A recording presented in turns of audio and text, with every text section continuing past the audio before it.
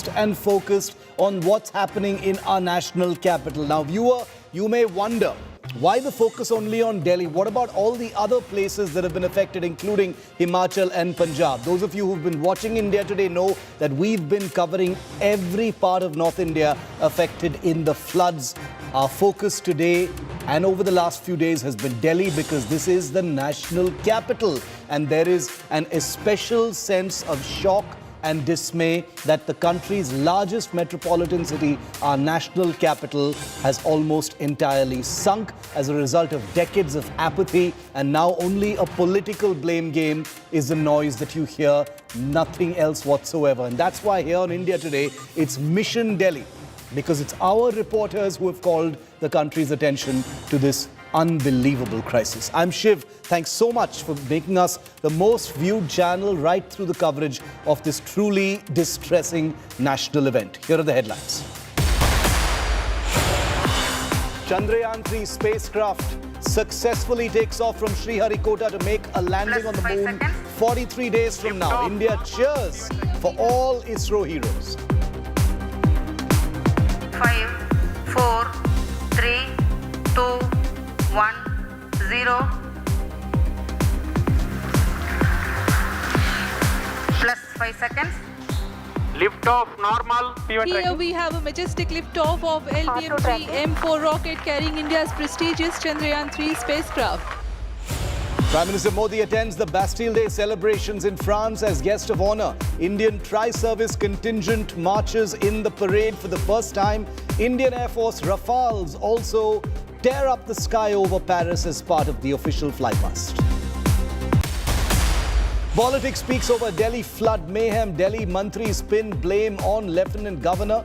LG retorts, says no time for politics. Has the Shinde Sena been downsized in the Maharashtra government? 3 portfolios belonging to the Shinde faction have been given in to new entrant Ajit Pawar, including finance. 2 camp ministries also handed over. Another big setback for DMK Neta Senthil Balaji. Madras High Court states that the Enforcement Directorate is entitled to Senthil Balaji custody, says money laundering, not the standalone offence.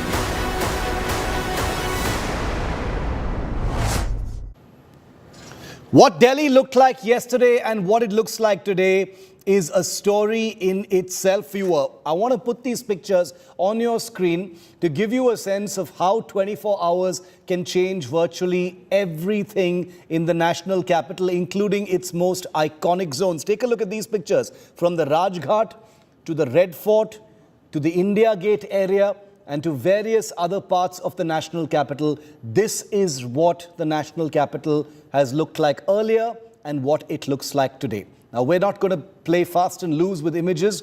We're only playing the latest images and marking them appropriately so you know that we're not playing dated images to give you the wrong impression of what the situation is out there. Now, let me show you what the situation is on the ground today and how the Yamuna levels have impacted the city. Roads in the Kashmiri Gate area continue to remain completely waterlogged as the water levels of the mighty Yamuna stand stable but are not receding just yet. Heavy traffic jams can be seen on every road leading to this area. The Yamuna Bazaar area also remains flooded as the Yamuna River remains at a record high in terms of levels. Houses and vehicles seen submerged. People were seen using boats in this area. Levels have not gone down yet. The old Yamuna bridge in Delhi, known as the Loha Pull, has also been inundated as the Yamuna River's water levels have risen above the danger limit. No recession of that level just yet. Even the ITO area, one of the most central parts of Delhi, well, this is what it looks like right now. Completely flooded, making it almost impossible to commute. This is an arterial road, an area that must be crossed to get to virtually every part of the national capital, especially the central zone. And that's what it looks like right now. Water also entered the Nigambodh Ghat as the swollen Yamuna River continues to flow above the danger mark. This crematorium near the banks of the Yamuna River is affected the most.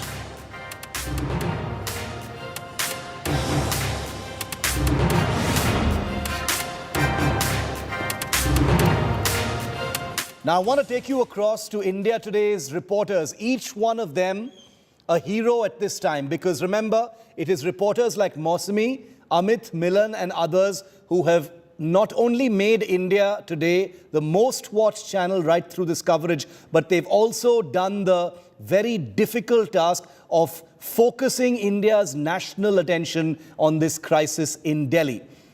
They're doing their duty, they're in the water, and they have reflected a story that most people would see as commonplace because floods happen all over the country, but this is India's national capital. Mausami, coming to you first. You're at the Rajghat. Rajghat, as most of our viewers already know, is the Samadhi of the Mahatma Gandhi. It is that particular area also completely flooded. What is the situation there right now, Mausami?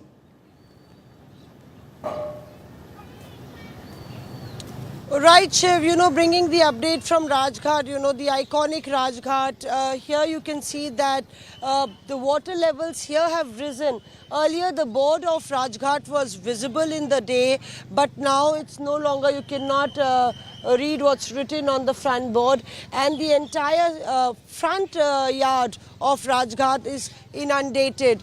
Not only that, this was the road, about 2 kilometers from here, which was completely flooded yesterday. Even though the water levels in the Yamuna have decreased to a certain extent, large parts of Delhi continue to be inundated. And this is the road, remember, Shiv, that I was showing you yesterday, and it's still flooded, till the red light of Rajghat. Behind me you can see that the road is flooded.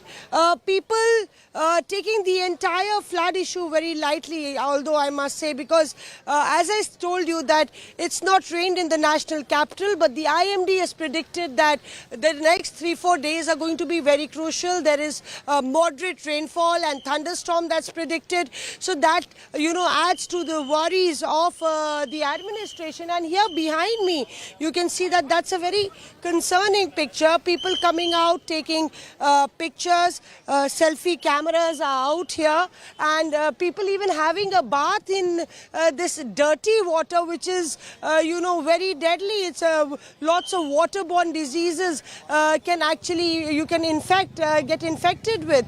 And people recently, they were just having a bath in this water. Lots of people are out and they're clicking selfies and putting it on social media. And I would advise them to refrain from doing so. Importantly, the artery of Delhi continues to be choked, Shiv. This is the artery, and from Red Fort till Rajghat, absolutely a no-go for vehicles that just stop here.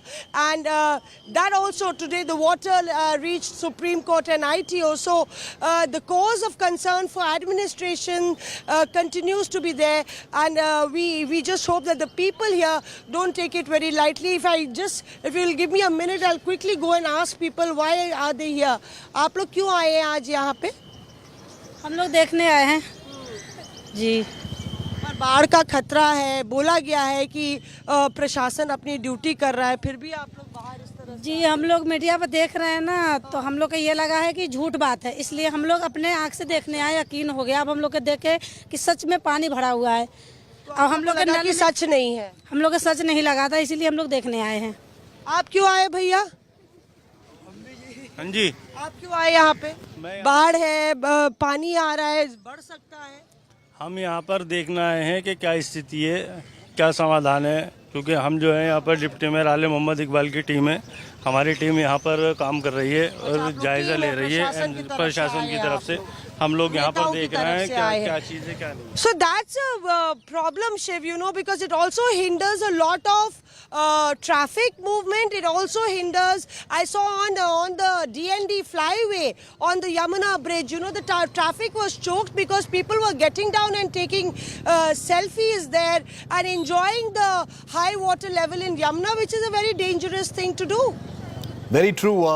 Mosmi, continue to stay with me. We also have Amit and Milan with us, who we'll go to in just a moment, because the water levels of the Yamuna River in Delhi have decreased marginally to 208.4 meters from 208.6, which is a record high.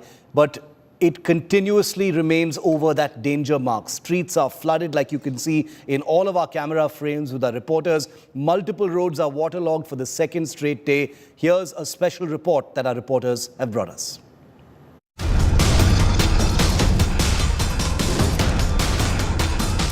Cars, rickshaws, motorbikes. These are now mere objects floating like fragile paper boats on the relentless currents that have taken over the streets of the national capital. The water level of the mighty Yamuna has decreased marginally to 208.4 meters, but it is still well above the danger mark. From Rajghat to Kashmiri Gate to Red Fort to Yamuna Bazaar, many parts of Delhi down on the knees for the second day straight. The island kind of shape that you see behind me is Rajghat, and it is surrounded by water completely, and water flow has intensified in the last 24 hours. The Yamuna water level have slightly dipped. However, the encavements, the walls that were there to protect water level, water of the river from entering into the city, there are cracks there, and that is why the intensity of water flowing into the city has increased in the past 24 hours. Floodwaters reached the entrance of the Supreme Court in central Delhi, while the busy ITO intersection got submerged as a regulator of the Delhi Irrigation and Flood Control Department suffered damage. As a resident of the national capital, you understand how important ITO is. But unfortunately, for those who want to travel from Noida to Delhi or from Delhi to Noida, and in case you want to use the ITO, be prepared, you will have to spend at least a couple of extra minutes on the ITO. The reason is the entire side, both the sides are inundated. There are also chances of your vehicle getting stranded. Just in case you are on a two-wheeler, be extremely careful.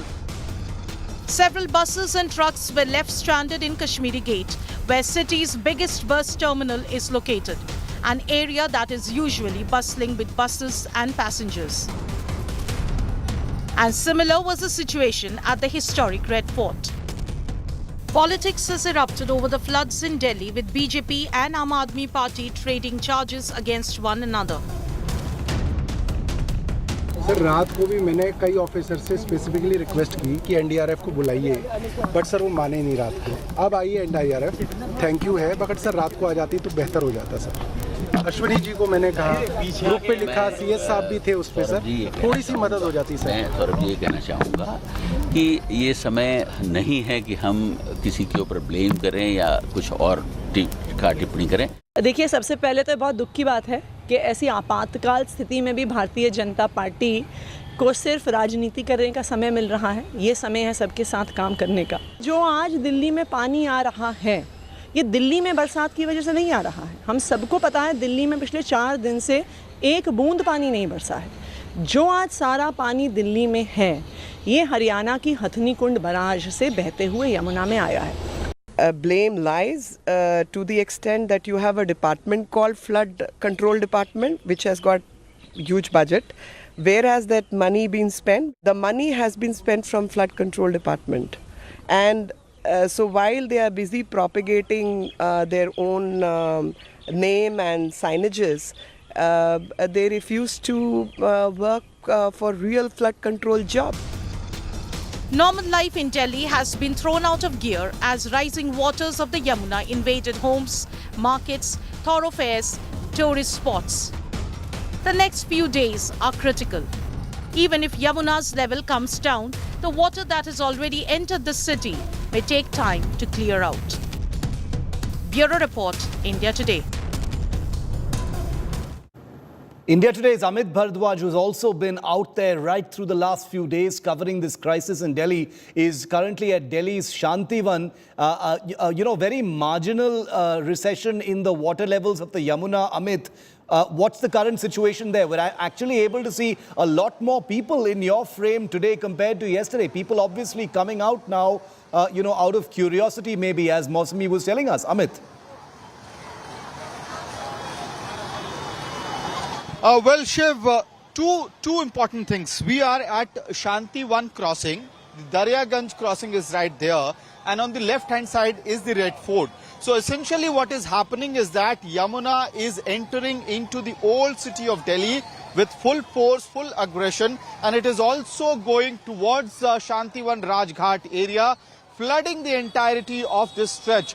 What had happened earlier today around ITO, Supreme Court, was the backwater from the drains were going there. So it was essentially a waterlogging. But now you have River Yamuna, the mighty Yamuna, flowing through Shantivan as well as Daryaganj. Now there's a big concern, Shiv, that is looming large on the national capital right now. We have heard stories of health hazards after devastation and floods of this sort. And that danger is looming large on the national capital. I'm actually really concerned about all these kids that you are seeing bathing in water. And I really have concerns about the parents who are allowing that to happen. They have been bathing in the water for the past quite some time now. Because when I was Red Fort, Shiv, the NDRF officials told me that many of the stray dogs and cows have gotten stranded and stuck in the water yesterday, and possibly there are dead bodies of these dogs and cows lying around the Red Fort area, and that might be, stuck still there. So essentially it means, Shiv, that this water, people are enjoying this water, but this is possibly contaminated. And all these people, many of these, we would not want them to face that destiny. Yeah. But there is a higher chance that they will have to, like this gentleman who's lying in water for quite some time now. This gentleman who has a smile on his face will have to see a doctor, because this is not safe for your health. This water is not good for your health, especially when you have stray cattle, cows, the dead bodies lying there. And it has not been taken out. The NDRF's priority is to bring out humans who have stuck in the flood, and also the dogs at the dog center. So this is a big concern for Delhiwalas and the administration as well. And I think the administration must tell these people that it's not good for their health. They will have to see a doctor. There's a high possibility of that. Back to you, Shiv. It is definitely dangerous, and we are putting the focus on that, the possibility of disease after the deluge. Milan is in Noida, which is where I'm bringing you this broadcast from as well. Noida has been able to resist a large part of the flooding and the damage, Milan, but it looks like between yesterday and today, some of those things have actually changed. The water has entered Noida right now. Where exactly are you, and what's the situation? Well, Shiv, I'm at Noida's 135 sector. So behind me is an area where there used to be a lot of farms, homes, as well as inside where you see that NDRF boat that is right now. Ahead of that, there is a Noida Authority Gaushala, a cow shed, where we have been told at the moment that the authorities have only been able to rescue only about 1,000 cows, and 800 cows are still stuck inside. We've been covering the rescue operations. As you can see all around me, Shiv, this is supposed to be a tarred road, okay? So the road has now been overtaken by the flow of the Yamuna, as if the Yamuna is actually reclaiming all its path that was destroyed to build homes and houses and nurseries and gaushalas within the Noida city as well. And now the flow and the current of the water is also such that it's not stopping. It hasn't rained, but definitely the flow is as strong as normal water. In fact, we told by the Noida authority and the police to leave the waters right now because they imagine that it would be dangerous for us. What we've been told is that this is the boat that is going inside because a lot of cows, a lot of goats, their animals, the dogs, etc. are still stuck inside. Some of them have been shifted to the roofs of these homes in very dangerous, precarious situations. We saw some cows coming out. They were extremely scared. Their knees and the part of the foot was torn apart, standing in the deep waters for about 24 hours. No food, no fodder. In fact, there are some people also who are still stuck inside, which is why families are going in boats and trying to rescue whoever is stuck on the roofs of these homes. And there's no count of the number of animals who have died here, although we haven't heard from the Noida authorities of any human death at the moment in this particular stretch in Noida 135, which used to look like a posh locality, but the Yamuna has completely reclaimed and submerged it at least 10 feet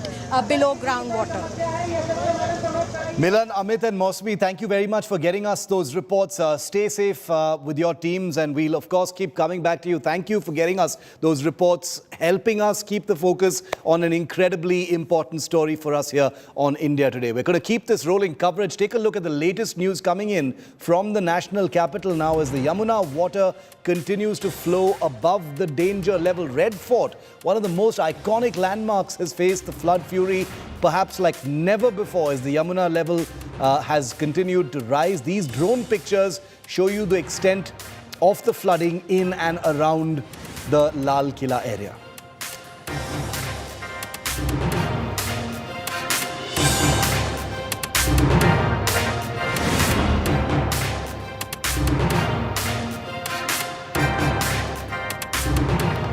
The Rajghat, which is the Mahatma Gandhi Samadhi, continues to remain submerged. Just look at these pictures. A regulator of the Delhi Irrigation and Flood Control Department has suffered damage near the Indraprasth area, exacerbating an already bad situation in the capital. Another badly affected area is that of Shantivan. That's where Amit Bharadwaj was just reporting from, where several locals have been stranded for hours due to inundated streets. Vehicles struggle to get through the knee-deep water in the area, waist-deep in many places as well. Meanwhile, homes in the Yamuna Khadar area continue to remain underwater. The Yamuna continues to be above that danger mark, 208.4 meters. Boats, a very common sight in Delhi. Who would have thought?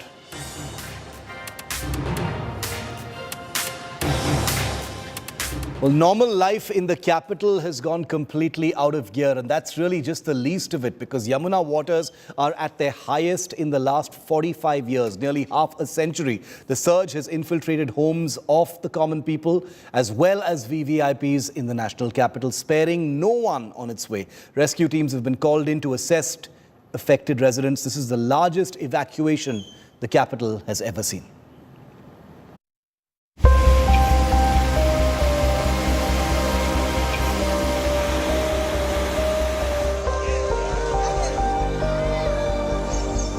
A lifeline turns into a relentless adversary. Floodwaters from the Yamuna invade Delhi. The surge infiltrates homes of both the wealthy and the impoverished. But what caused the unprecedented deluge? Given the city's downstream geography and climate change causing extreme weather conditions. The water from Himachal Pradesh flows into Haryana. When rains come in Haryana, the water from Himachal Pradesh and the rainfall that comes to Haryana then flows into the river Yamuna into Delhi. So the current situation that we are facing is basically because Delhi is further downstream from places that are facing an acute, almost climatic catastrophe. Experts don't fully agree. They delve into the heart of the matter and that of the burgeoning city. Experts suggest that Yamuna's riverbed itself may have risen. Larger quantities of water released in the past from the neighboring states never caused such consequences.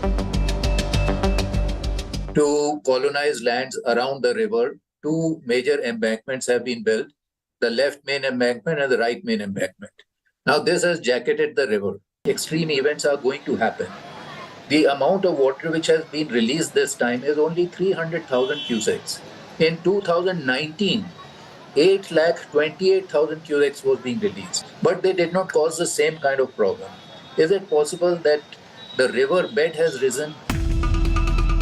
Erosion weakening the river banks, pavements obstructing the natural flow, and silt narrowing the course. Another expert highlighted a multitude of factors that could have created a perfect storm. Atish is wrong in saying that what happens in Delhi, I mean, Delhi is not, this flood is not dependent on what's happening. There has been a rise in riverbed level. There has been obstruction in the river flow. There are at least 30 bridges and flyover, either under construction or completed. There has been more paved areas, which means less percolation and recharging of groundwater. Some place the blame on unscientific constructions springing up across Delhi since the Commonwealth Games. Ill-planned structures disrupting the city's equilibrium year after year. Delhi has reduced its capacity to carry water, mostly because of the large-scale encroachment that took place during Commonwealth Games time and the subsequent developments that came on the riverbed. A disturbing pattern across major cities ravaged by floods. A common development model that worsens the situation in urban plains. Unfortunately, we are perhaps not waking up enough. In addition to our haphazard development, we also have to understand that climate risks are non-linear. It's not too late. The point is you have to start preparing urban infrastructure that is designed for understanding what kind of a changed climate and what kind of extreme hazards we are going to be facing. The Yamuna breached its course because its own capacity stood breached. Experts propose that policy should be reshaped to align with the new realities. Protect lives and livelihoods by having far more real-time early warning systems. Now, many states have already started doing that, and they should be credited for doing that. But real-time flood warning requires a different level of investment. The carrying capacity of these urban areas is being breached. So we cannot keep building in the same concentrated landmass. High time the policymakers abandoned flawed practices and adopted a new approach. One that combines scientific knowledge with environmental sensitivity. Bureau Report, India Today. And as always, the politics has only intensified. There's a blame game on as the people suffer. The Netas continue to bicker while nothing happens for the people of Delhi. After Delhi's Lieutenant Governor V.K. Saxena and the BJP have blamed the lack of preparations for the waterlogging in Delhi, Aam Aadmi Party leaders have held the Lieutenant Governor Saxena responsible for the situation in the national capital. प्रधानमंत्री साहब की बात हुई जैसा आपने करके जानकारी दी थी, क्या कुछ कहा? उन्होंने ये पूछा कि दिल्ली के क्या हालात हैं और क्या क्या एक्शंस लिए जा रहे हैं उसको करने के लिए, और उनका एक मेन कंसर्न ये था कि दिल्ली की जनता को कोई तकलीफ ना हो, इस बात का आप पूरा ख्याल रखें। तो हम लोग रात से ही सभी के टच में हैं। सोनिया विहार में भी एक ब्रीच हुआ था, उसको भी टैकल कर लिया गया, यहाँ पर हुआ है, इसको भी हैंडल कर लिया जाएगा।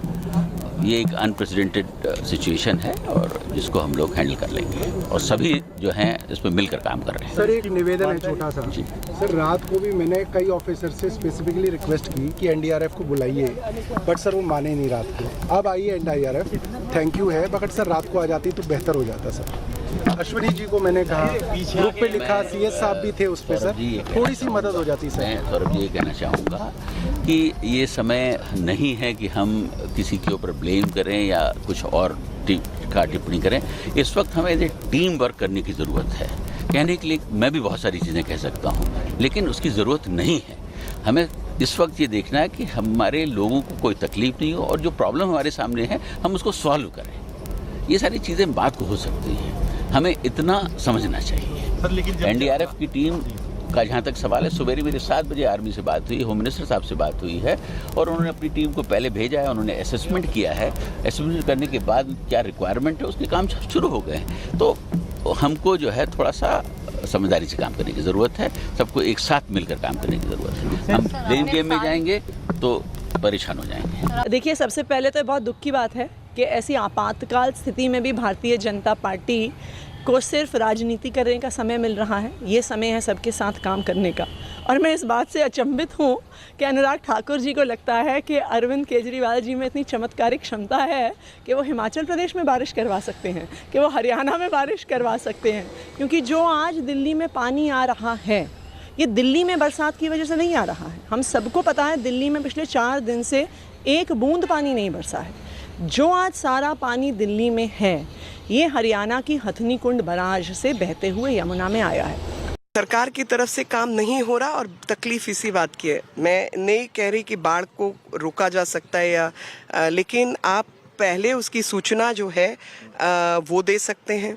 आप लोगों की मदद कर सकते हैं, आप प्लानिंग ठीक कर सकते हैं, नालियाँ साफ़ कर सकते हैं। इस बार नॉर्मली एक सूचना आती है कि बाढ़ संबंधित जो विभाग है उसकी एक मीटिंग की सूचना आती है। इस बार वो सूचना भी नहीं आई। And India's attention will continue to be fixed on what's happening in Delhi, because even though the Yamuna river's levels have only marginally dropped by just a bare few centimeters, the actual crisis perhaps begin now, from disease to the fact that the water is not receding, that the drains in Delhi are still clogged in several areas. We will not be wavering from this story. Stay with India Today's coverage.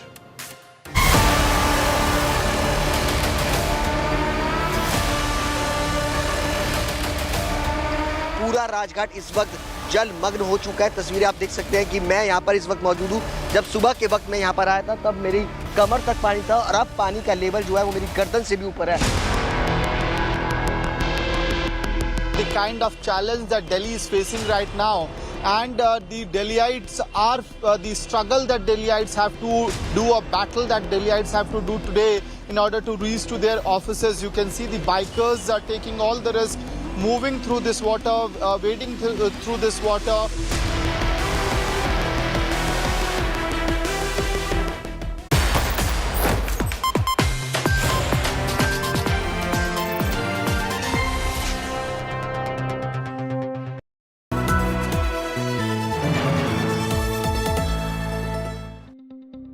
News is about putting people first.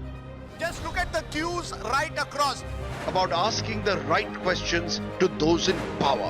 Is money power being used to bring down elected governments? Who will be held accountable for ministerial corruption? It takes no sides.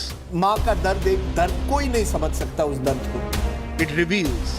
It heals. Angry people came out on the streets. Is this the kind of justice system we want in this country? News is all heart and no hatred. Bilkis Bano आज क्या कहना चाहेंगी आप? हमारे साथ जो हुआ है किसी के साथ भी नहीं होना चाहिए. Experience the news. With me, Rajdeep Sardesai, only on India Today.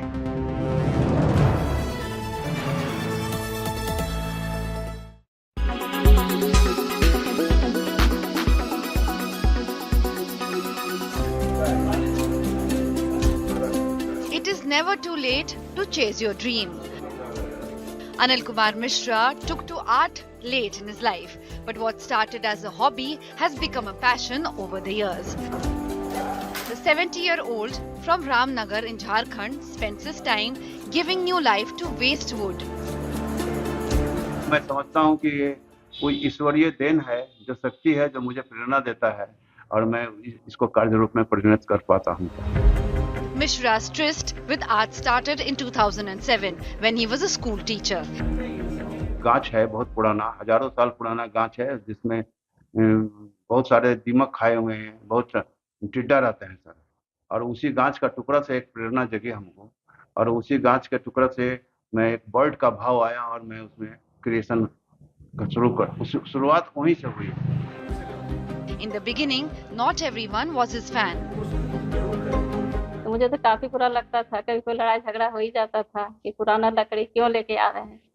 लकड़ी लाके जब इकट्ठा करना शुरू किए तो थोड़ा हो जाता था झगड़ा। जब बनाना शुरू किए तो जब पूरा बनने लगा तब बन के फिर बहुत अच्छा लगने लगा। अब तो खैर जान गए तो अब कोई बात नहीं। Now his family and friends bring the raw materials for him. Support मुझे वो अगर गवर्नमेंट की तरफ से कुछ मिलता है तो मैं और इसको आगे बढ़ा सकता हूँ। Mishra has won many prizes for his art. He has created more than 1,000 sculptures. With Rajesh Verma in Ramgarh, Bureau Report, India Today.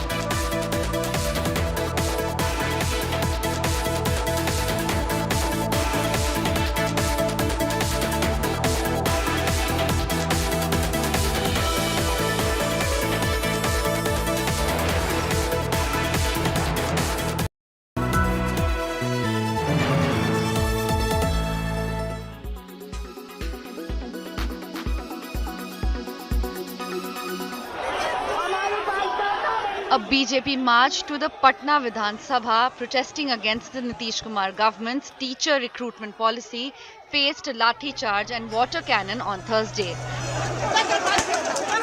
The crackdown on protesters followed their bid to breach police barricades set up near the assembly building. BJP leader Vijay Kumar Singh from Jehanabad allegedly died in the lathi charge and many were injured. जिस प्रकार से बुरी तरह से police ने लाठियों से बर्बरतापूर्वक पीटा है, ये पीटा नहीं है बल्कि ये हमला किया गया है। ये सरकार के इशारे पर, ये नीतीश कुमार पलटू राम के इशारे पर जिस प्रकार से हमारे बीजेपी के कार्यकर्ताओं पर लाठियां चली है, बरसाई गई है, पूरी तरह से ये लोकतंत्र की धज्जी उड़ा दी गई है। The authorities claimed that Singh was found unconscious on the road and was rushed to the hospital. They claim he had no injuries on his body. Several top BJP leaders, including BJP State President Samrat Chaudhary, MP Sushil Kumar Modi, were arrested along with other party workers during the protest. The ruling JDU-RJD coalition has defended the crackdown on the BJP protest. उनसे पूछिए, इनका काम है आग लगाना, आग बुझाना जानते नहीं है तो आग का के लिए लगाते हैं? आग नहीं लगाना चाहिए। रोड़ा चलाइएगा तो लाठी खाइएगा, प्रशासन पर रोड़ा चलाइएगा तो लाठी चलेगी। तो इसलिए इनको कम से कम कानून को अपने हाथ में नहीं लेना चाहिए। The BJP had held the protest against teacher recruitment policy in the state. The Nitish government has allowed outsiders to apply for teachers' job in Bihar. The government says reserving teacher jobs for local residents will not stand judicial scrutiny. Bureau Report, India Today.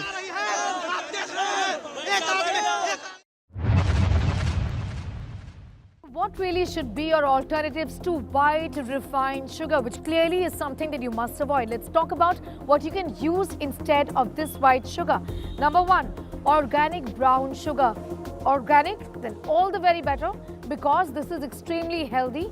Now what it does essentially is that this is processed, but it is made in the most natural way to retain most of sugarcane's nutrition, and that's the reason why this should be an alternative. Coconut or palm sugar, again, extremely healthy sources of sugar, which are alternatives as well. Extracted from the flower buds of the coconut palm tree, the sugar has a mild caramel taste and can be used in a number of ways in your delicacies, also for daily consumption. Date sugar, extremely nutritious natural sweetener. Date sugar can be a great addition to your diet. This also is a good alternative. Jaggery or gur, as we know, it has got a world of benefits in terms of what it does to your body. Essentially, a lot of people have spoken about the fact that during pollution, you should be consuming a lot of gur. It's a great alternative to sugar. Also, the fact that it is rich in iron is really an added benefit and added advantage. Raw or unprocessed honey, this too is a great alternative. You can use it in various forms, like you use white refined sugar. It tastes extremely good as well.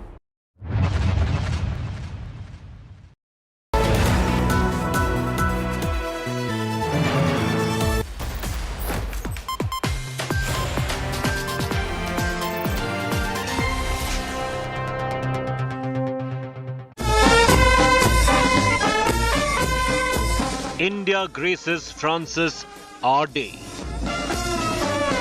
Rousing welcome for Modi at Bastille Day. Modi-Macron Mitrata on stage. Roaring Indian Air Force Rafales join Bastille Day flypast. Desi tint at Bastille Day celebrations. India's Vishwaguru moment. Top focus on 5 Live.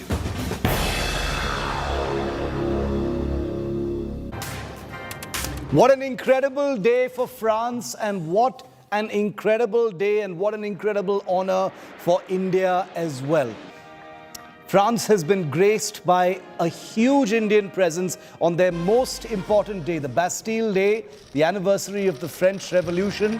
And the Indian Prime Minister was there as the lone guest of honor to bear witness to India's record participation in the Bastille Day parade in the heart of Paris. Not only was there a 269-member contingent from the Indian military in terms of marching contingents from all the 3 services, but also 3 Rafale fighters, as you can see in those mesmerizing images that painted the skies above Paris, enthralling viewers from all across the city and all across the world. I want to take you through some of the big defining images, because remember, you may have missed some of what was happening in Paris, but let me refresh all of those pictures so you miss absolutely nothing from the grand Bastille Day celebrations. Marching to the tune of Sare Jahan Se Acha, the 269-member Indian tri-service contingent participated in the parade. Here are some of the best images of them marching past the VIP guys.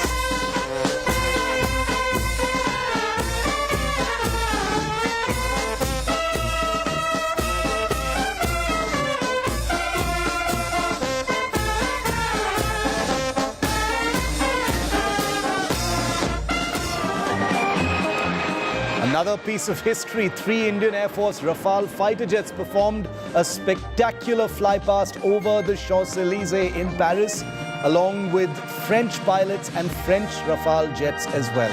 It's the first time something like this has ever happened. The Indian Army's Punjab regiment, with a long-standing relationship with France, also marched during the Bastille Day parade today in Paris. The contingent was led by Captain Aman Jagtap.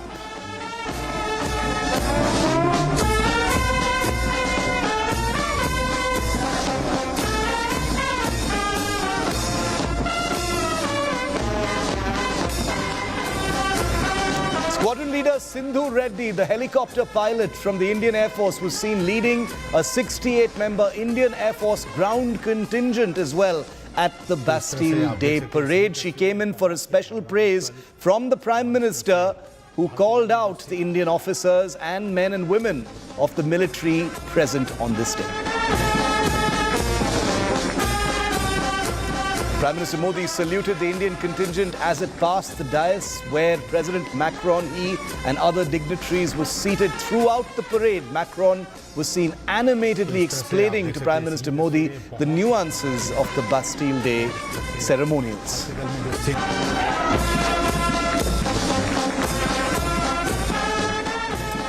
And it really couldn't have gone any better, a complete Indian flavor to France's most important day. Gaurav Sawant, who's been our man on the ground right through the last couple of days in the run-up to these amazing celebrations, is with us live, and he was lucky enough to bear witness to India creating history at Bastille Day. Gaurav, it couldn't have gone better. An incredible performance by the Indian contingent there, both on the ground and in the air.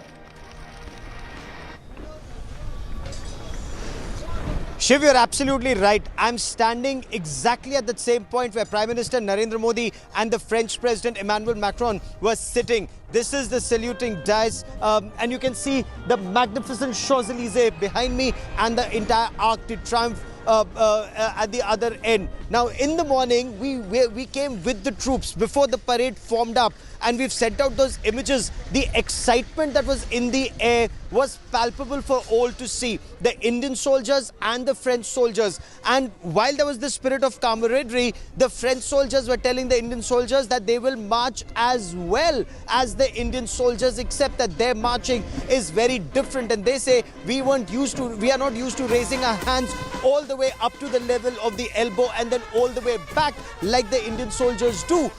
And we've captured some of those images and conversations on our phones and our cameras for India Today's audiences. I also spoke to the commanding general of the ground forces, General Shiv, who said that it's actually been a privilege to lead this Bastille Day parade with the French President and the Indian Prime Minister, as the Indian Prime Minister being the guest of honor, because France realizes the importance of one of the world's strongest emerging countries that will have a big role to play. It's something that the French President also spoke of about in India's importance, not just in the region, but across the world. But let's talk about the parade.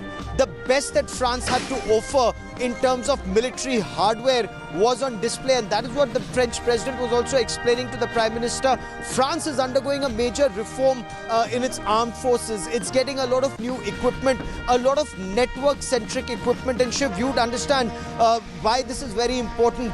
This is equipment where communication is key, where air, ground and sea Absolutely. are interlinked on the same communication grid. So from air and on ground, it's the same. What the air sees directs the ground, and that's the kind of weapon system that France is moving on, integrating all of it. General Shiv was explaining some of that to us here on India Today. So the new armored fighting vehicles, the new tanks, the new weapons that the infantry is also carrying, all of that he was explaining. France displayed it on its Bastille Day.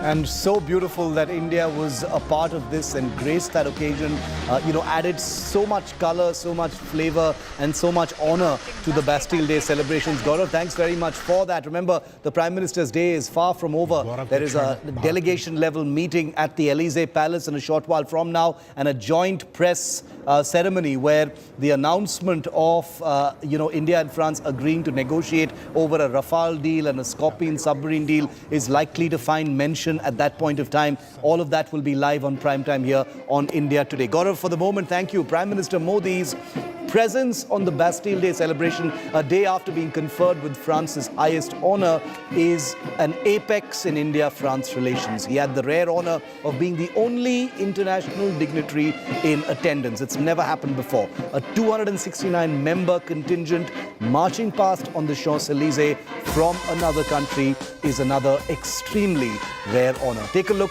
at this full wrap of India's big Vishwa Guru moment in Paris.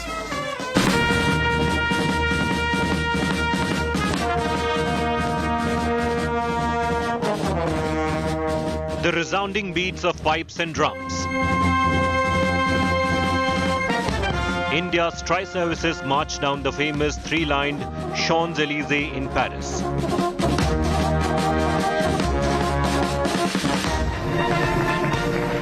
France extends one of its most spectacular recognitions to India. Prime Minister Narendra Modi, the guest of honor on the Bastille Day parade, an annual event that symbolically marks the birth of the modern French Republic back in 1789. The Prime Minister and the host, President Emmanuel Macron, watch Indian and French soldiers marching alongside in disciplined footsteps. India's 269-member Tri-Services contingent in all its splendor. Their steps echoing a centuries-old legacy, transcending borders and cultures.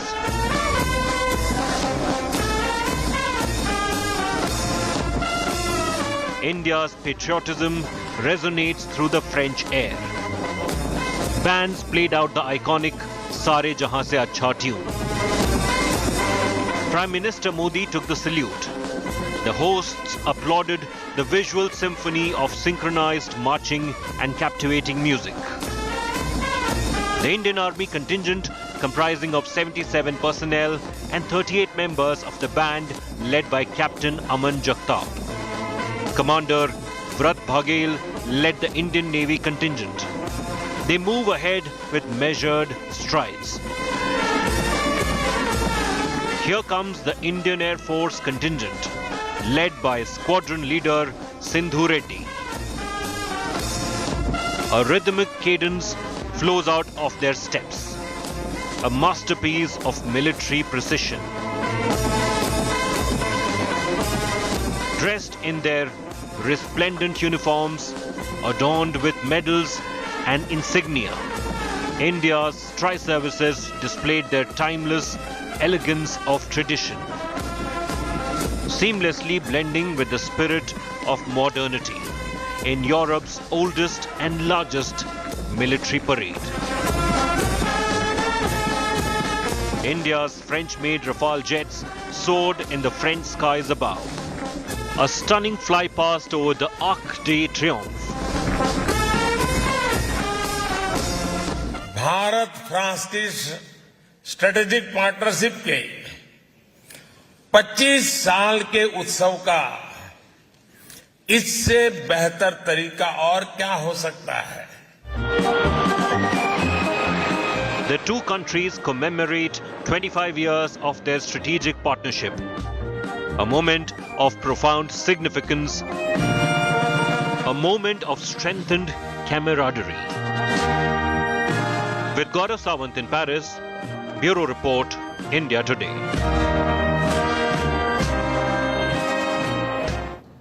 And we're returning to our number one story on India Today on the other side of this break, 6 p.m. Prime with Akshita. Delhi's flood crisis has expanded into a total nightmare. Things have gotten worse. We're also getting you the distressing breaking news of 3 miners having drowned in one part of Delhi. That's next.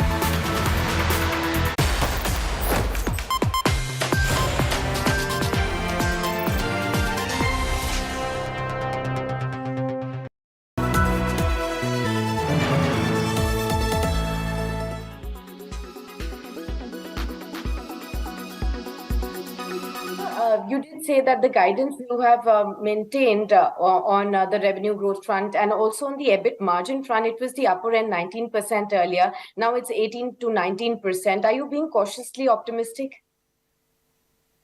We are being realistic. So again, the quarter one is at 17%.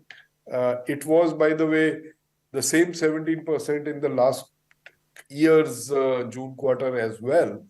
So we have seen this 70% levels before in the base. Our seasonality is that Q1 typically tends to be the lowest and Q3 tends to be the highest margins. That is driven by the software peaking in revenue and in margin terms in the December quarter. So there is that seasonality which we will see, and Q2 and Q4 are typically near the the margin band that we typically aim for and target. So based on all the actions, some of the actions we've announced yesterday, and I'll come to that, and there are actions taking place for pretty much every line item of the P&L. So based on those actions, we remain confident that we will be back to the 18 to 19%. The actions that we have already announced are on the wage increments. So for the senior staff, we have already mentioned that there will be no increments in this year. And for the junior staff, to whom we typically give the increments in the first quarter, in the second quarter, effective July, they have been deferred to October, and we will make the decision in October how much increments are rolled out for the junior staff. But for the senior staff, there are no increments. I mean, we are literally on it. We've invested for the last years, but we are now accelerating. And so investments are starting now.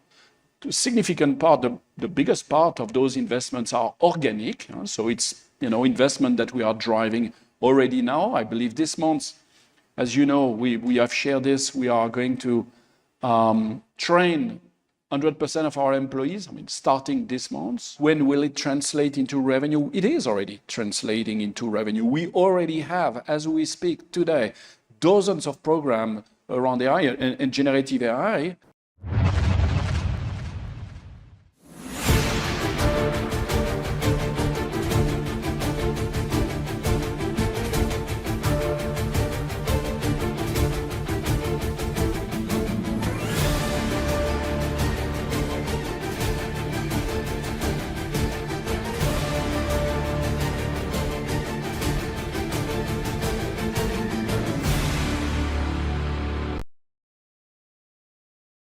Weather forecast now.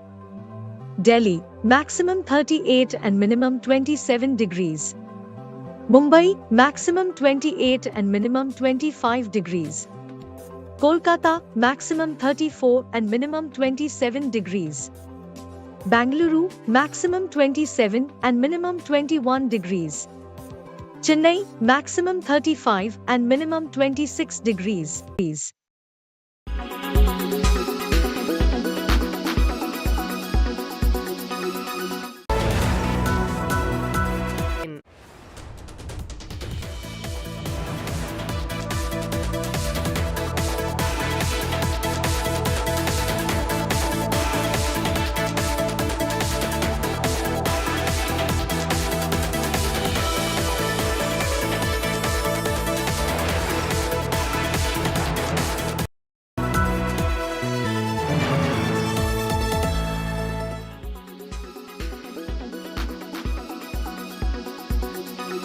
Online gaming, horse racing and casinos will be taxed. They will be taxed at 28% each one, and they will be taxed on full face value.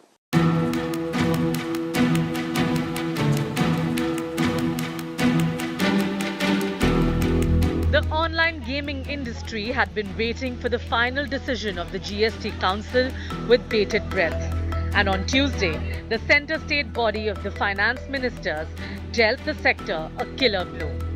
Not only was the rate of GST increased to 28%, the tax will now be levied on the full value, the entire bet amount in the game. Moreover, the GST Council has removed the distinction between game of skill and game of chance.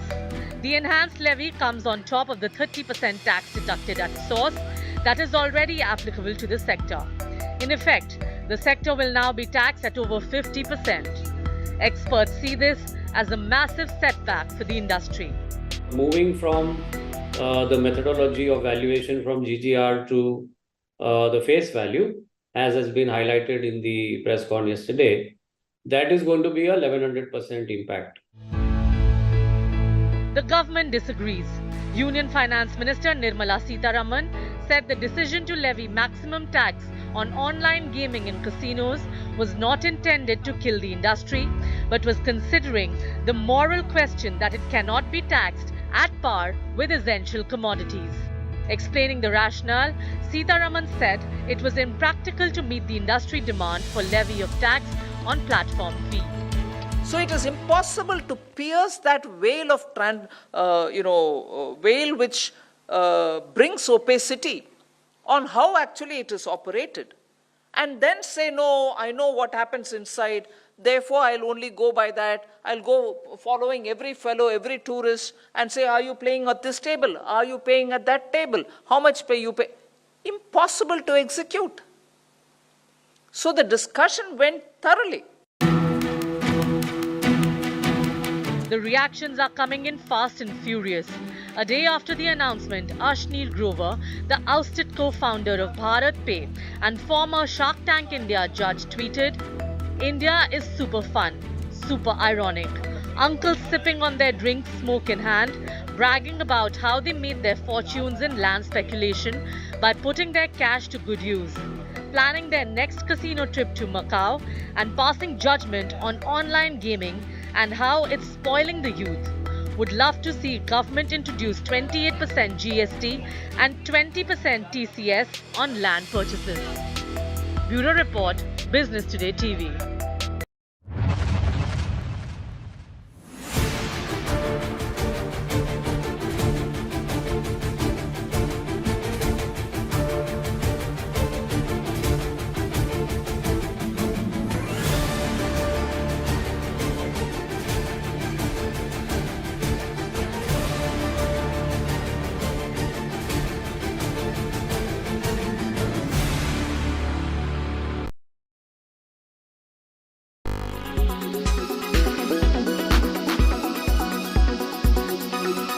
Why does this happen? Let me tell you the science behind it.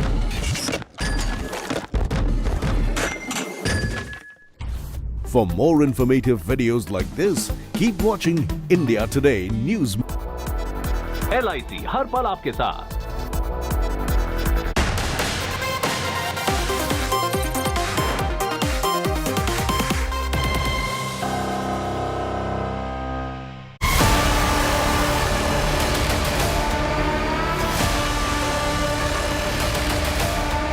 पूरा राजघाट इस वक्त जलमग्न हो चुका है। तस्वीरें आप देख सकते हैं कि मैं यहाँ पर इस वक्त मौजूद हूँ। जब सुबह के वक्त मैं यहाँ पर आया था तब मेरी कमर तक पानी था और अब पानी का लेवल जो है वो मेरी गर्दन से भी ऊपर है। The kind of challenge that Delhi is facing right now, and the Delhiites are the struggle that Delhiites have to do, a battle that Delhiites have to do today in order to reach to their offices. You can see the bikers are taking all the risk, moving through this water, wading through this water.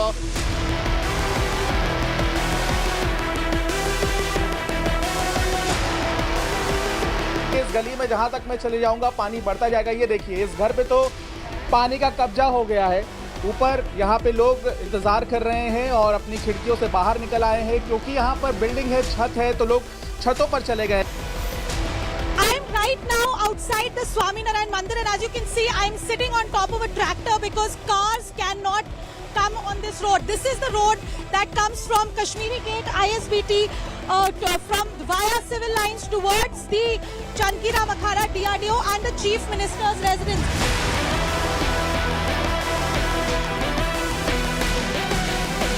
Ground report from Mayur Vihar, where you can see this entire village has turned into a deluge of water. There's water everywhere. As far as the water levels are concerned of Yamuna River, yes, they have slightly gone down, but as far as the water levels in the national capital is concerned, the waterlogged streets, the water that has in fact gotten into the main colonies of the national capital, that has further increased.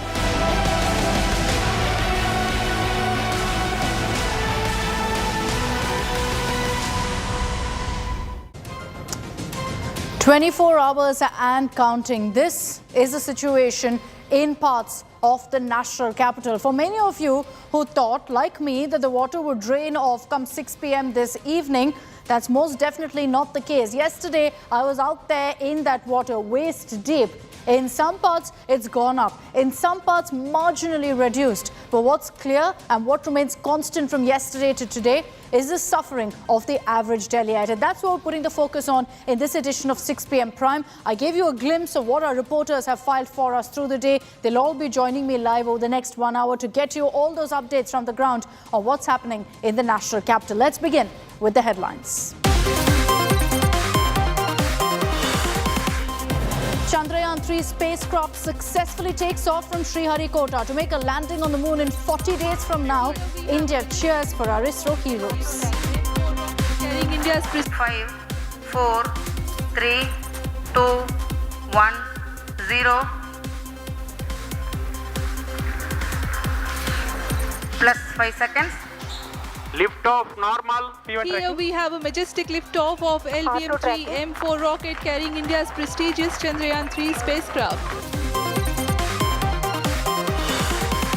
Prime Minister Modi attends Bastille Day celebrations as guest of honor. Indian Tri-Service Contingent march and parade. IAF Rafales grace Parisian skies as part of the Bastille Day flypast. Politics peaks over Delhi flood mayhem. Delhi Mantris pin blame on Lieutenant Governor Saxena. He retorts saying this is not the time for politics. The Maharashtra portfolio allocation suspense finally ends. Ajit Pawar gets finance portfolio. 2 Shinde camp ministries given to Ajit NCP camp. Another big setback for DMK Neta Senthil Balaji. Madras High Court states ED is entitled to Senthil's custody. Says money laundering is not the standalone offence. And tragic news coming in. Namibian cheetah Suraj dies in Kuno National Park. This is the 8th big cat casualty in just 5 months out of the 20 currently in India.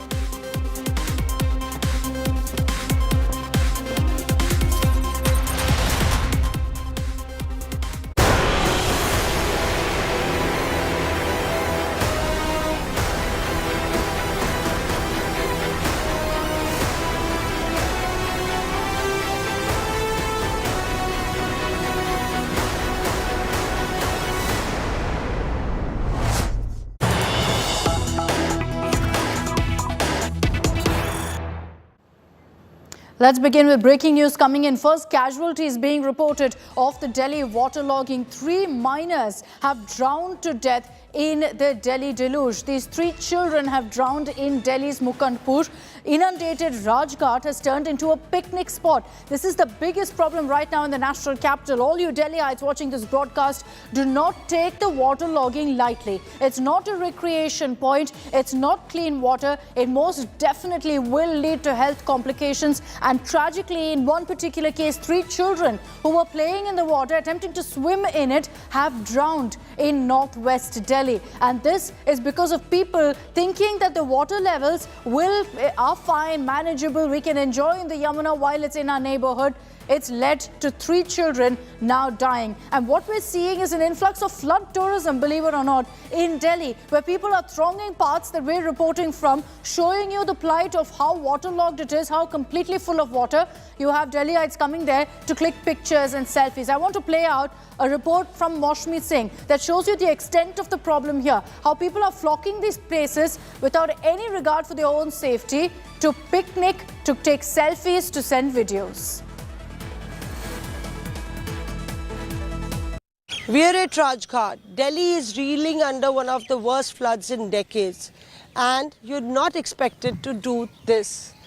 You can see that some people are having a pool time there on the ring road, enjoying the water that is spilled over on the roads as if it's a picnic day. It is not a picnic day. This is dirty muck water, sewage water, infected badly, and you could in fact get infected with waterborne diseases, but people refuse to listen.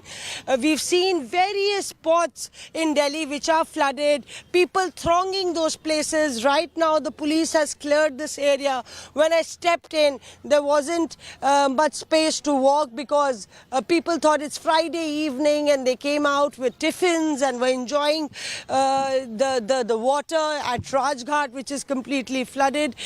We saw children bathing here like they are there, and the police actually really had to haggle.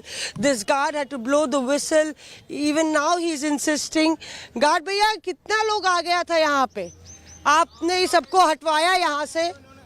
Ji? Picnic मना रखा, बस खाना ही नहीं ला रहे ये लोग।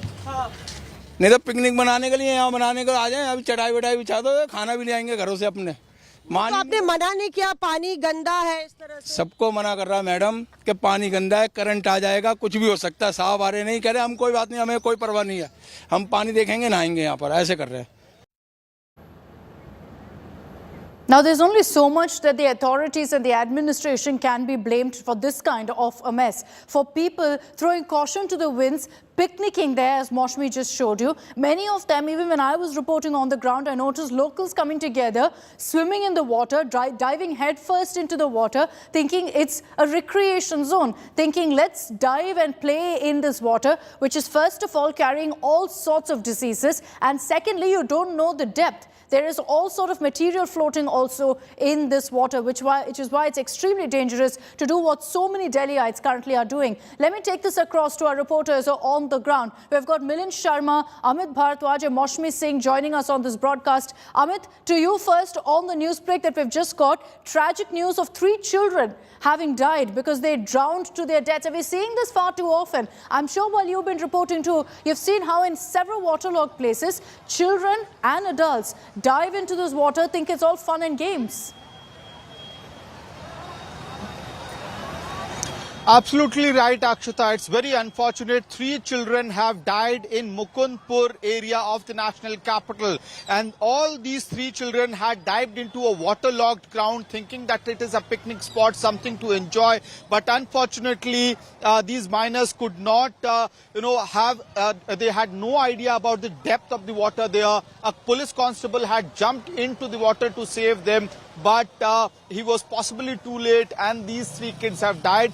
3 minors were between the age of 14 to 15. Their dead bodies have been taken out of the waterlogged ground. And unfortunately, Akshata, from the very beginning, we have been telling that to Delhiites out there that this is not a picnic spot. Right behind me at Shanti 1, Daryaganj crossing, you can see how recklessly the parents are allowing their children, small children, to bathe in this water, and this is extremely dangerous. This is a health hazard looming large on the national capital. Right behind us are 2 small children. Their parents are also sitting here and they have zero concerns about the health hazard that is looming large on their children as well. Because Akshata, when I was at Red Fort area today, the NDRF volunteers told me, who were involved in rescue operation there, they told me that around Red Fort, behind Red Fort, there's a higher possibility of stray cows and dogs, street dogs who were stranded and have, their dead bodies are still lying there. So the water that is flowing through all these areas is already contaminated, and the parents have zero concern about this situation, that this could be really dangerous for their children. आप लोगों को इस बात का अंदाजा है कि पीछे डेड बॉडीज हैं कुत्तों के, गायों के, उससे कंटामिनेट होके पानी आ रहा है और ये बच्चों के लिए बहुत खतरनाक। बिल्कुल जस्ट अभी हमें पता लगा, इसीलिए हम जा ही रहे हैं। अब जा रहे हैं जी, बिल्कुल अब यहाँ से निकल ही रहे हैं। खतरनाक हो सकता है नहीं, अभी भी बिल्कुल हमें पता लगा, तो इस चक्कर में हम जा ही रहे हैं। हमसे गलती हुई, 3 बच्चों की मौत हुई है इस तरह से अभी मुकुंदपुर में, इसी तरह से वाटर लॉगिंग में स्विम करने की वजह से। ये नहीं लग रहा आप लोगों को गैर जिम्मेदाराना रवैया दिल्ली वाले? बिल्कुल था हमारा, लेकिन हमें इस चीज को फील हुआ है और इस चक्कर में हम जा रहे हैं और उसे भी कह रहे हैं कि आप भी घर जाइए, हम भी घर। Right there Akshata, one parent accepting his mistake, but no, this situation individually Amit, individually, it's like we have to send a message out individually. There are people, you see that, people sitting in the water and playing, thinking it's, recreational, thinking this is great, we can have a picnic spot here, not realizing that this is extremely contaminated water. Take it from me, I was out there in that water yesterday and you could see logs coming in from the Nigambod Ghat, which is where cremations happen, logs coming from there, all sorts of muck floating in that water. It's extremely dirty water. So to all the Delhiites who are looking to have a great weekend of fun with the Yamuna, it's most definitely not the case. Please do not venture out and try to play in that water. I can't believe we haven't even given this kind of an advisory, but the reality is that 3 children have drowned to their deaths right now in the national capital as a result of this kind of reckless behavior. I'll request all our reporters to stay on with us. Let's get you images now from different parts of the national capital to show you if the situation has changed at all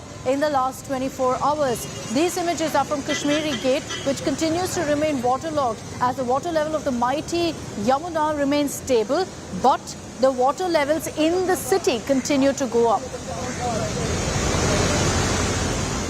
Yamuna Bazaar area is one of the worst affected. Houses and vehicles are seen submerged in the water. People had to use boats to go back and forth. The old Yamuna bridge in Delhi, known as Loha Pul, has been inundated as the Yamuna River water level rose up.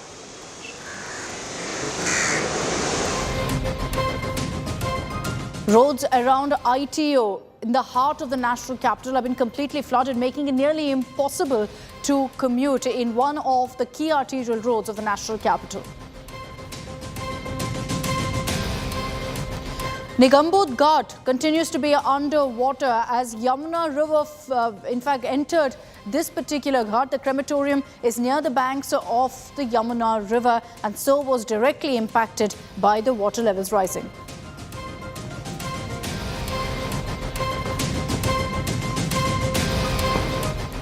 One of the most dramatic images that has come in today is from the Rajghat in Delhi, where water levels rose even as in some parts it marginally receded. Why is that? Because a drain had burst close by in ITO. So add to Yamuna flowing in, the drains are functioning in the national capital, leading to another water crisis. These pictures are from the Rajghat. You can't even see right now the name board because the water levels have increased to that level. I want to bring in Maushami Singh on this broadcast right now. Maushami, you were reporting from Rajghat and you've gone, of course, through different parts of the national capital. Compared to yesterday, have things slightly improved or is the water level essentially stagnant at the same level?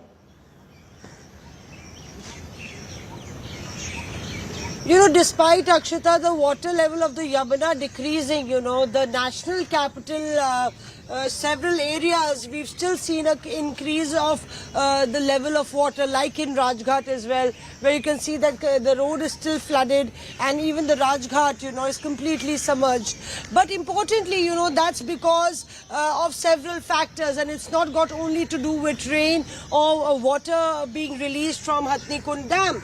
That's also because of silting in the Yamuna river bed, encroachment on the banks of Yamuna, and importantly, the entire stretches of flyovers, over almost 24 flyovers that were built in a 22-kilometer stretch, which really causes waterlogging. And you just said that the drainage system of Delhi is cracking up. So the problems post-flood will get for Delhi will be over. We can't say that. There are several elements and several factors.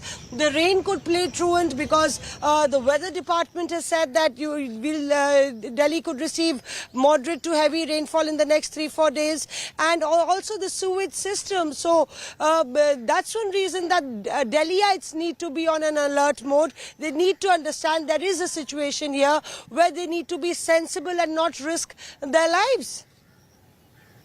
Very true. And that's the basic precaution right now that every Delhiite needs to take. Once the water levels recede, you're going to be seeing a bigger impact in the sense that it is going to take months really for us to emerge from this kind of a crisis, because the water levels, as they go down, will leave behind a complete mess. Milind is joining us from Noida. And Milind, before I come across to you, I'll get our viewers an update on what's happening in the national capital, and then we'll focus on Noida as well.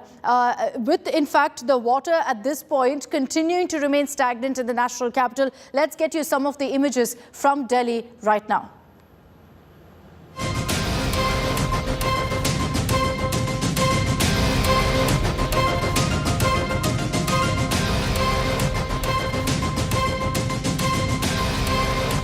Iconic landmarks has faced flood fury. Yamuna water levels continue to remain high along the border and compound wall of the Red Fort. These drone images show you the extent of damage across the area. Water levels haven't gone down since yesterday. Rajghat continues to remain submerged as a regulator of the Delhi Irrigation and Flood Control Department suffered damage near Indraprasth, which is close to Rajghat, and that led to water levels rising there. Another badly affected area is that of Shantivan, where several locals were stranded for hours due to inundated streets. Vehicles struggled to make their way through as commuters waded through knee-deep water. Houses in Yamuna Khadar area continue to remain underwater as the Yamuna water levels have in fact stabilized. People were using boats to commute from one place to another because the water levels in the city haven't come down.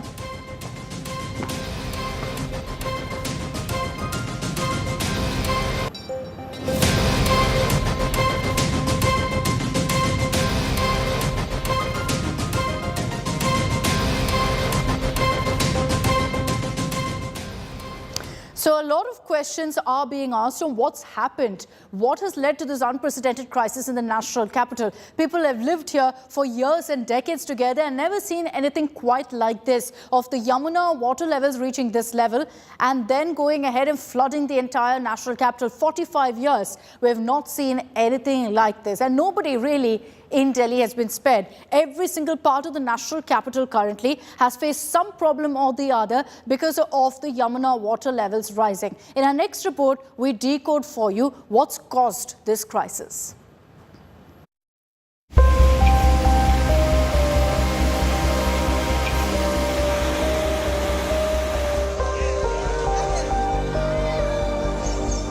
A lifeline turns into a relentless adversary. Floodwaters from the Yamuna invade Delhi. The surge infiltrates homes of both the wealthy and the impoverished. But what caused the unprecedented deluge? Given the city's downstream geography and climate change causing extreme weather conditions. The water from Himachal Pradesh flows into Haryana. When rains come in Haryana, the water from Himachal Pradesh and the rainfall that comes to Haryana then flows into the River Yamuna into Delhi. So the current situation that we are facing is basically because Delhi is further downstream from places that are facing an acute, almost climatic catastrophe. Experts don't fully agree. They delve into the heart of the matter and that of the burgeoning city. Experts suggest that Yamuna's riverbed itself may have risen. Larger quantities of water released in the past from the neighbouring states never caused such consequences.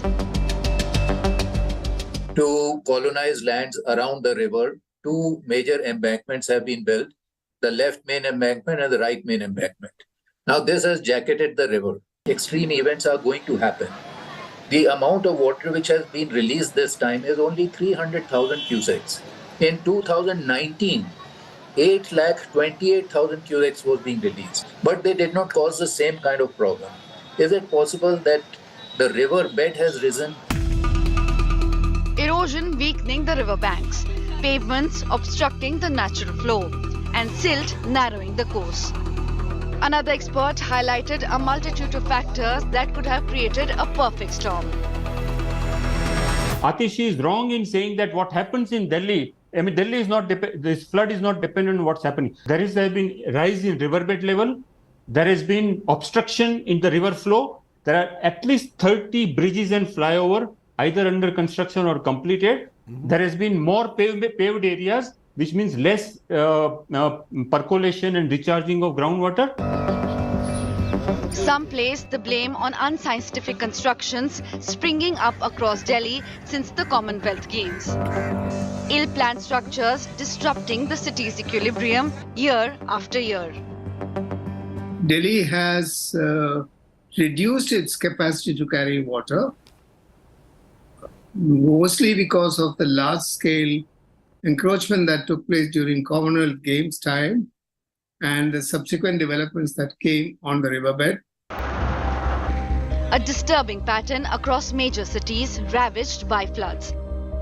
A common development model that worsens the situation in urban plains. Unfortunately, we are perhaps not waking up enough. In addition to our haphazard development, we also have to understand that climate risks are non-linear. It's not too late. The point is you have to start preparing urban infrastructure that is designed for understanding what kind of a changed climate and what kind of extreme hazards we are going to be facing. The Yamuna breached its course because its own capacity stood breached. Experts propose that policy should be reshaped to align with the new realities. Protect lives and livelihoods by having far more real-time early warning systems. Now, many states have already started doing that, and they should be credited for doing that. But real-time flood warning requires a different level of investment. The carrying capacity of these urban areas is being breached. So we cannot keep building in the same concentrated landmass. High time the policymakers abandoned flawed practices and adopted a new approach. One that combines scientific knowledge with environmental sensitivity. Bureau Report, India Today.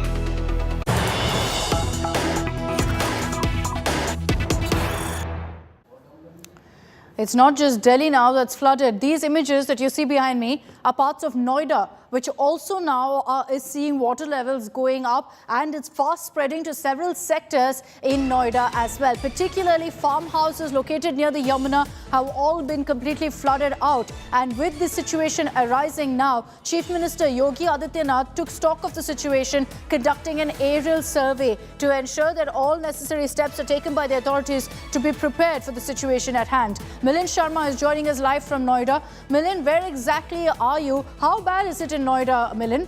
Is Noida completely underwater like parts of Delhi? Well, Akshita, yes, I'm at the Noida's 135 sector, and you can see behind me the people have to ply on tractors and boats to actually come out of the inundated sectors of the water. I'm trying to show you here, rescue operations are currently underway because a lot of animals were stuck inside this Gaushala. And let me just show you over there, I'm just panning my camera. These are the animals that have just been taken out of the waters of Noida right now, and look at the way that they are continuously being rescued.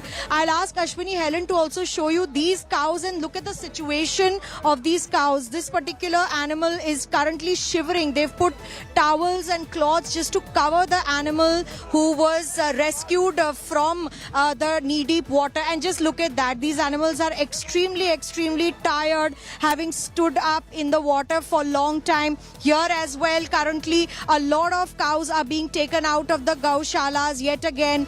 Wading through water, people have to drag them out. This is the Noida authorities' cowshed or Gaushala. There are many private farms also in this particular area, Akshita, that are completely submerged under Yamuna, because Yamuna has now made this her path to flow. And the animals, the situation is that it's not just the, look at that. We were just speaking to you, Akshita, and I can't believe that in front of our eyes there's a tractor that has just submerged inside the water right now. That tractor that was just driving past us has gone under the water. People have fallen from the tractor into the water, and there are rescue people who are now running towards that particular tractor that was just moving ahead on this road. We were told by the rescue operators that there is a road that has submerged on the middle path, and just there, if I could just ask Ashwini Helen to show you the people who have fallen off the tractor there. It just the tire got stuck in one of the roads, and they are just trying to rescue these people right now. So this is the kind of horrific scenes that are currently being meted out. There's a JCB that's coming right in front of us from here. The JCB is being deployed by the Delhi police, the Noida police right now. The JCB is going to try and rescue. There were 6 people who were sitting on the tractor that passed from here as I just saw them. And this particular JCB has now been deployed. There's another JCB that's gone inside. What is being told to us that the entire road is now cracked from the bottom of where the water is currently flowing. So I just want to show you in visuals absolutely chaotic scenes in Noida's 135 sector. Where so there are boats, several sectors, a handful of them, where the situation is similar to what Milind is telling us, where only tractors can be used, boats can be used to ply back and forth. Thanks, Milind, for getting us that ground report. These are some of the images that we're getting to you from different parts of Noida as well. But remember that even once the water recedes, which the Delhi government says could take another 24 hours, it's going to be a mammoth task to ensure that there's no sort of outbreak of disease, whether it's waterborne or, for that matter, the fact that, you could have vector-borne diseases, mosquitoes also spreading across the national capital, the rise of dengue cases. All of that now is a serious concern in Delhi, and steps will have to be taken proactively to ensure there's no outbreak of any sort of health scare in the national capital.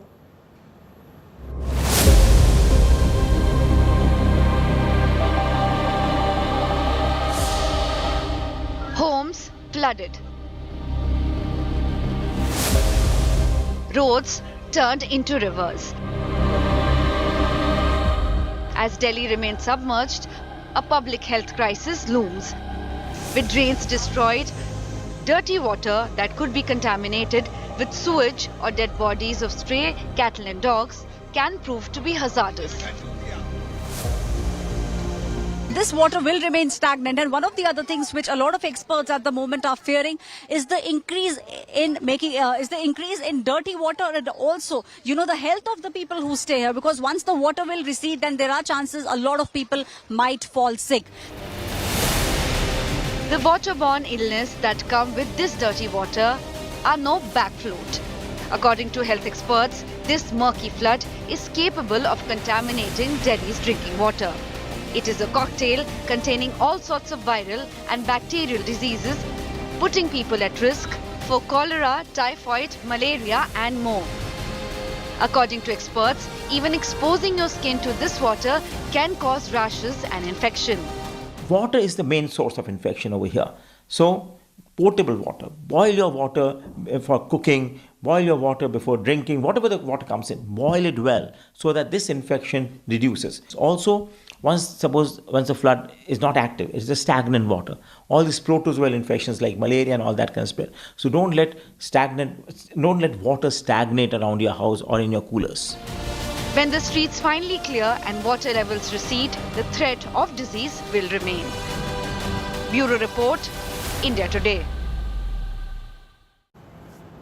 So a word of caution for all the Delhiites watching this broadcast. Be very careful right now with the situation. Do not let the water, if you can avoid it, enter your homes or your neighborhood. On the other side of a short break, I'm going to be talking about what really the Yamuna water that's flowing through the Delhi actually is like. I was there yesterday reporting from one of the worst affected parts. I described that experience for you on the other side.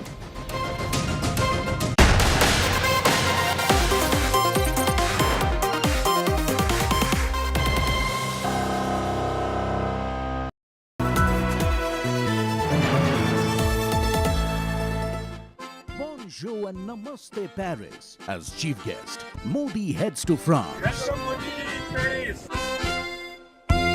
India Today's Gaurav Sawant reports. We are currently in Versailles in France. You are hearing that Jaykara, Jo Bole Sonehal.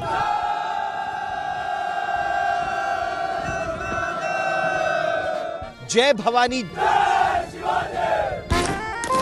All the flavor and friendship, all the dosti and diplomacy, from defense deals to bada bromance, all the dhamaka from Paris.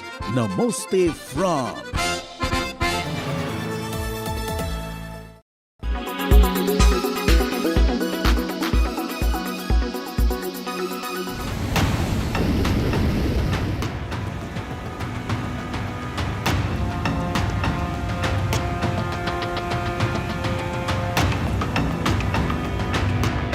The Red Fort stands besieged. Delhi's architectural marvel turns into a structure built on an island. Its sandstone walls battle the floodwaters. I would like to show you some symbolic images here of the ring road. And this is that particular stretch of road that is adjacent to the Lal Killa, the Red Fort. And in fact, as you can see, these are the outer walls of Red Fort. There is water here. And the reason why this road becomes extremely important is the fact that a lot of buses travel to ISBT taking this particular road. The old world charm of Delhi's civil lines, Chief Minister Arvind Kejriwal's home and neighborhood, the Delhi government secretariat, all turn into a watery maze. The stately mansions of civil lines stand like marooned ships. ये तस्वीर है दिल्ली के civil line इलाके की, जो दिल्ली का सबसे posh इलाका जो है वो माना जाता है। इस इलाके में बाढ़ का पानी इस वक्त जो है वो कमर तक पहुंच गया। आप तस्वीरें देख सकते हैं कि कई सारी गाड़ियां और कॉलोनियां इस वक्त जो है वो पानी से लबालब यहां पर नजर आएंगी। एनडीआरएफ की टीम जो है वो इस वक्त यहां पर पहुंची। आप देखिए तस्वीरें, ये एनडीआरएफ की टीमें जो है वो सिविल लाइन में इस वक्त तैनात की गई हैं। ये तस्वीरें अगर आपको हैरान करने वाली तस्वीरें, किस तरीके से फॉर्च्यूनर कार जो है वो इस वक्त पूरी तरीके से डूब चुकी है पानी के अंदर। Rescuers wade through, navigate the residents out of this turmoil. सारे अंदर हमारी कोठी बहुत ऊंची है, सड़क से 4.5 से 5 फुट ऊंची है, तब भी पानी हमारी कोठी में घुस गया। अब हम जा रहे हैं यहाँ से निकल के। हाँ, ये नाव वाले बेचारे, एनडीआरएफ की टीम हमको ले जा रही है। सब अभी एक दफा तो ले गई थी, दोबारा फिर ले जा रही है बच्चों को। Once a vibrant sporting arena, Delhi's Indira Gandhi Stadium too engulfed by the Yamuna's onslaught. This is ITO to Rajghat Road, one of the most important roads of the national capital, and you can see how it is inundated. The water which had possibly come on both sides. On the left hand side is the Rajghat area. I'll request Sajid to pan the camera. That particular road is completely inundated, which means the traffic is blocked. Floodwaters have also halted the production of clean and safe drinking water. 3 treatment plants have been shut. A drinking water crisis looms over parts of the flooded city. पानी की काफ़ी ज़्यादा किल्लत होने वाली है। 25% पानी जो 3 वाटर ट्रीटमेंट प्लांट हमारे प्रोड्यूस करते थे, वो 25% पानी कम हो गया है। तो वाटर की एक राशनिंग करनी पड़ेगी। अगले 1-2 दिन लोगों को पानी की दिक्कत हो सकती है।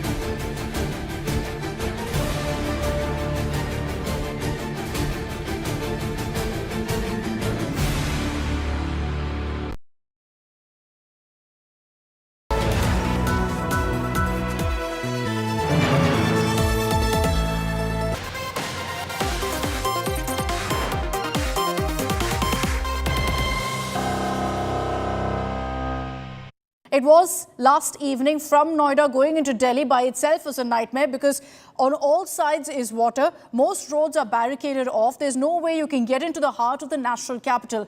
After a 2-hour struggle, I finally got there. And where I reached was close to the Lal Killa, Old Delhi, which is usually about a 25-minute drive. Took me 2 hours, by the way. And then when I reached there,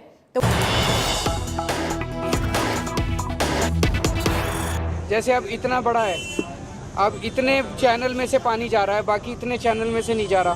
पूरे में से जाएगा तो जाहिर तौर पे पानी तेजी से बाहर निकलेगा। हरियाणा सरकार मेंटेनेंस करती है सर इसका? हरियाणा सरकार इसका मेंटेनेंस करती है, लेकिन चूंकि दिल्ली में उनका कोई इंटरेस्ट नहीं है, इसके बाद इसकी कार्रवाई चालू करेंगे कि अगर वो हमें दे दें, हम उनसे निवेदन करेंगे कि हमें ही दे दें ताकि हम इसका मेंटेनेंस नहीं खुले हैं ये गेट। ये अब जब ऐसी वर्स्ट सिचुएशन हो गई है तब इनको खोला जा रहा है। कई दशकों से कह रहे हैं नहीं खुले हैं। सर, तो दिल्ली सरकार की जिम्मेदारी नहीं बनती है कि उन्हें पहले से पता होना चाहिए था? ये नहीं बताते हैं कि हरियाणा से कई बार रिक्वेस्ट की है, लेकिन हुआ नहीं। तो इस बार जब ये आफत आई है तो हरियाणा से इस बार कहा जाएगा कि भाई देखो इस बार इतनी आफत आई, अब आप मान जाओ, आप दे दो। तो मैं बीजेपी का आरोप है कि ब्लेम गेम चल रहा है, आरोप प्रत्यारोप की सियासी। हमने तो किसी को किया नहीं है। वही मैं कल से देख रहा हूँ, हमें गाली दे रहे हैं, वो देते रहे गाली। गाली देने में क्या रखा है? इस टाइम तो ये है, ये तो ऐसी क्राइसिस है जिसमें इंसान को इंसान की मदद करनी चाहिए। एक दूसरे को गालियाँ देने से कोई फायदा नहीं है।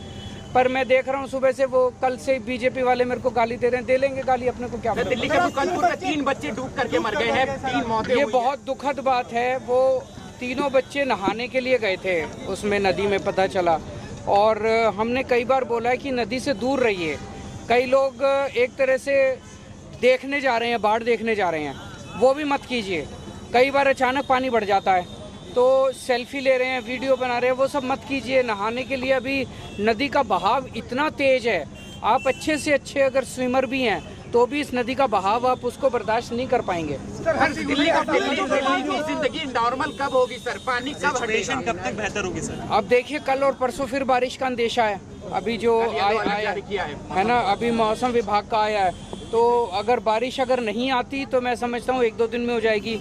बारिश अगर और आएगी तो फिर देखना पड़ेगा कि कब। एक आखिरी सवाल है सर कि आखिर दिल्ली की जो हालत है उसका जिम्मेदार कौन है? इसमें किसी का ब्लेम गेम थोड़ी। सारा पानी तो ऊपर से आ रहा है। बारिश तो हुई नहीं दिल्ली के अंदर, एक दिन बारिश हुई थी।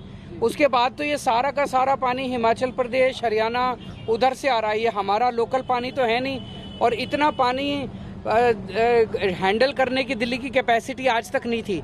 278 से 43 साल के बाद, 45 साल के बाद इतना 207.5 क्रॉस किया है। तो बहुत बड़ी क्राइसिस है। ऐसी क्राइसिस में एक दूसरे पे दोष देने की बजाय सबको मिलके काम करना चाहिए।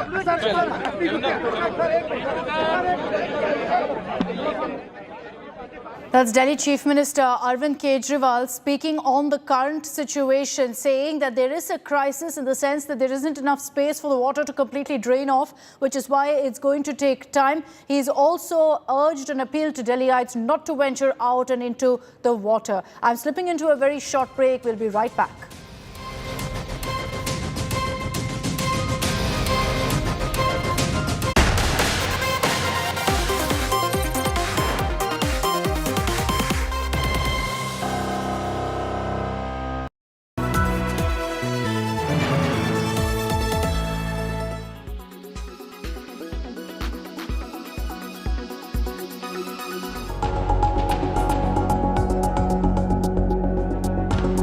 That bar of chocolate, another piece that you feel like having, another brownie, biscuit, just one more. Do you feel like that all the time? Addicted, helpless, wanting more? That, ladies and gentlemen, is addiction, and we are decoding sugar addiction to you. Why is sugar so tempting? For those with a sweet tooth, it is like addiction, almost like being hooked to drugs, alcohol. What does sugar do to your brain for you to be so helpless around it? The brain's neurons are fed by sugar. You continuously crave more sugar because your brain perceives it as a reward. The brain's reward system, known as the mesolimbic dopamine system, is stimulated when we consume sweet foods. Dopamine is a chemical produced in the brain by neurons that can indicate whether or not an event was positive. We are more inclined to repeat these behaviors while the reward system is active because it encourages this behavior. Consuming sugar causes dopamine hits, which speed up learning and make people seek out more of these meals. What does happen is when we have sugar, there is a release of dopamine in our brain, which makes us feel good. Once you feel good, you want to have more of that thing, So yes, there could be binging on sugar, there could be craving for sugar. People would miss sugar if it's not there in their diets. Yes, we do strongly recommend against the use of excessive sugar, and if possible, very, very limited use of simple sugar in our diets. Why do you feel a rush after eating a midday cupcake?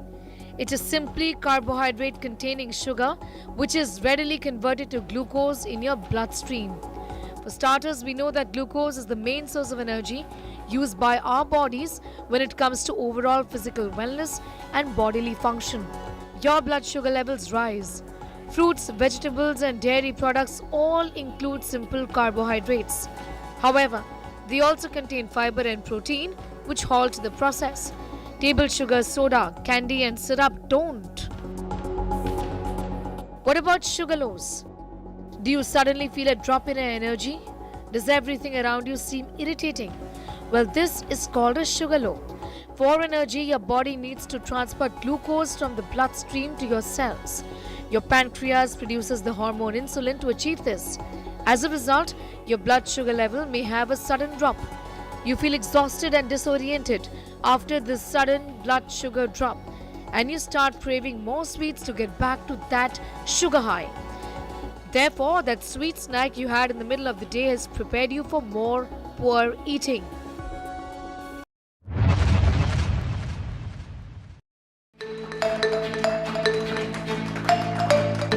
Artificial intelligence, AI, an ever-evolving field is transforming the world we live in, unleashing wonders that were once unimaginable. Now, artificial intelligence is transforming lives in Lucknow in the field of medical science. This is an ortho-robo performing a knee replacement surgery, all made possible courtesy AI.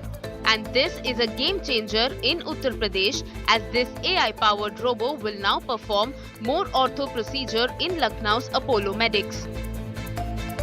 This is a most advanced active robotic system. Active means कि हम इसमें surgical planning करते हैं और वो surgical planning surgeon अपने experience के हिसाब से पेशेंट की बॉडी के हिसाब से करता है, तब उस सॉफ्टवेयर को सेव करके और रोबोट में कनेक्ट कर दिया जाता है. So how does this work? All the information is fed into the robo and then it works on its own, performing the surgery directly. 0.1 millimetre तक एक्यूरेट होता है. और अगर आप मैनुअल सर्जरी और रोबोटिक सर्जरी की बात करें तो मैनुअल सर्जरी 70% एक्यूरेट, तो this is 95% accurate. From revolutionizing industries to enhancing everyday life, AI has proven to be a catalyst for progress and innovation. Bureau Report, India Today.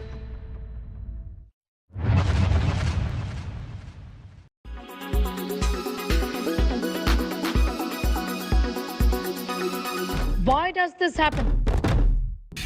Let me tell you the science behind it.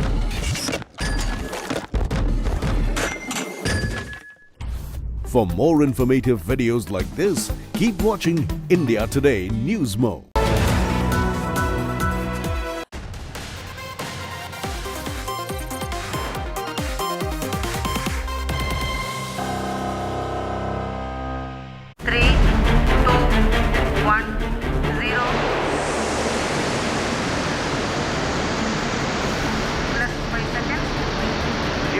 Normal.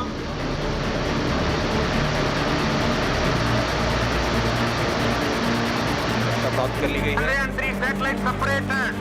Chandrayaan 3 को सफलतापूर्वक अंतक्षेपित कर दिया गया है. Elliptical parking orbit.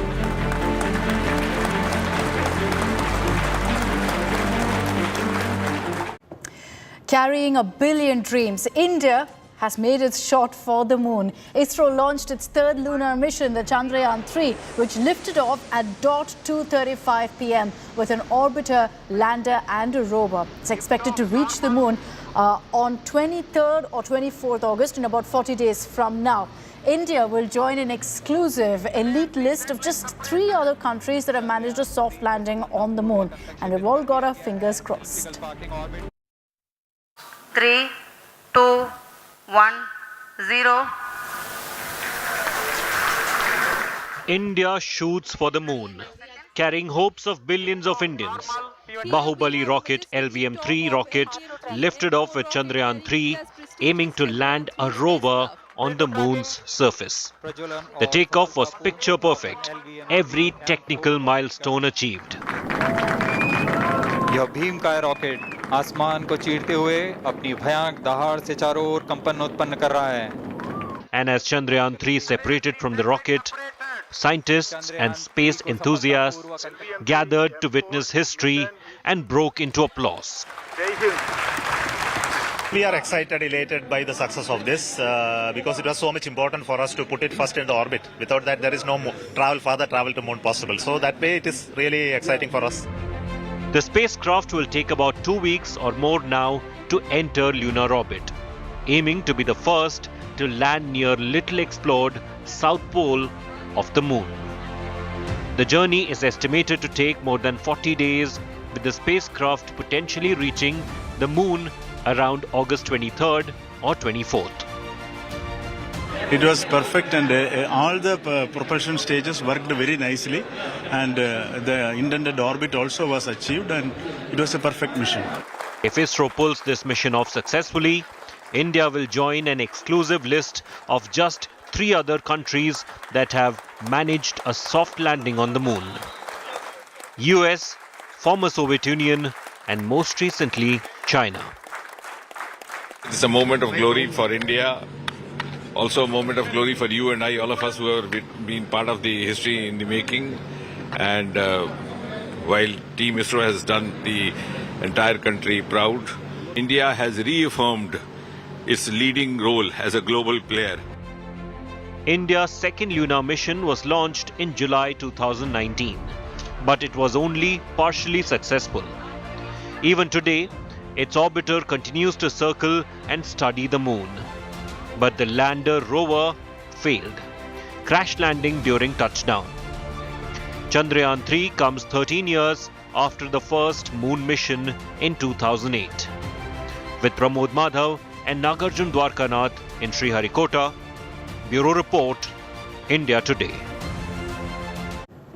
And that's all we have time for in this edition of 6 p.m. Prime. Thanks very much for tuning in. I'm leaving you with a part of the press conference held by ISRO. A beautiful moment where our scientists finally had time to enjoy their achievement and burst out laughing in the midst of their press conference.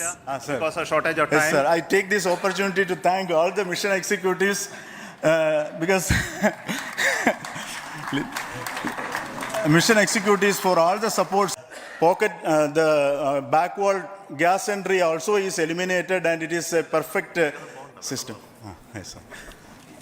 And CE20 stage also is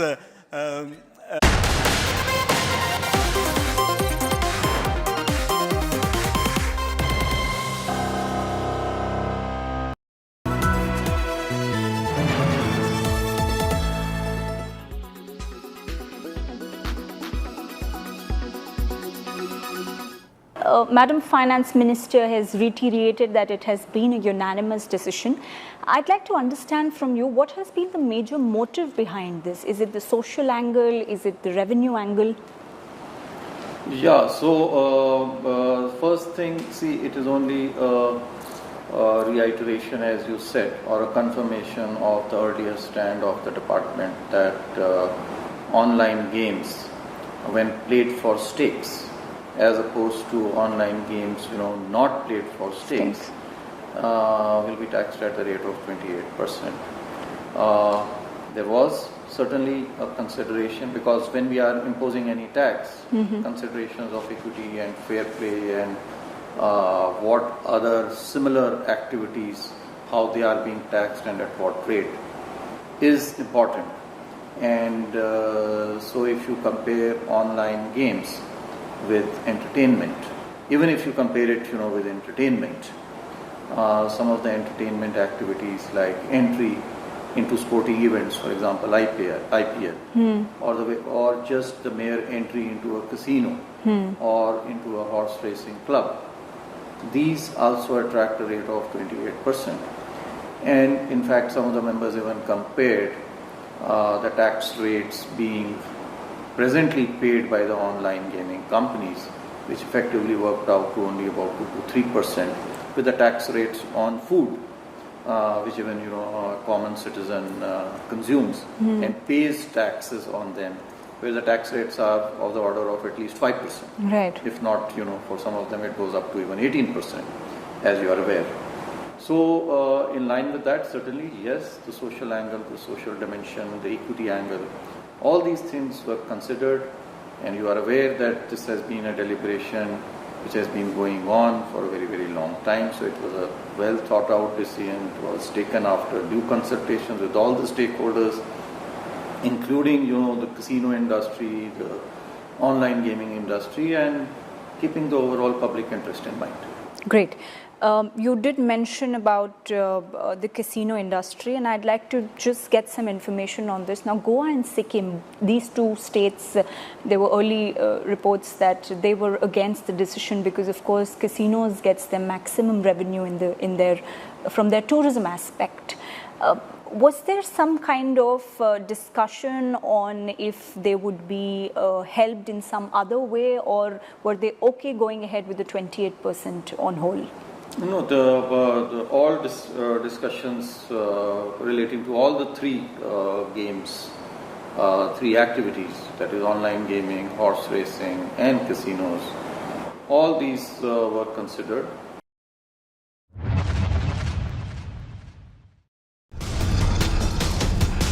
This man with a bone and skull in hand is Joker Felix, a man who is now behind bars for a gruesome double murder in Bengaluru. He stabbed two men to death mercilessly in their office, all over a petty professional rivalry. This is a tale of two rival companies, turning into a tale of two murders. The victims, Phanindra Subramania and Vinu Kumar, the MD and CEO of their company Aeronix, went to work on Tuesday and never came home. According to the cops, at 4 p.m. on Tuesday, Joker Felix and two of his aides entered the Aeronix office and entered the MD Phanindra's room.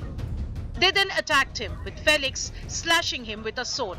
Seeing the shocking crime, the CEO Vinu Kumar intervened but was then attacked with a knife that the accused were carrying with them. The three then escaped from the back door. What was the reason for this merciless display of violence?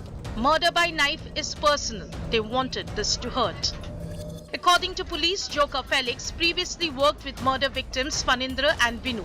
The victims left and started their own organization and reportedly took most of the customers and employees with them, angering Felix. Joker Felix and accomplices Vinay Reddy and Santosh Srinivasa are now in police custody. Pride, vengeance and professional rivalry cost these two men their lives. And the actions of this rather unstable internet influencer has landed him behind bars. With Anaga Keshav, Bureau Report, India Today. Weather forecast now. Delhi, maximum 38 and minimum 20. Pokerbazi, you hold the cards.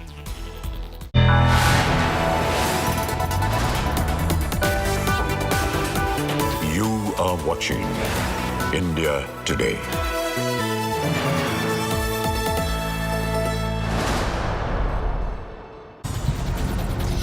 Good evening, you're watching Mission 2024, but right now it does seem that it is a mission to somewhere down the line ebb the flood waters in various states. I'm standing right now on the Kiratpur highway onwards to Chandigarh, coming in from Himachal. The plains of Punjab flooded, the plains of the national capital flooded, unprecedented floods where Delhi is concerned. A recall to 1978. Let me take you through the headlines.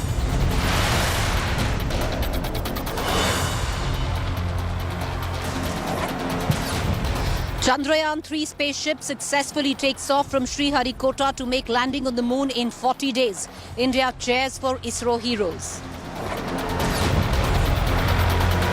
4, 3, 2, 1, 0. Plus 5 seconds.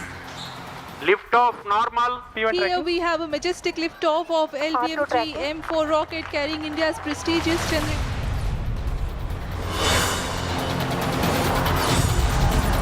Prime Minister Modi attends Bastille Day celebrations as guest of honour. Indian tri-service contingent marches in the parade. Indian Air Force Rafale grace Parisian skies as part of Bastille Day flypast.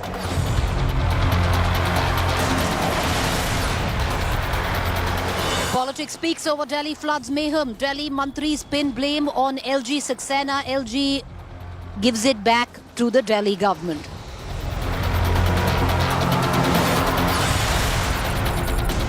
Maharashtra portfolio allocations out. Ajit Pawar gets finance portfolio.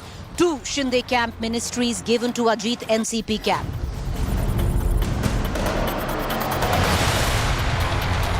Another big setback for DMK Neta Senthil Balaji. Madras High Court states ED is entitled to Senthil custody, says money laundering not the standalone offence.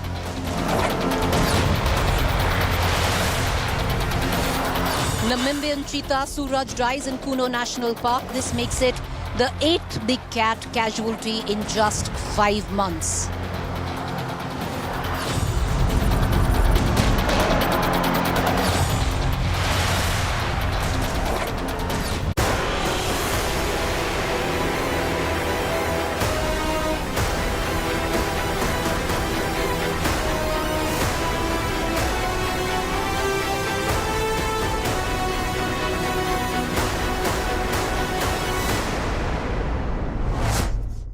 Let's get you now the defining images of the Delhi deluge.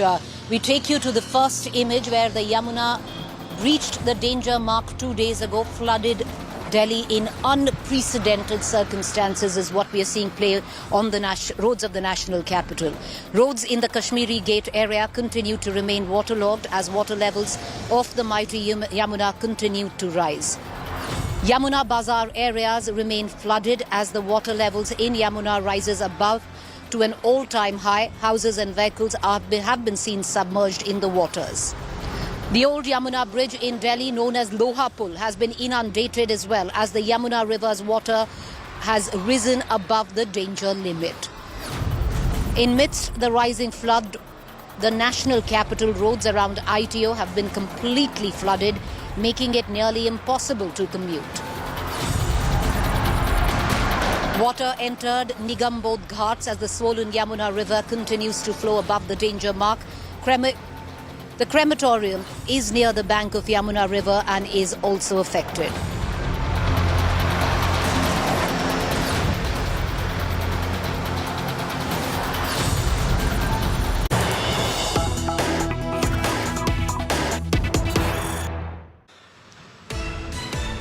All right, let's cut across right now to the latest news break that is coming in. And this is tragic, viewers, because till now, even though the politics was gutter cesspool level from every side, be it the BJP or the Aam Aadmi Party, but the latest that is coming right now has put a number to this tragedy. 3 children have drowned in Delhi's Mukundpur. Inundated Rajghat turns into a picnic spot as well. Children swimming in the Delhi flood waters, and the latest that we are getting in now is that 3 minors have drowned in this deluge.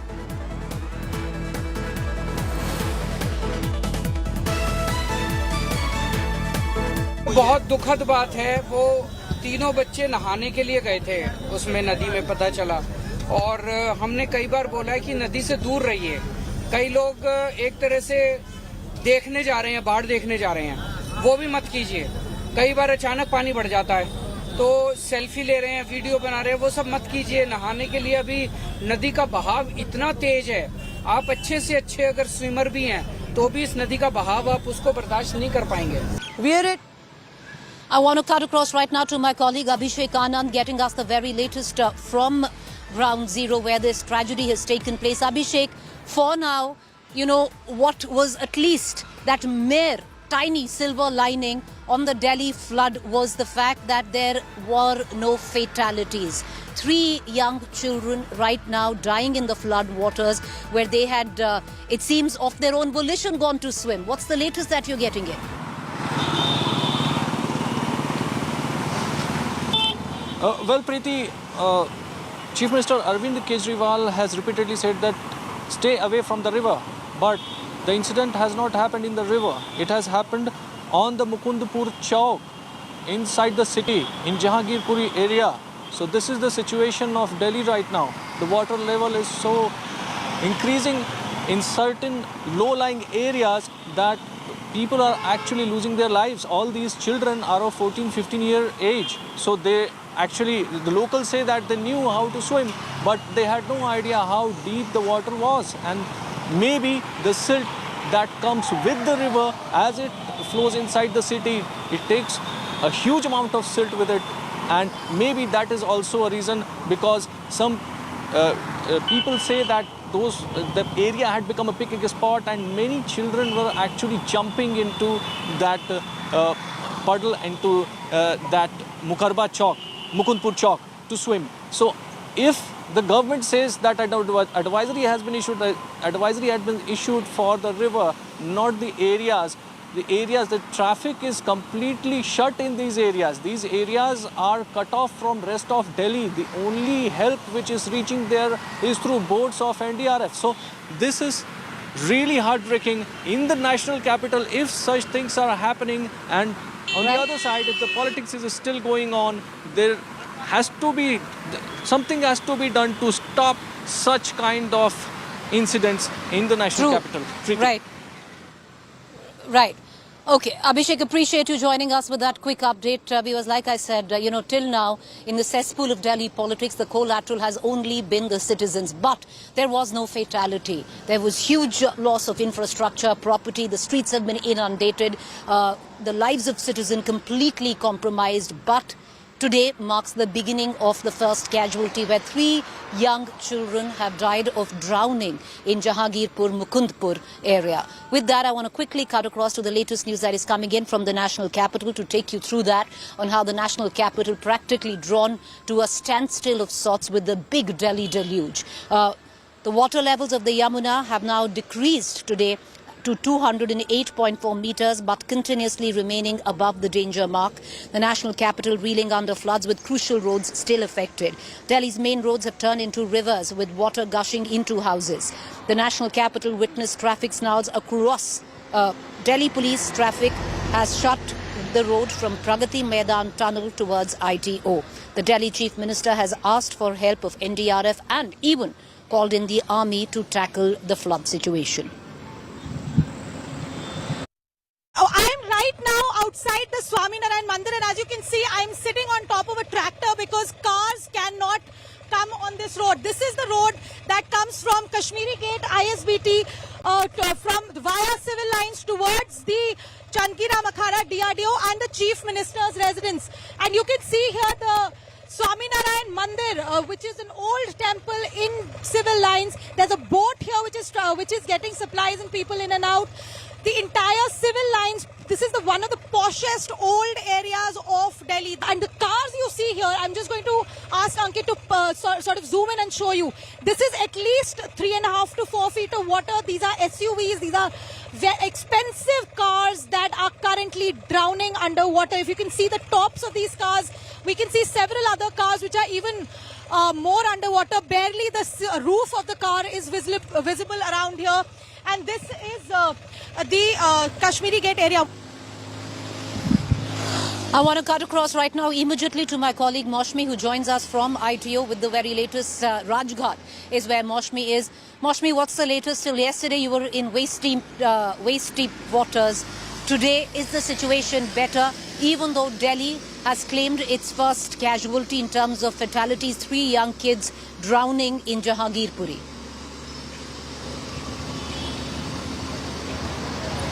You know, that's very unfortunate and very saddening, Preeti, and that's one reason, you know, Delhi has to be prepared for a situation post-flood. Even as I talk about the situation in the national capital, although the level of Yamuna has decreased a bit, it's still well above the danger mark. In 2013, in 1978, the water levels were way below, you know, 2.7, 0.4, 2.7, 207.3. That were the water levels, and this is 208.4 that we are talking about. So Delhiites need to know that, and we're at Rajghat, as you said. Behind me you can see that is the situation in Rajghat. On the right, this road has come to a standstill, and on this side is the ITO, and the water starts very early right here, very near to the red light at Rajghat. So this is blocked and this is blocked. The arteries are blocked. And this is still water. Very dangerous, contaminated sewage water. Still, the selfie cameras are on. People are here out curiously looking. People have taken battery rickshaws to sightsee. You have to understand that this is not a swimming pool. I've seen children, you know, jumping into the water. You could get electrocuted. People are putting show reels on social media. Delhiites need to be more alert, more aware and responsible, because there are traffic snarls if you come out. The administration has to jostle and make you understand, and beneath all the hype, behind all the hype, you forget about your own safety. That said, you know, Delhi continues to be choked. The rain forecast for the next 3 days is moderate rainfall.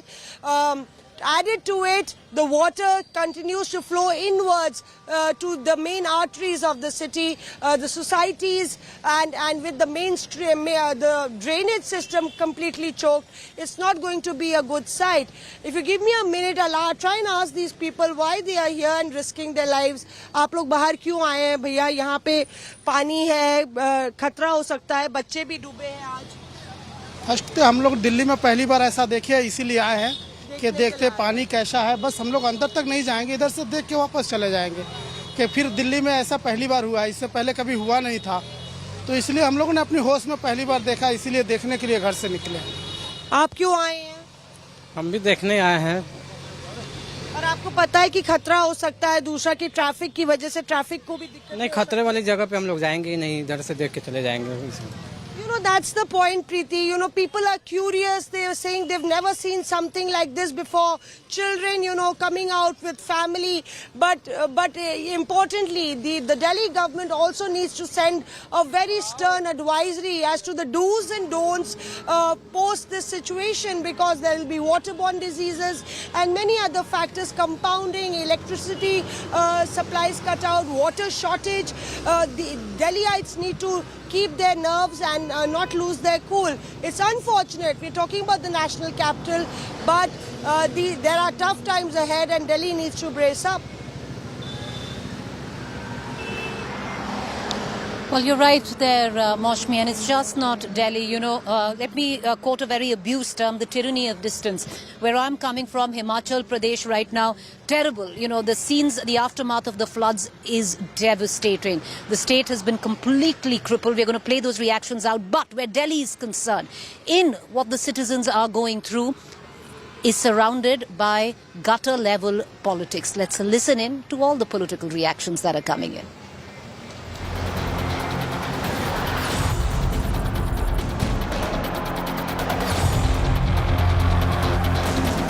प्रधानमंत्री साहब की बात हुई, जैसा आपने minister की जानकारी दी थी, क्या कुछ कहा? उन्होंने ये पूछा कि दिल्ली के क्या हालात हैं और क्या क्या एक्शंस लिए जा रहे हैं उसको करने के लिए, और उनका एक मेन कंसर्न ये था कि दिल्ली की जनता को कोई तकलीफ़ ना हो, इस बात का आप पूरा ख्याल रखें। तो हम लोग रात से ही सभी के टच में हैं। सोनिया विहार में भी एक ब्रीच हुआ था, उसको भी टैकल कर लिया गया, यहाँ पर हुआ है, इसको भी हैंडल कर लिया जाएगा। ये एक अनप्रेसिडेंटेड सिचुएशन है और जिसको हम लोग हैंडल कर लेंगे और सभी जो हैं इस पर मिलकर काम कर रहे हैं। सर एक निवेदन है छोटा सा। सर रात को भी मैंने कई ऑफिसर से स्पेसिफिकली रिक्वेस्ट की कि एनडीआरएफ को बुलाइए, बट सर वो माने नहीं रात को। अब आई है एनडीआरएफ, थैंक यू है, बट सर रात को आ जाती तो बेहतर हो जाता सर। अश्विनी जी को मैंने कहा, ग्रुप पे लिखा, सीएस साहब भी थे उस पे सर, थोड़ी सी मदद हो जाती सर। मैं सौरभ जी ये कहना चाहूँगा कि ये समय नहीं है कि हम किसी के ऊपर ब्लेम करें या कुछ और टिप्पणी करें। इस वक्त हमें टीम वर्क करने की ज़रूरत है। कहने के लिए मैं भी बहुत सारी चीज़ें कह सकता हूँ, लेकिन उसकी ज़रूरत नहीं है। हमें इस वक्त ये देखना है कि हमारे लोगों को कोई तकलीफ नहीं हो और जो प्रॉब्लम हमारे सामने है हम उसको सॉल्व करें।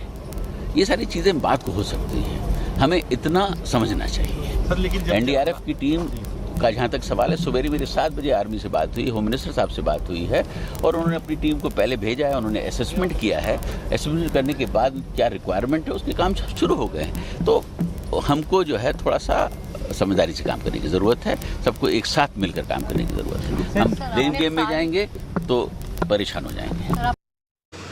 All right, viewers, that is Delhi. Let me cut across right now to the state of Himachal Pradesh.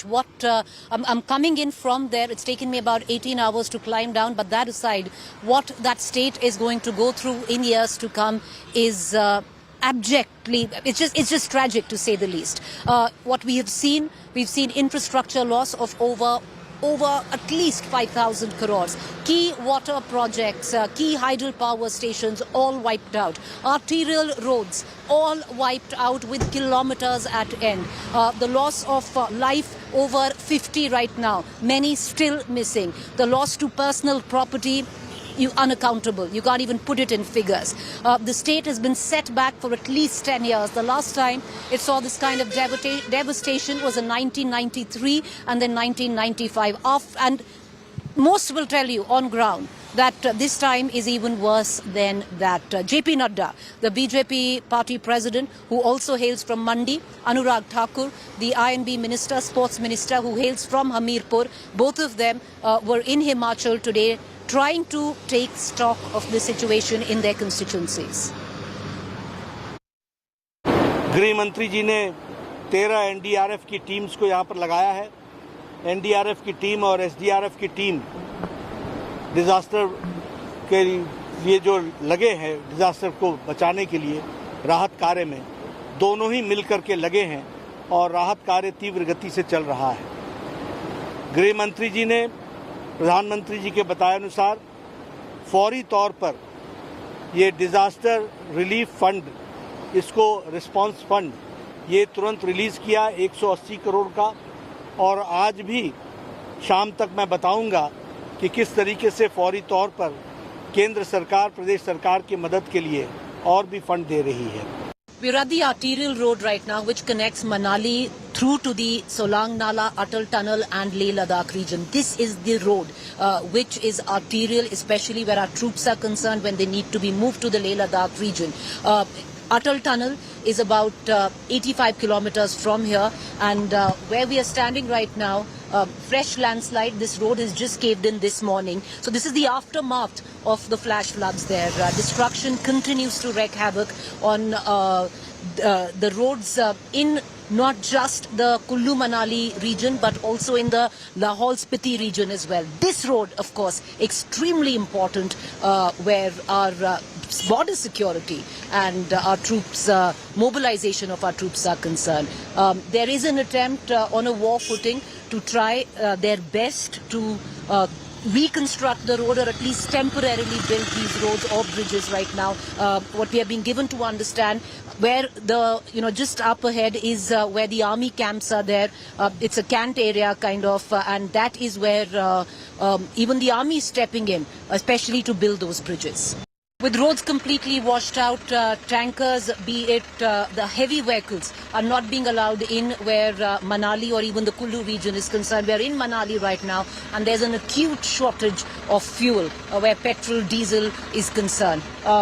Right here, this is the only fuel station which right now has had a fresh supply of fuel. A huge queue already, rationed there. Nobody is getting more than 5 to 10 liters at a time. and understandably, there is a sense of panic where the locals are concerned. Most of them coming in with bottles there, just trying to get some fuel, at least to get by, because there's also no electricity in various parts of the region, and to even run generators, the fuel is essential. Where kerosene is concerned as well, there's a shortage of that as well. But right now, in terms of rescue relief, very, very little coming in where relief is concerned. Rescue is complete. Where relief is concerned, right now, Manali and districts of, the Kullu district, very, very far from that. In a city or in a region which is tourist heavy, a state as dependent and heavy on tourism like Himachal, the first priority becomes the rescue relief of tourists. Locals are always second priority, and that is what is playing out right now. Reporting with camera person Pawan Kumar, Preeti Chaudhary for India Today.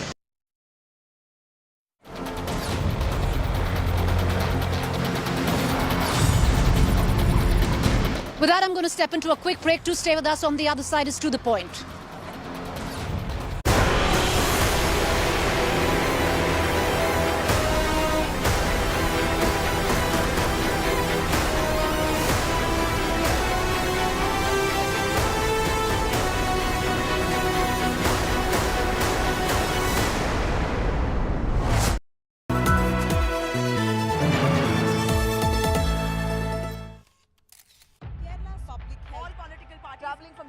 Armed with facts, she takes the news by its horns. Do you think the future of these students are not hampered? Fierce, bold and direct, setting the tone for the biggest stories. From every corner and every angle. Expect nothing but the unfiltered truth. News first, niceties later. Watch me, Nabila Jamal, on India Today.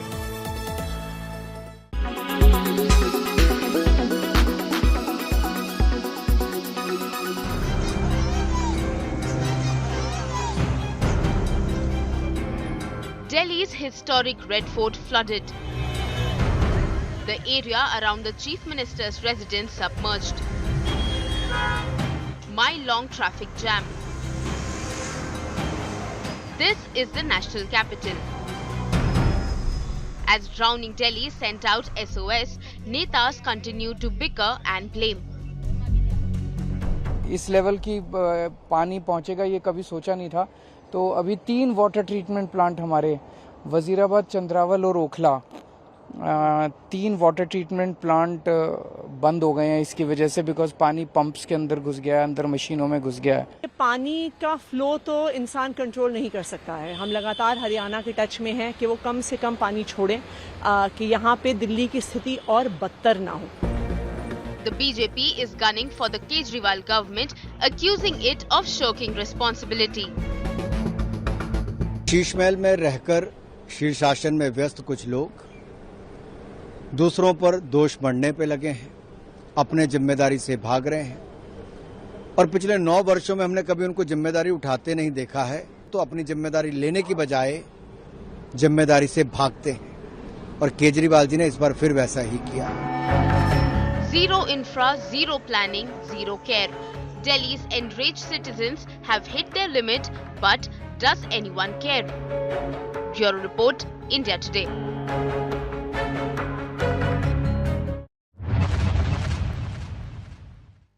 Online gaming, horse racing and casinos will be taxed. They will be taxed at 28% each one, and they will be taxed on full face value. The discussion also looked at what is skill-based and what is chance-based. Whatever be the decision on each of the game being either skill or chance-based, or being both or being neither, is not what we are looking at. We are purely looking at that which is being taxed, because it creates value, profit is being made, or a wager is being levied. Based on the wager, people earn windfall, which is what is betting all about. So that's what we've been talking about. And therefore, today's decision looks at that aspect of what is to be taxed at what rate.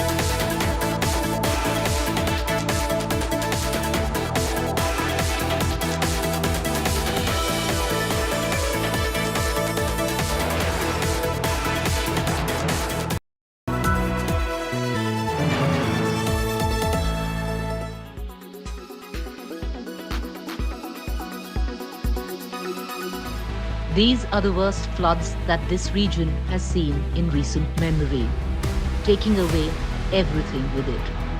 And the most precious of it all, will to move on, resilience to rebuild. पैदल आए वहाँ से road सारे block Lahaul से पैदल आए हैं पैदल आए जी अगर हम यहाँ पर पूछेंगे ना कोई कि यहाँ पर पहले स्कूल था तो हम भी अब ऐसा बोलेंगे अच्छा यहाँ पर स्कूल था अब कहाँ जाए हम कहिए ना जमीन है ना घर है और ना कोई पूछने वाला है Yes, this is a calamity, a mass disaster. But suffering is so very personal. The numbers and the tragedy don't matter to that only one who suffers alone. The initial estimate of loss of infrastructure stands at 4,000 crores across the state of Himachal Pradesh. But it's going to go way over that is what we have been given to understand. A state which is already in 70,000 crore rupee debt. Right now, I'm at Aloo Mandi. And this was the nerve center for packaging, for grading, for dispatching fruit and vegetables that would come all across Manali, especially the orchards. They would be graded here, they'd be packaged here, and from here on, you'd keep, from the plains, you'd get vehicles that would come and take the produce to the plains. If you talk about plums, you talk about apples, you talk about cherries, it mostly comes from here, even in the plains of Delhi, Chandigarh and even beyond. Completely destroyed. There was a full packaging grading unit here, completely destroyed. Nothing is left of it. Where I am standing right now was to be a grading center, the third one at that has been washed away in the surging waters of the Beas.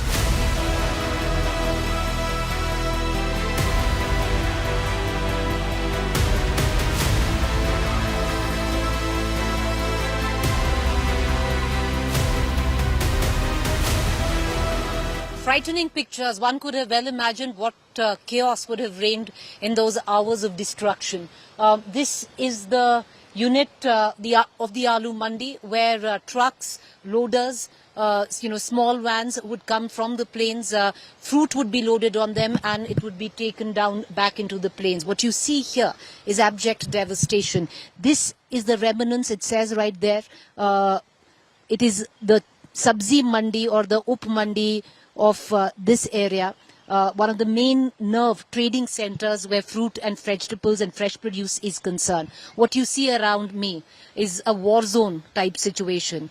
I can overturned trucks. You have cars, personal cars completely smashed. Loaders there which have gone inside this building, overturned, smashed. Complete war zone situation. कितना damage हुआ जी यहाँ पर? Damage तो बहुत ज़्यादा हुआ, बहुत ही ज़्यादा नुकसान हुआ.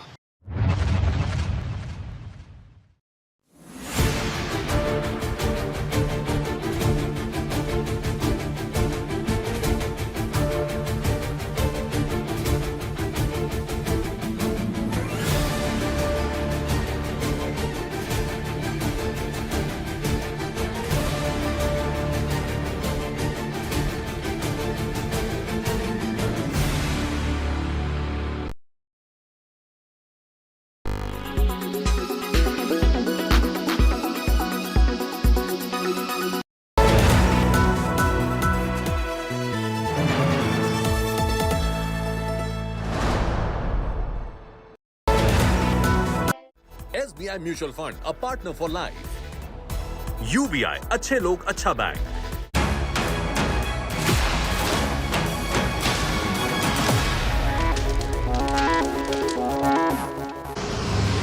Good evening, viewers. You're watching To The Point. I'm Preeti Chaudhary. Let's cut across now to the latest visuals that have been coming in from the national capital. I'm coming down from Himachal, a state completely devastated, where the aftermath of the floods that the state hasn't seen in recent history, worse than the worst it had seen in 1995. But Delhi has also seen the worst it had seen ever since 1978. The Yamuna, well above the danger mark, though has receded a little, but the arterial roads of the national capital still flooded. And the cesspool politics still rife. Collateral drowning in that cesspool, the citizens of Delhi.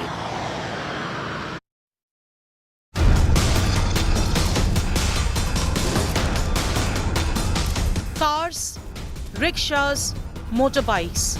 These are now mere objects floating like fragile paper boats on the relentless currents that have taken over the streets of the national capital. The water level of the mighty Yamuna has decreased marginally to 208.4 meters, but it is still well above the danger mark. From Rajghat to Kashmiri Gate to Red Fort to Yamuna Bazaar, many parts of Delhi down on the knees for the second day straight. The island kind of shape that you see behind me is Rajghat, and it is surrounded by water completely, and water flow has intensified in the last 24 hours. The Yamuna water level have slightly dipped. However, the encavements, the walls that were there to protect water level, water of the river from entering into the city, there are cracks there, and that is why the intensity of water flowing into the city has increased in the past 24 hours.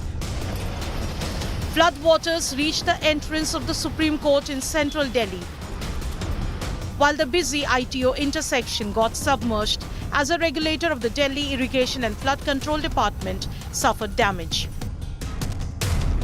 As a resident of the national capital, you understand how important ITO is. But unfortunately, for those who want to travel from Noida to Delhi or from Delhi to Noida, and in case you want to use the ITO, be prepared, you will have to spend at least a couple of extra minutes on the ITO. The reason is the entire side, both the sides are inundated. There are also chances of your vehicle getting stranded. Just in case you are on a two-wheeler, be extremely careful. Several buses and trucks were left stranded in Kashmiri Gate, where city's biggest bus terminal is located, an area that is usually bustling with buses and passengers.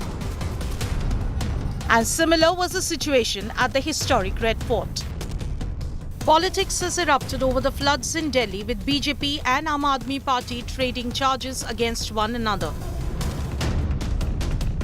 Sir रात को भी मैंने कई officer से specifically request की कि NDRF को बुलाइए, बट सर वो माने नहीं रात को. अब आई है एनडीआरएफ, थैंक यू है, बट सर रात को आ जाती तो बेहतर हो जाता सर. अश्विनी जी को मैंने कहा, ग्रुप पे लिखा, सीएस साहब भी थे उस पे सर, थोड़ी सी मदद हो जाती सर. मैं सौरभ जी ये कहना चाहूँगा कि ये समय नहीं है कि हम किसी के ऊपर ब्लेम करें या कुछ और टिप्पणी करें. देखिए, सबसे पहले तो बहुत दुख की बात है कि ऐसी आपातकाल स्थिति में भी भारतीय जनता पार्टी को सिर्फ राजनीति करने का समय मिल रहा है. ये समय है सबके साथ काम करने का. जो आज दिल्ली में पानी आ रहा है, ये दिल्ली में बरसात की वजह से नहीं आ रहा है. हम सबको पता है दिल्ली में पिछले 4 दिन से एक बूंद पानी नहीं बरसा है. जो आज सारा पानी दिल्ली में है, ये हरियाणा की हथनी कुंड बराज से बहते हुए यमुना में आया है. पंजाब रास्ते में पड़ता है, बिना पंजाब के तो हिमाचल से पानी दिल्ली नहीं पहुंच रहा. उसको कुछ नहीं करना है, और दिल्ली की सरकार को तो बिल्कुल ही कुछ नहीं करना है. दूसरों को आदेश निर्देश की बजाय खुद क्या कर रहे हैं वो तो बताइए. Normal life in Delhi has been thrown out of gear as rising waters of the Yamuna invaded homes, markets, thoroughfares, tourist spots. The next few days are critical. Even if Yamuna's level comes down, the water that has already entered the city may take time to clear out. Bureau Report, India Today.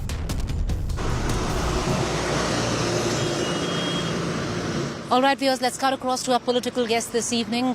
Like I said earlier, In the cesspool of Delhi politics, those who are drowning are the citizens of the national capital.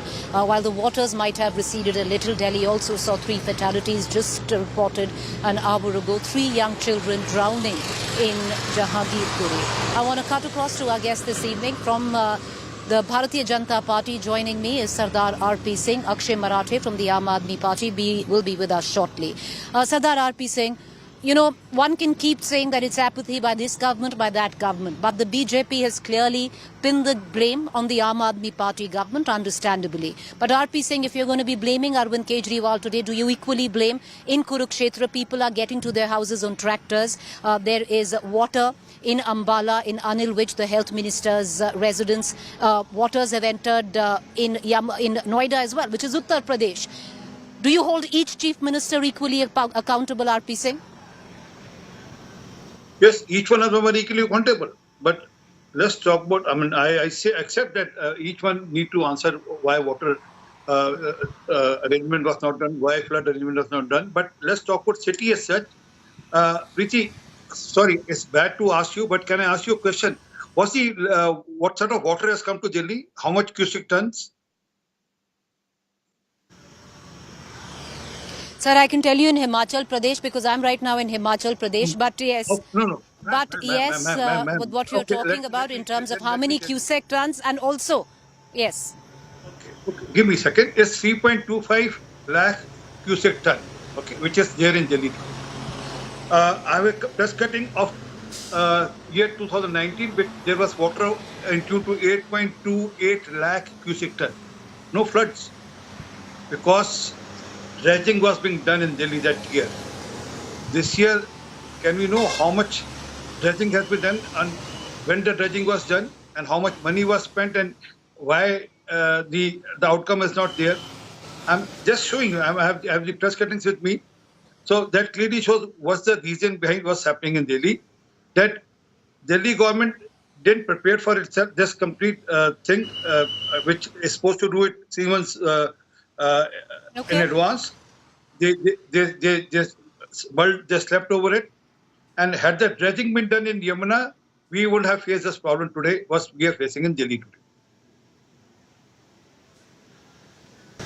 All right, Sardar R.P. Singh, you've got a point, fair enough. I'm going to take you to the Aam Aadmi Party spokesperson. But like I said, sir, you know, the scenes that we're seeing in the national capital, let me once again subscribe to a very old cliche which calls of the tyranny of distance. Scenes playing out in Kurukshetra, Ambala are equally tragic.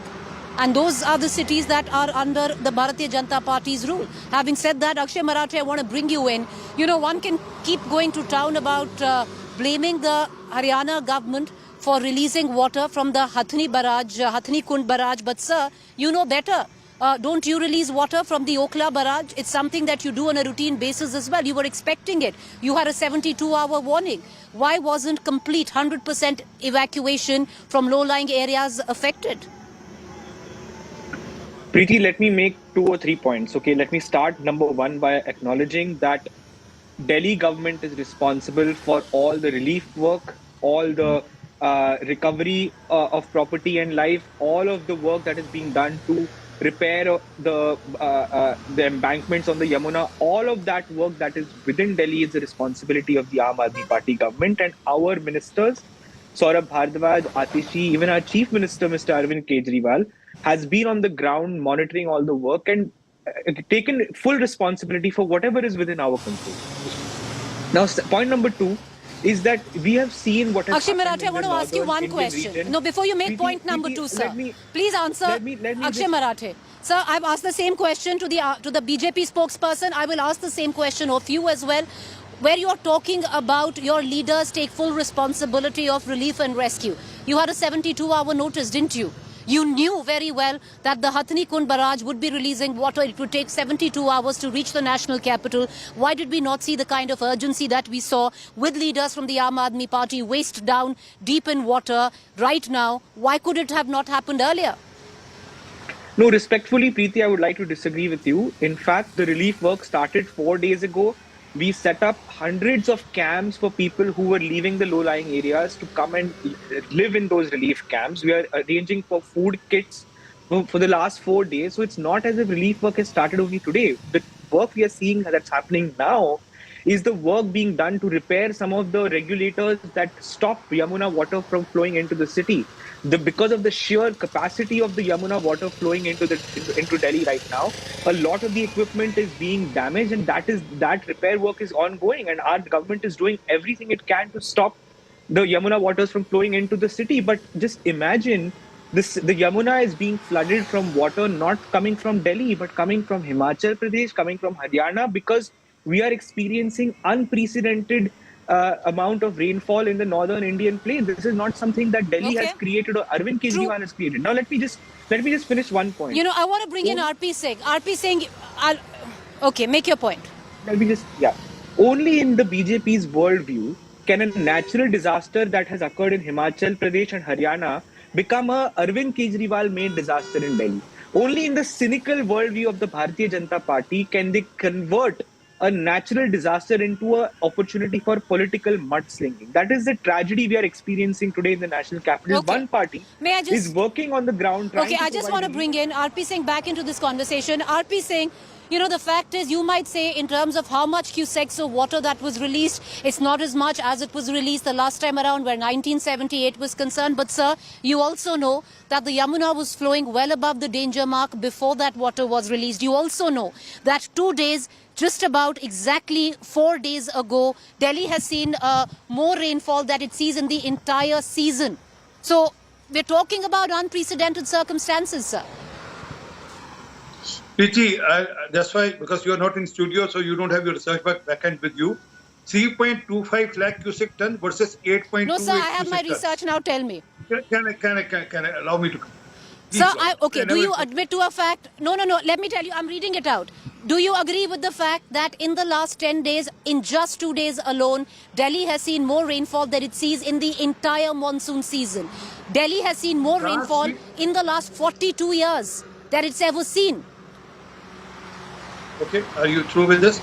This flooding is not because of rainfall in Delhi. I mean, that waterlogging happened in Delhi. Allow me to complete now. Waterlogging happened in Delhi because of rainfall, where again the Delhi government failed.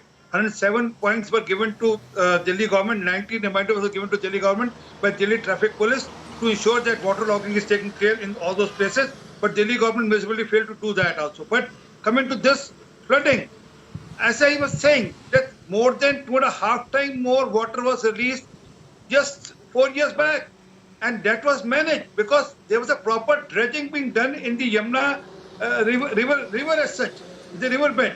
This time there's no dredging being done, and also the But RP Singh, 4 years ago we did not see this kind of rainfall. We have seen more rainfall in Delhi in 42 years, sir. It's history. You are mixing up the two. I'm sorry. You are trying to safeguard the skin of Aam Aadmi Party. Here is the cutting of the Indian Express, which categorically states, it's not me, which categorically states how much water was released from Hathni Kund. It was 8.28 cubic ton, 2.5 Sir, it's, I don't understand. It has been released this time. Give me a second. The rainfall has nothing to do with this. Make your point. Make your point. Yes, make your point. Delhi government to ensure. Please, I mean, don't do this to me. I mean, if I'm telling you the technical thing, understand with the technicality. As far as rainfall in Delhi goes, the desilting of the drains inside Delhi was not done.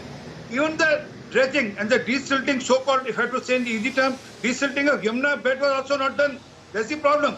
There's a reason that's why even 3.25 cubic ton water has overflown the Yamuna. Preeti, can I just come in? All right, you're done, RP Singh. RP Singh, number one. 1 second, Akshay Marathe. RP Singh, number one, nobody is trying to save the skin of any political party. Maybe being in the Bharatiya Janata Party, you're not used to hearing questions and being asked questions, sir. But in our channel, we ask questions both ways. It cuts both ways. You will not have an easy one here as well. Having said that, you've made your point. Having said that, you have made your point. I did. And having said that, you've made your point. I want to bring in Akshay Marathe. RP Singh, if you're saying that unprecedented rainfall doesn't account to flooding and the kind of situation we've seen, then, you know, that's quite bizarre. Not because in Delhi, yes, it does. Not in Delhi. Having said that, when you're talking about the dredging, where you are talking about, sir, come on, we have not seen this kind of rainfall to know better. Having said that, what you're talking about the dredging, you've made a valid point. And I want to bring in Akshay Marathe on that. Akshay Marathe, once again I'll ask you that same question. Were you not expecting unprecedented rainfall this time in Delhi? Yes, you were. But sir, let me cut across to the Aam Aadmi Party guest. Akshay Marathe, was the Delhi government not caught napping? You had enough forewarning to go ahead and actually solve the issue before it became a crisis such as this. Preeti, I want to categorically say on your channel today that Delhi government has completed desilting of all the drains. They have completed the dredging that the BJP is falsely claiming we have not done. And now I'm actually also pleased that the BJP spokesperson has admitted that this flooding is not happening because of the rainfall in Delhi. It is happening because of the water released by Yamuna. Now, who controls the Yamuna water being released into Delhi? It is Haryana. And I'm not saying that the Haryana state government can stop the water from flowing into Delhi. You can, but once again, Akshay Marathe, doesn't the Delhi government release waters from, no sir, doesn't the Delhi government release waters from the Okla barrage? It's a barrage, it's not a dam. It's supposed to release water. Let me finish. You will maybe understand what I'm trying to say. Just allow me to finish my sentence at least, and then you can ask me counter questions. Please go ahead. All I was saying is that the Hathni Kund barrage, which the Haryana government controls, has 3 outlets. One goes to Uttar Pradesh, one goes within Haryana, and one is the main flow of the river Yamuna, which goes into Delhi. We are not claiming here that the Haryana government can stop the flow of Yamuna river. No. We are saying merely that the 2 other pathways for the Yamuna river through the canals which have been built have not been used deliberately for the last 4 days. We are asking a simple question to the Bharatiya Janata Party. Why is it that you have not used the 2 other pathways that are at the Hathni Kund barrage? We are not saying that you can stop It's a claim that the Aam Aadmi Party makes that this is by design to flood Delhi. 1 second, can I just get RP Singh to what your allegations are? Akshay Marathe, thank you. Thank you, Preeti. The capacity of the canal is 7,000 cubic ton. Just 7,000. We can't pump in 3.25 cubic ton. Whereas the Yamuna canal, which is there for Delhi, has 10 lakh cubic ton capacity. 10 lakh. So even if and the water which has been released is 3.25 lakh cubic ton. Even if you reduce it by 7,000 cubic ton, it will be still more than 3 lakh 18 lakh cubic ton. So what is the reasoning? I mean, I don't understand any logic behind it. But fact is, they have to divert people's mind and attention. That's why they are doing so. And also, give me a second. Those canals are drinking water canals. And this Yamuna canal which comes towards Delhi is not drinking water canal. It's a normal canal. And I give a challenge. Can Akshay Marathe, by 10 seconds, Akshay Marathe, respond. The Yamuna danger level 1 second. Akshay Marathe, 10 seconds answer. We are going into a break there. The Yamuna danger level is at 206 meters. All that Delhi needed was a respite of that 1.5 meters. So even if it was 3,000 cubic as he is claiming, even that would have been at least partially helpful to the people of Delhi. Instead, we are today floating in Yamuna river water, and you are coming on television and saying 3,000 se kya ho jata. Why didn't you do it? With that, with all this politics, explain this, explain these figures, explain what you are saying to somebody right now stuck in the midst of surging waters of the Yamuna, his or her house completely inundated, because this, viewers, is a cesspool of political blame game, and the collateral drowning in this cesspool are the people of Delhi. And it's not just Delhi. The people of Haryana, Kurukshetra, people are on tractors trying to get home. Ambala, where the health minister's house is inundated. Delhi, where the chief minister's house was in a deluge, where water had come in. Where I'm coming from, Himachal, Congress-run state, abject apathy. Who's collateral? Citizens there. A quick break. Do stay with us. On the other side, Rahul Kaval.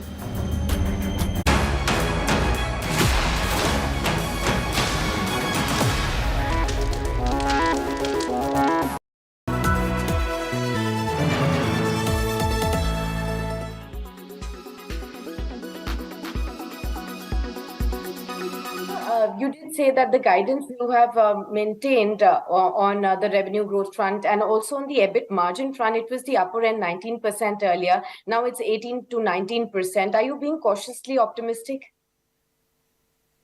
We are being realistic. So again, the quarter one is at 17%. It was, by the way, the same 17% in the last year's June quarter as well. So we have seen this 70% levels before in the base.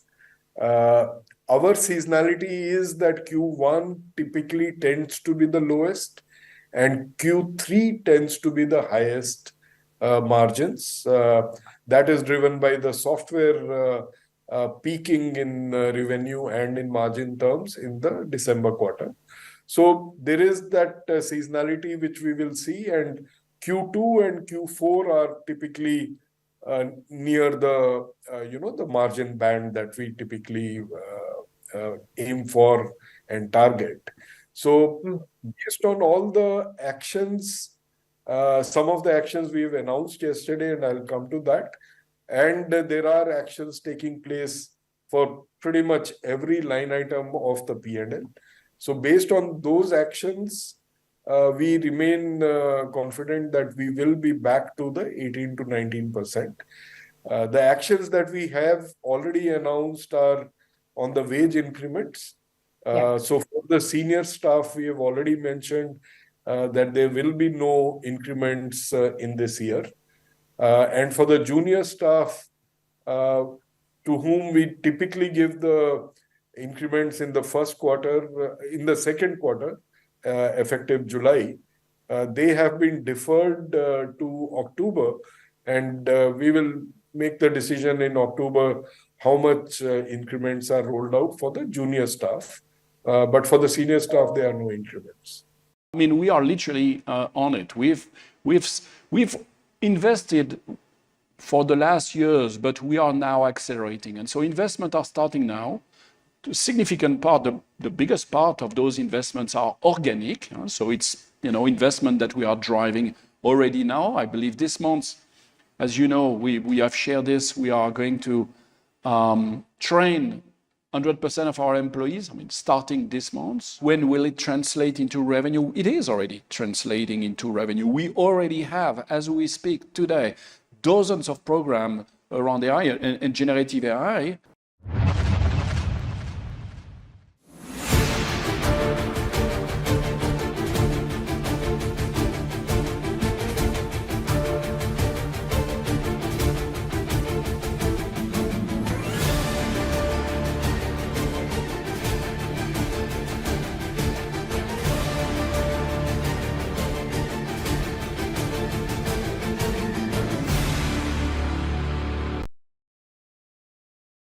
Weather forecast now.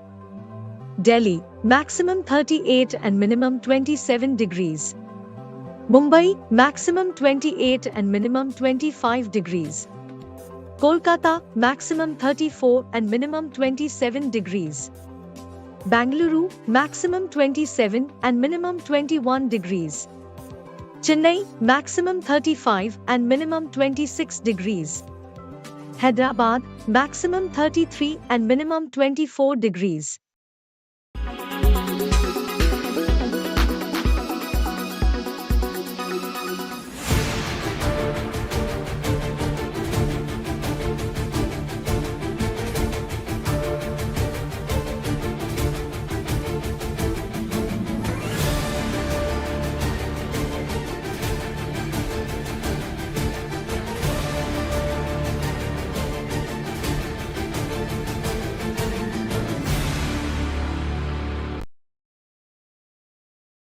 Why does this happen? Let me tell you the science behind it.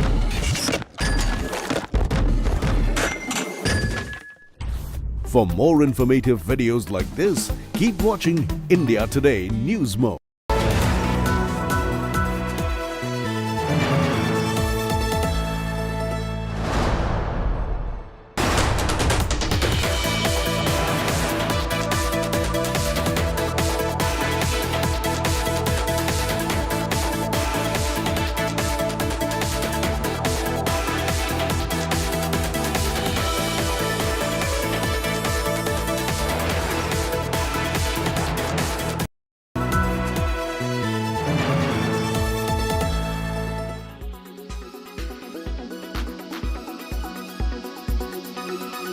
online gaming, horse racing, and casinos will be taxed.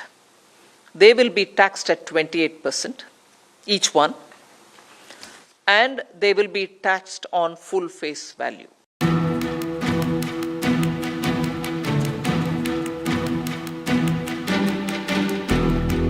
The online gaming industry had been waiting for the final decision of the GST Council with bated breath. And on Tuesday, the centre state body of the finance ministers dealt the sector a killer blow. Not only was the rate of GST increased to 28%, the tax will now be levied on the full value, the entire bet amount in the game. Moreover, the GST Council has removed the distinction between game of skill and game of chance.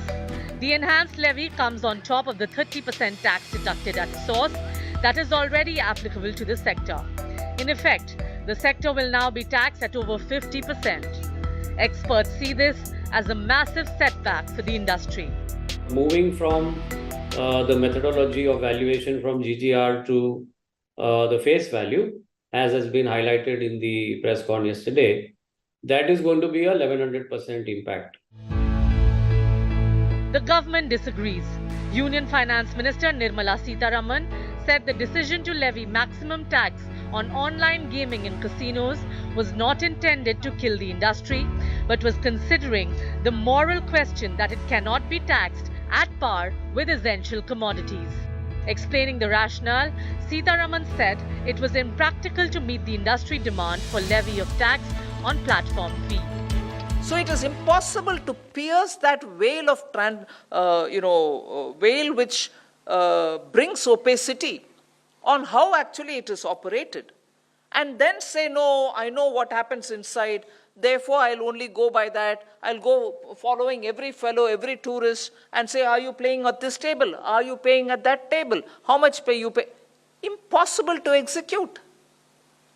So the discussion went thoroughly. The reactions are coming in fast and furious. A day after the announcement, Ashnil Grover, the ousted co-founder of Bharat Pay and former Shark Tank India judge, tweeted, "India is super fun, super ironic.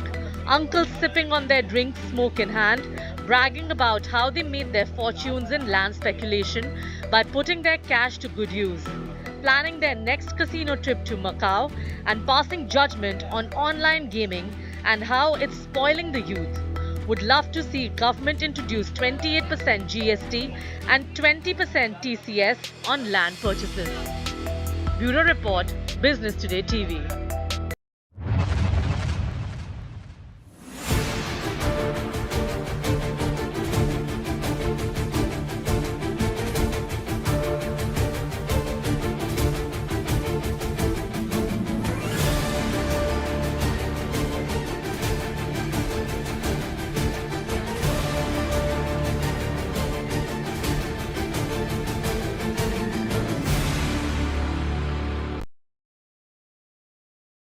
Weather forecast now.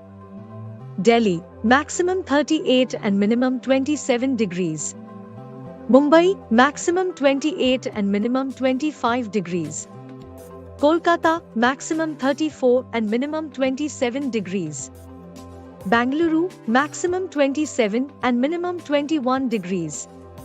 Chennai, maximum 35 and minimum 26 degrees. Hyderabad, maximum 33 and minimum 24 degrees.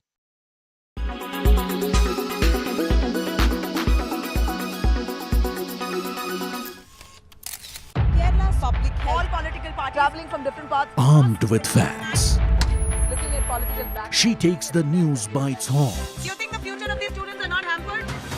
Fierce, bold, and direct, setting the tone for the biggest stories from every corner and every angle. Expect nothing but the unfiltered truth. News first, niceties later. Watch me, Nabila Jamal, on India Today.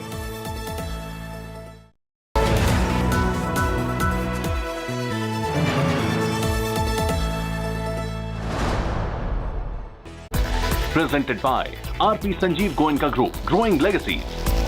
Co-presented by Century Ply Club Prime, Raho Befikar. Co-presented by Macho Hand, बड़े आराम से. Co-powered by the new Kia Seltos, the badass reborn. Co-powered by Sera. This is your space. Play it your way.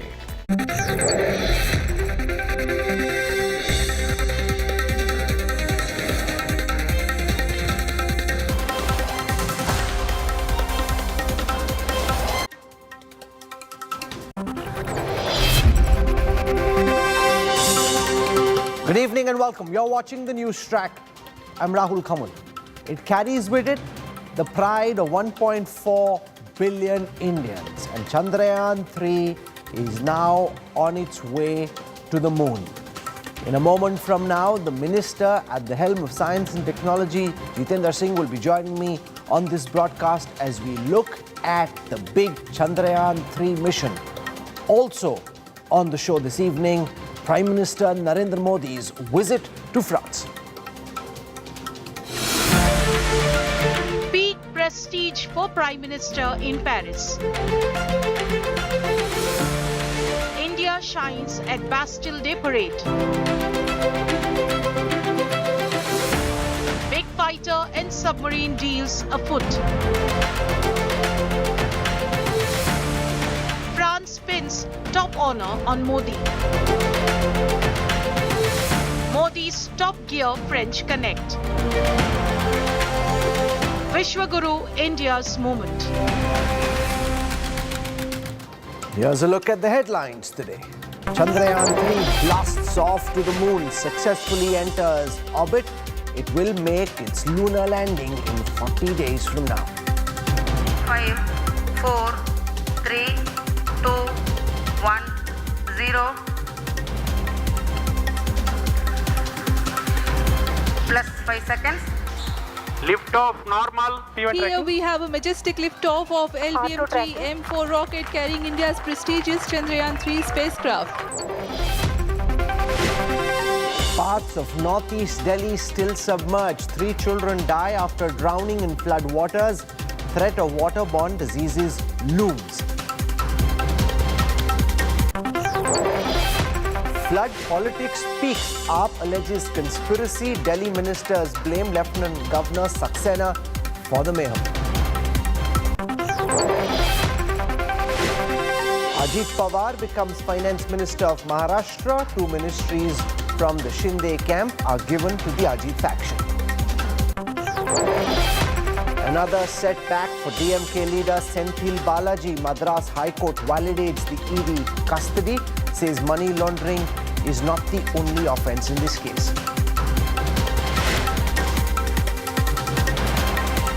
Carrying a billion dreams, India has shot for the moon. ISRO today launched its 3rd lunar mission. The Chandrayaan 3 lifted off at 2:35 p.m. with an orbiter lander and a rover from Sriharikota, which is expected to land on the surface of the moon on the 23rd or the 24th of August. If successful, India will launch an exclusive club of just 3 other countries that have managed a soft landing on the moon. 3, 2, 1, 0. India shoots for the moon, carrying hopes of billions of Indians. Bahubali rocket LVM-3 rocket lifted off with Chandrayaan 3, aiming to land a rover on the moon's surface. The takeoff was picture perfect, every technical milestone achieved. यह भीमकाय rocket आसमान को चीरते हुए अपनी भयानक दहाड़ से चारों ओर कंपन उत्पन्न कर रहा है. And as Chandrayaan 3 separated from the rocket, scientists and space enthusiasts gathered to witness history and broke into applause. We are excited, elated by the success of this because it was so much important for us to put it first into orbit. Without that, there is no further travel to moon possible. So that way, it is really exciting for us. The spacecraft will take about 2 weeks or more now to enter lunar orbit, aiming to be the first to land near little explored south pole of the moon. The journey is estimated to take more than 40 days, with the spacecraft potentially reaching the moon around August 23rd or 24th. It was perfect, and all the propulsion stages worked very nicely, and the intended orbit also was achieved, and it was a perfect mission.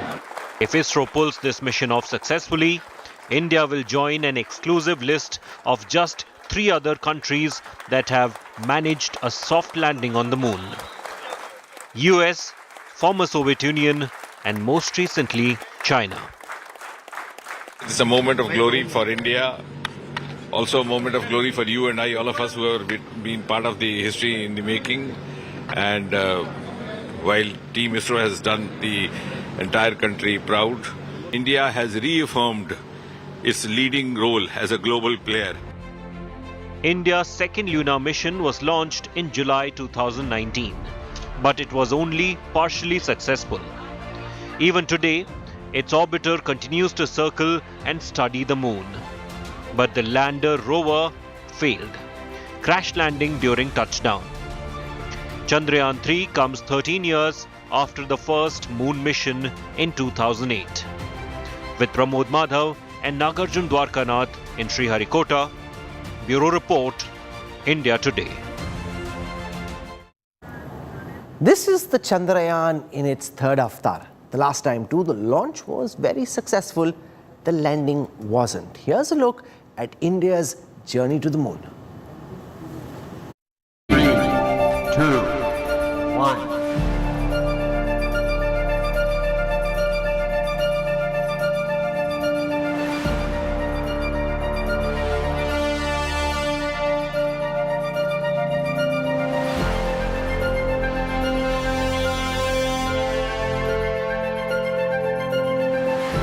The clock ticked, and at exactly 2:43 p.m. on 22nd July 2019, India took a giant leap to the moon.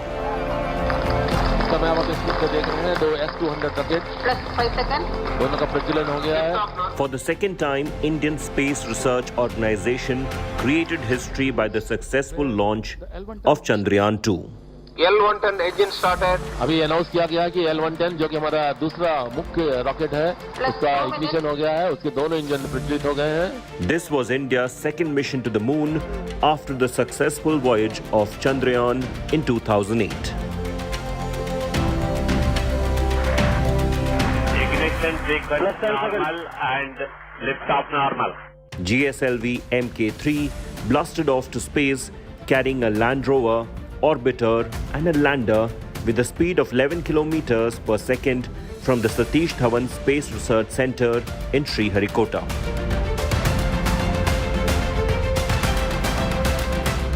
It is the beginning of a historical journey of India towards moon and to land at a place near South Pole to carry out scientific experiments to explore unexplored. Within minutes, Chandrayaan 2 was successfully placed into the Earth's orbit. As the space vehicle beamed back a perfect report card, Indian space scientists at Mission Control erupted with joy. 7.4 kilometers and the velocity was nearly 140. So the Vikram lander has successfully completed the rough braking phase.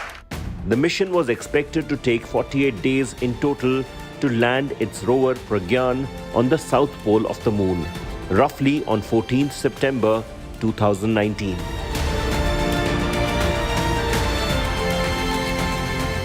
But then, on 10th September, days before the final landing on moon, ISRO announced that it had lost contact with lander Vikram.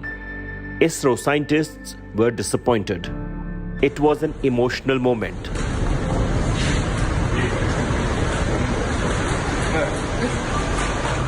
Chandrayaan 2 suffered various delays and revisions a decade after the successful maiden Indian moon mission, Chandrayaan 1. In October 2008, ISRO successfully launched Chandrayaan 1. On 22nd October 2008, Chandrayaan mission with a lunar orbiter and impactor was launched using PSLV-XL from Satish Dhawan Space Center at Sriharikota. Ignition sequence normal and liftoff normal. It was a big boost to Indian space exploration history. India researched and developed indigenous technology to explore the moon with Chandrayaan-1. 2 weeks after its launch, it was inserted into lunar orbit on 8th November 2008.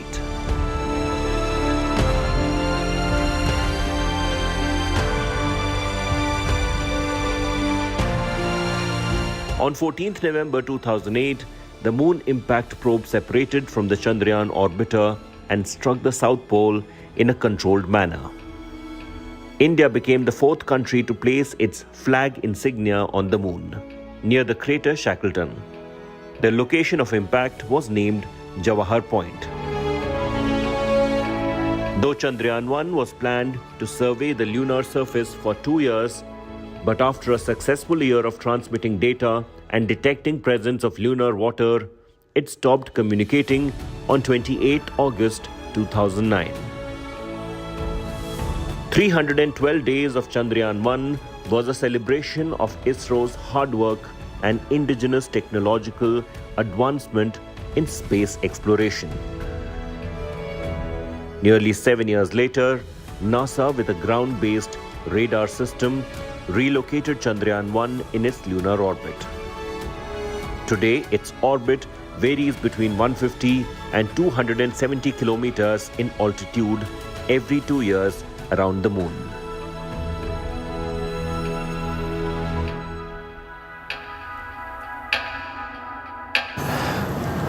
After the failure of Chandrayaan-2, ISRO scientists went back to the drawing board, looked at all their calculations to try and ensure that Chandrayaan-3 is a grand success. We look at how things have changed, how the program has evolved, and how ISRO thinks this time this rover is set for success.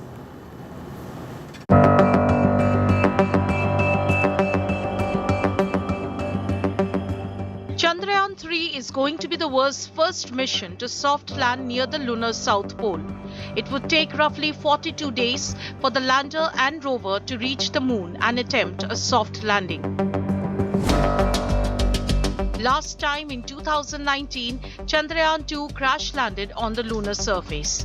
It was a partial failure and it triggered a very innovative method adopted by the Indian Space Research Organization for the follow-up mission, Chandrayaan-3. Chandrayaan-3 is similar to Chandrayaan-2 and yet very different. Chandrayaan-3 lander and rover will attempt to land at the exact same spot attempted by its predecessor in September 2019. But unlike a combination of orbiter, lander and rover, Chandrayaan-3 will have only the lander and rover, but no orbiter. Instead, it will use the orbiter of Chandrayaan-2, which is still operational and has been sending valuable data from its 9 in situ instruments. The propulsion module of the Chandrayaan-3 mission will have just a single instrument named Spectropolarimetry of Habitable Planet Earth, which will analyze the spectrum of Earth to generate data for habitable planets. Another addition to the Chandrayaan-3 mission is the Laser Retroreflector Array, or LRA. It is being sent with the lander. LRA would be a passive experiment to understand the dynamics of the moon system. The other 3 payloads being launched with the mission are the same as that of the Vikram lander on Chandrayaan-2. See, there is certain conditions in which it is supposed to work, and the conditions in which work has a window. If anything happens beyond the window, it may work, it may not work. So what we did this time is the window is expanded. Its ability to land at a higher speeds. Its ability to work within this much quantity of propellant is enhanced. We say this much is the power capability, we expanded. How about rovers? Rover, we have not made any change this time. It is exactly the same rover. To achieve its objectives, Chandrayaan-3 has lander hazard detection and avoidance cameras that will be used to coordinate with the orbiter and the mission control as the lander makes its descent approach to the surface of the moon. Chandrayaan-2 has just one such camera. Chandrayaan-3 has been fitted with 2 such cameras.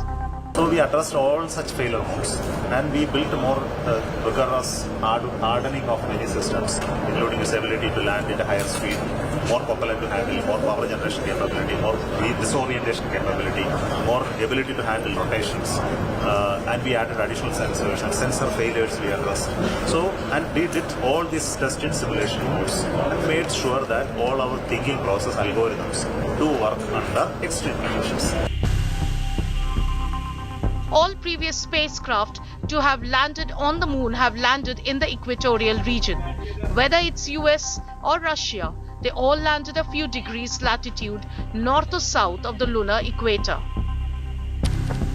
The furthest that any spacecraft has gone from the equator was Surveyor 7, launched by NASA, which made a moon landing way back on January 10, 1968. This spacecraft landed near 40 degrees south latitude.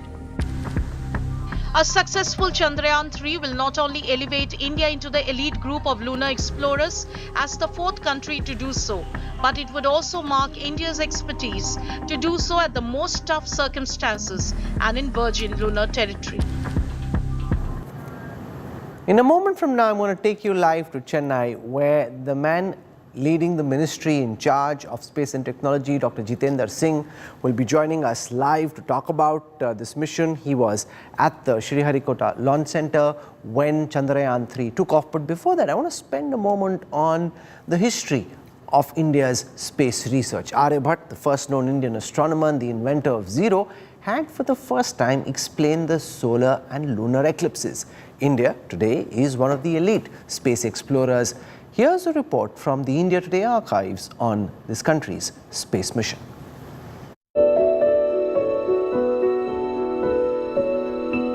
Modern space research started in India in the 1920s, but it would take decades before the institutionalized probe into space-related activities would gain nationwide attention. The first milestone in Indian space exploration was the establishment of the Indian National Committee for Space Research, or INCOSPAR, by then Prime Minister Pandit Jawaharlal Nehru, along with scientist Vikram Sarabhai in the year 1962. ISRO started, as you know, with the vision of Dr. Vikram Sarabhai, and he thought this vantage point of space could have a very, very interesting use for this country. So he thought that we should build this capability because India is a developing country at that time, 1960s, I am talking of early 60s. And obviously our developmental needs were very different from the United States and the then Soviet Union. Tumba in those days used to be a tiny village on the outskirts of Thiruvananthapuram in Kerala. But Tumba was different from other fishing villages in the area. Then he found that there is this Tumba equatorial region, which is a geomagnetic equator, which passes over that land. And because of that, there are some very interesting physical phenomena in the atmosphere and ionosphere above. So he thought as a first step, let us explore this with rockets. It was very close to the Earth's magnetic equator, and so Vikram Sarabhai met the local bishop, Reverend Peter Bernard Pereira, to set up his dream space research center in the village. The fishing community in Tumba was primarily Christian, and the Reverend offered the church for the sake of science. Thus began space research of modern India at St. Mary Magdalene Church, which was rechristened as Tumba Equatorial Rocket Launch Station, or TERLS. The prayer room of the church became the laboratory of APJ Abdul Kalam. It was later named the Vikram Sarabhai Space Center. Vikram Sarabhai telling people after a few years, okay, India has to develop a capability to launch satellites. Why? Because using the satellites, India can leapfrog in terms of development in the field of education, communication, and telemedicine, etc., etc. In other words, you don't have to build the ground infrastructure which other nations built. And then when the satellite came, they had to change everything. Whereas we have almost a virgin land where we can straight away go to the higher technology. So he sold the idea of satellite development and satellite launching for the purpose of national development. Incospar launched India's first rocket in 1963 from Tumba.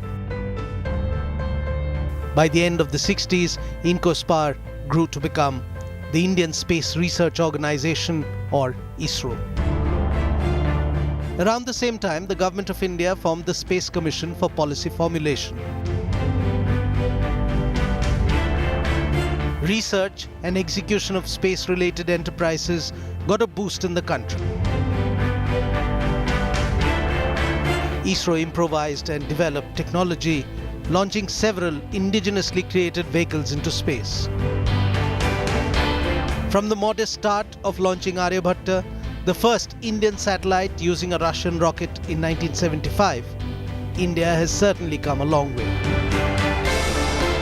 Aryabhatta provided India with the basis of learning satellite technology and design.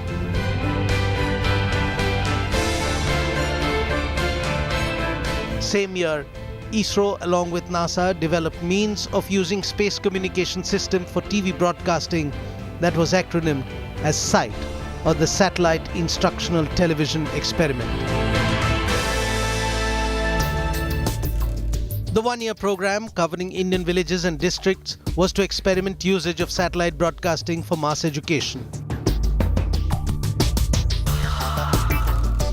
For the next 2 years, 1976 and 77, ISRO launched Satellite Telecommunication Experiments Project, or the STEP, as a sequel to SITE.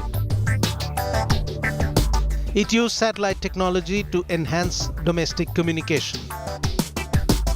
As the 1970s wound up, ISRO was emboldened to create the first indigenous satellite vehicle that was launched from Sriharikota in Andhra Pradesh in 1980.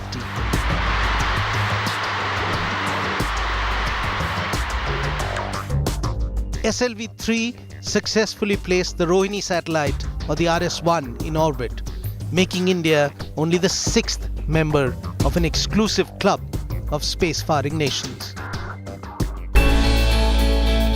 But it was time for ISRO to move a step forward with its satellite broadcast program. Having experimented with SITE and STEP, the Indian National Satellite System, or the INSAT, was commissioned in 1983 to work on broadcasting, telecommunication, meteorology, and rescue operations. Over the next few decades, ISRO successfully propelled a number of INSAT satellites into space, making it the largest domestic communication system in the Asia-Pacific region. It was time for an attempt to make manned mission to space. The first Indo-Soviet manned space mission was launched in 1984. Air Force test pilots Rakesh Sharma and Ravish Malhotra went through rigorous trainings for almost 2 years in the Soviet Union. Finally, Rakesh Sharma was chosen to be the first Indian to go up into space.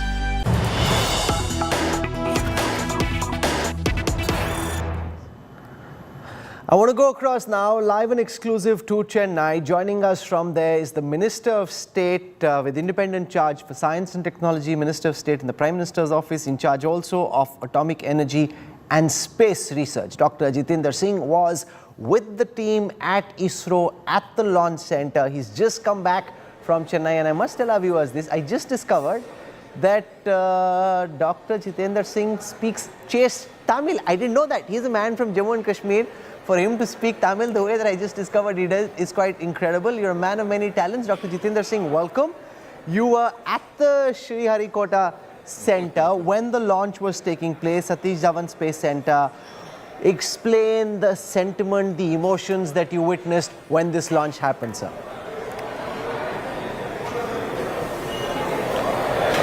Thank you, Rahul, for at the outset for having got me over here. As you said, I'm just back from Sriharikota, As you would have witnessed, there is a huge lot of enthusiasm across the country and even at Sririkota. I think for the first time, the Satish Dhawan Space Center was a witness to such a huge crowd of people from all sections of society. There were students, there were youth, there were academicians, scientific fraternity, of course, both the superannuated, the working ones, and most of all the media persons. We had at least as many as about 1,000 media persons, and I think this is a territory which was in a way forbidden for media. So I think that was the first time the gates of Satish Dhawan Space Center were thrown open for such a huge media presence. I remember the times when even a launching would get covered in the days of print media after 2 days. And that too if a failure had happened. If it had gone smoothly, it wouldn't even invite media attention. But now, I think that is now the change. The ecosystem which has been developed in the last 3-4 years after Prime Minister Modi took a very path-breaking decision, breaking the taboos of the past to allow private participation and to allow other stakeholders to partner with ISRO. So even in today's mission, for example, we had the participation of the industry. So there you could see the academia, you could see the industry, you could see startups, you could see the media, and I think that media, in fact, has also become a part of the entire exercise behind the mission. So that kind of enthusiasm cutting across the sections of society shows the involvement of the people as a whole, the nation as a whole, and also they were owning it up as something which was a matter of great pride to them, and possibly also feeling a sense of supremacy being gained by India, which was till a few years ago looked at as a country which had nothing much to do with these new progressive areas like space technology or even climate change. There's a lot of emotion attached to Chandrayaan 3, especially on the back of what happened unfortunately with Chandrayaan 2. You were speaking to all the scientists at ISRO. How confident are they that enough changes have been made in the manner in which this shuttle will operate to ensure that the soft landing on the 23rd, 24th of August completes the unfinished mission of Chandrayaan 2? Yes, I'm glad you asked that, Rahul. I was just to add to what I was saying right now. The enthusiasm was so infectious that even the commoners were going to offer prayers before entering into that gallery. So that was the... Anyway, having said that, now as far as Chandrayaan 3 is concerned, vis-a-vis Chandrayaan 2, I would not precisely as someone from the scientific fraternity describe Chandrayaan 2 as a failure, in the sense that there's hardly been any country in the world which has had a successful landing in the very first attempt. Most of them have had a second attempt or even third attempt. So from that point of view, India's statistical record is much better.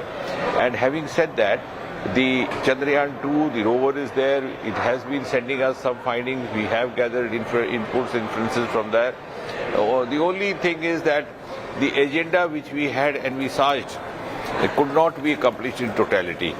So yes, but at the same time, as you rightly mentioned, learning from that experience, certain modifications had been made, which of course we do even otherwise. Even after a successful mission, we try to go to the next level, learning from the experience of the earlier mission. Sometimes, it occurs to the mind that, look here, this could have been done this way, it didn't happen that way. Like, you direct a movie after having directed the earlier one. So that part, now here we have not only made up for the buffer, we have created a buffer cushion against what had happened last time, but also that we don't have, we just have a propulsion module and a lander module. So that component is now not going to be there. So that is also going to make this exercise slightly different.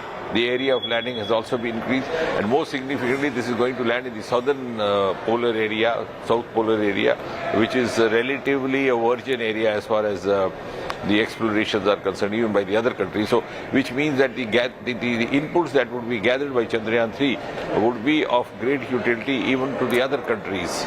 Give our viewers a sense, Dr. Jitendra Singh, of the kind of scientific takeaways from this mission? Because it's not just the act of getting the rover to the moon and the soft landing, but there's a lot of serious science and research involved. Give our viewers a full sense of what do you hope Chandrayaan 3 will tell us and teach us about the moon? Yes. Yeah, I'm glad you asked that. Rahul, the Chandrayaan series in itself has placed India apart from other countries. Even though we may have landed, some of the other countries had landed on the surface of the moon much before us. But it was Chandrayaan 1 which brought the evidence of the presence of water on the surface of moon.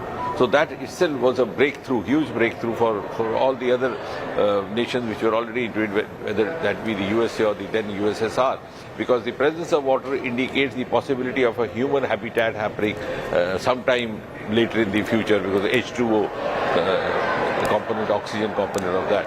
And this time, this is going to be an extension of that experiment on the one hand, because the south polar area has varied craters over there, craters which contain water, because earlier on Chandrayaan 1 picked up evidence of H2O molecules, water molecules.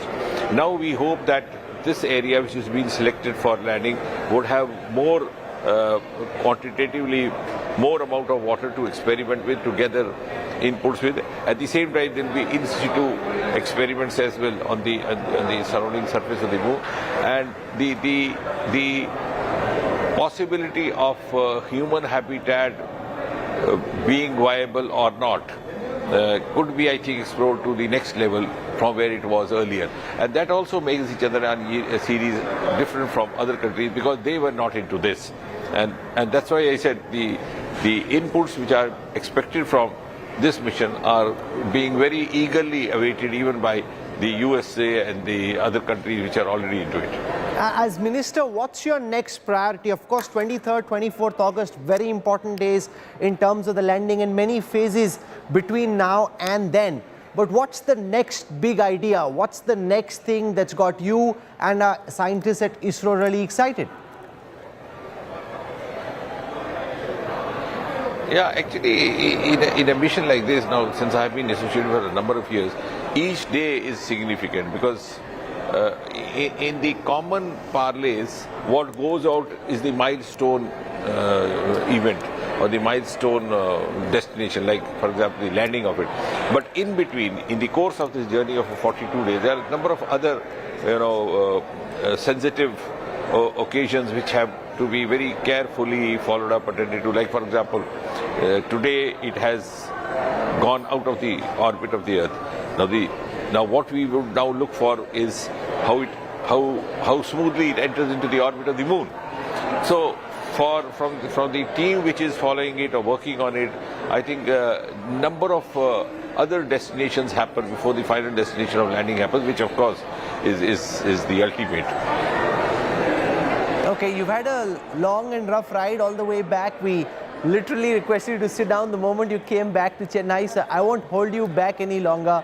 Congratulations on a successful launch, and as you said, there's a prayer on every lip as we look forward to 23rd, 24th August. Everybody will be anxious before that, but God willing, Sare Jahan Se Acha and the lunar probe will land successfully. Thank you. Thank you very much. Thank you. God bless you. Thank you. So that was the minister straight out of the car and joining us in this live broadcast. I want to shift our attention now to the Bastille Day celebrations in France. The Prime Minister was the guest of honor at the French Bastille Day celebrations, and 269-member Indian Tri-Service contingent proudly marched on the streets of Paris as Sare Jahan Se Acha rang through the air. This was India's moment in France.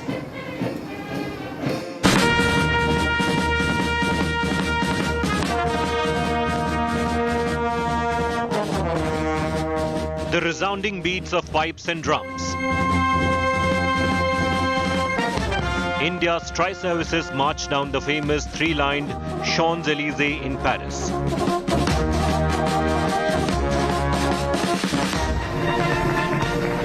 France extends one of its most spectacular recognitions to India.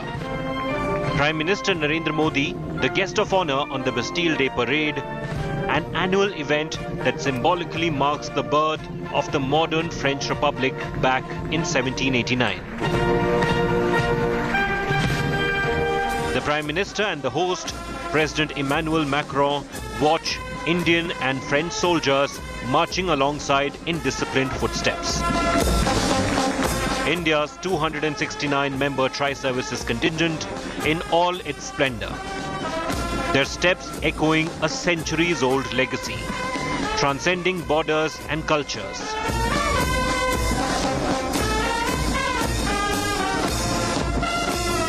India's patriotism resonates through the French air. Bands played out the iconic Sare Jahan Se Achha tune. Prime Minister Modi took the salute. The hosts applauded the visual symphony of synchronized marching and captivating music. The Indian Army contingent, comprising of 77 personnel and 38 members of the band led by Captain Aman Jagtap.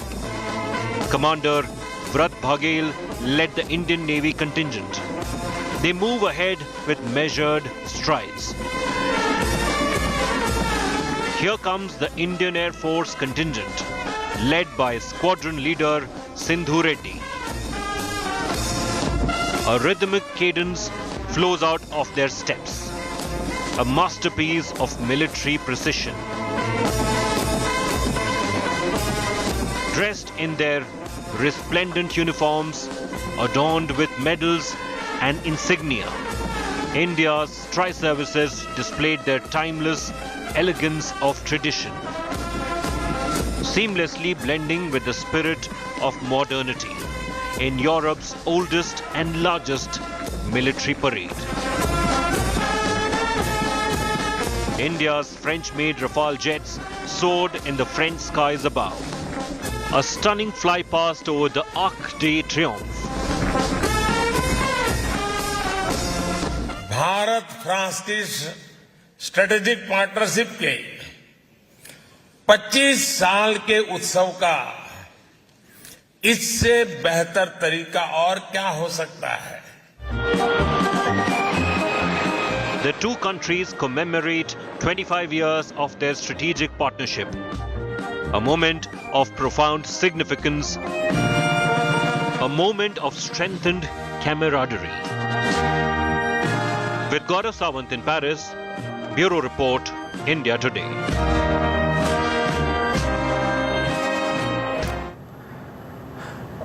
Joining us live on the news track at this moment, Rakesh Sood, former Indian ambassador to France. Air Marshal Anil Chopra has been in the Air Force, understands French weapon systems, Director General currently at the Center for Air Power Studies. Vice Admiral Shekhar Sinha has been Flag Officer Commanding in Chief of the Western Naval Command. I want to start by apologizing to my guests for getting late in coming to them. The minister got held up in traffic right outside the hotel, and we started the interview with Dr. Jitendra Singh a lot later than we were originally expecting. So my profuse apologies before I begin. I want to go across to Ambassador Rakesh Sood first. You've seen the India-French relationship over the years. This is India's most reliable, oldest strategic partner in Europe. In terms of taking that relationship forward, Ambassador, and in terms of the announcements that have been made on the Scorpene submarine, on the purchase of the Rafale naval jets, how significant is this visit in comparison with the Prime Minister's recent visit to the US? When you look at what happened in Washington with what's happening in Paris, how do the two compare? Well, I think first of all, let me tell you, as Prime Minister Modi just announced, that this is 25 years of India-France strategic partnership. France was the first country with which we established a strategic partnership in 1998. Now, since that time, we have seen a gradual development, a progression in India-France strategic partnership. When it began, there were three pillars: defense, nuclear, and space. Gradually, other pillars were added. Counterterrorism was added. Intelligence sharing was added. Then smart cities and urbanization was added. Then economic investment was added. So, it is a very full agenda. And there are about 40 bilateral dialogues every year between India and France. The other difference, and I know, given the fact that the France visit is coming just after the US visit, there are bound to be comparisons. But I would say that with US, we have had ups and downs. Although in recent years, we have seen a consistency, a bipolitical consensus in Washington on developing relations, but it is driven a lot by China. With France, we have not seen that factor play a role. With France, there is an ideological convergence. The ideological convergence comes from the fact that both India and France look to a multipolar world. And therein lies the difference. That's an important point. America has pushed back, raised concerns. With France, it's been an upward trajectory for the past 25 years. I want to go across to Air Marshal Anil Chopra on the question of why the Air Force has preferred the naval variant of the Rafale to the F-18 Super Hornet. I mean, if I do a tech comparison of the F-18 with the Rafale naval variant, it seems that the F-18 has the edge, yet we've chosen the Rafale. Explain, as someone who's so passionate about French fighter jets, why you think the Rafale naval jet is actually the right choice for India, sir. Rahul, it is a day of double delight for aerospace. There is a saying that one who controls... Just stay with us. I want to tell our viewers that these are live pictures of the Prime Minister now at the French President's residence. Please go on, sir. We're seeing these live pictures. There'll be a media briefing in a short while from now as well. So I just want to tell our viewers that these are live images from Paris where, and I just remember similar visuals from Washington when Prime Minister Modi met President Biden. But go on, sir. Complete your argument. Yeah, so what I was saying is that, Rahul, it's a day of double delight for air and space. We had a great space launch, Chandrayaan 3, and we had the Rafales flying during the fly past. We have had an air and space connection with France for a very long time. We use their launch sites for putting our rockets into space. But especially for Rafale, I must tell you that our experience with Rafale, firstly, it had been selected out of 6 aircraft after a grueling competition. And finally, when we bought 36 of them, the plan was to make them in India. But thereafter, the Navy started their process between F-18 and the Rafale, and I'm so happy that finally the Navy has chosen the Rafale. There are big advantages. We already have 36 aircraft. We have operational experience. We have got 2 air bases. They can take on more aircraft. If we have decided now that the Navy is going to have Rafale M, which is a very good aircraft, it's later than it has come later than the F-18. As far as the production timeline is concerned, so it is a better aircraft. And I personally feel today that if we have chosen to buy these 26 aircraft for the Indian Navy, it would be a good idea. After all, we have been talking of Make in India. Maybe it will be a good idea to buy some more for the Air Force, which is falling short of numbers. Instead of going through the 114 aircraft, grueling selection process once again, and make them in India with a larger order for the Air Force, and of course, even later on, the Indian Navy may have a large order. As a champion pilot who's flown the Mirage, your heart's beating for those French jets, and I can see that. Marshal, I want to go across to Vice Admiral Shekhar Sinha on India buying more Scorpene nuclear submarines in the context of China's rapid upgradation of its naval fleet, particularly submarines. China assisting Pakistan in upgrading its naval fleet. Do you think we're doing enough? And also explain the whole aspect of transfer of technology and how that could potentially help India, not close, but to the extent possible, bridge the gap with Beijing. Well, thank you, Rahul, for getting me on your show.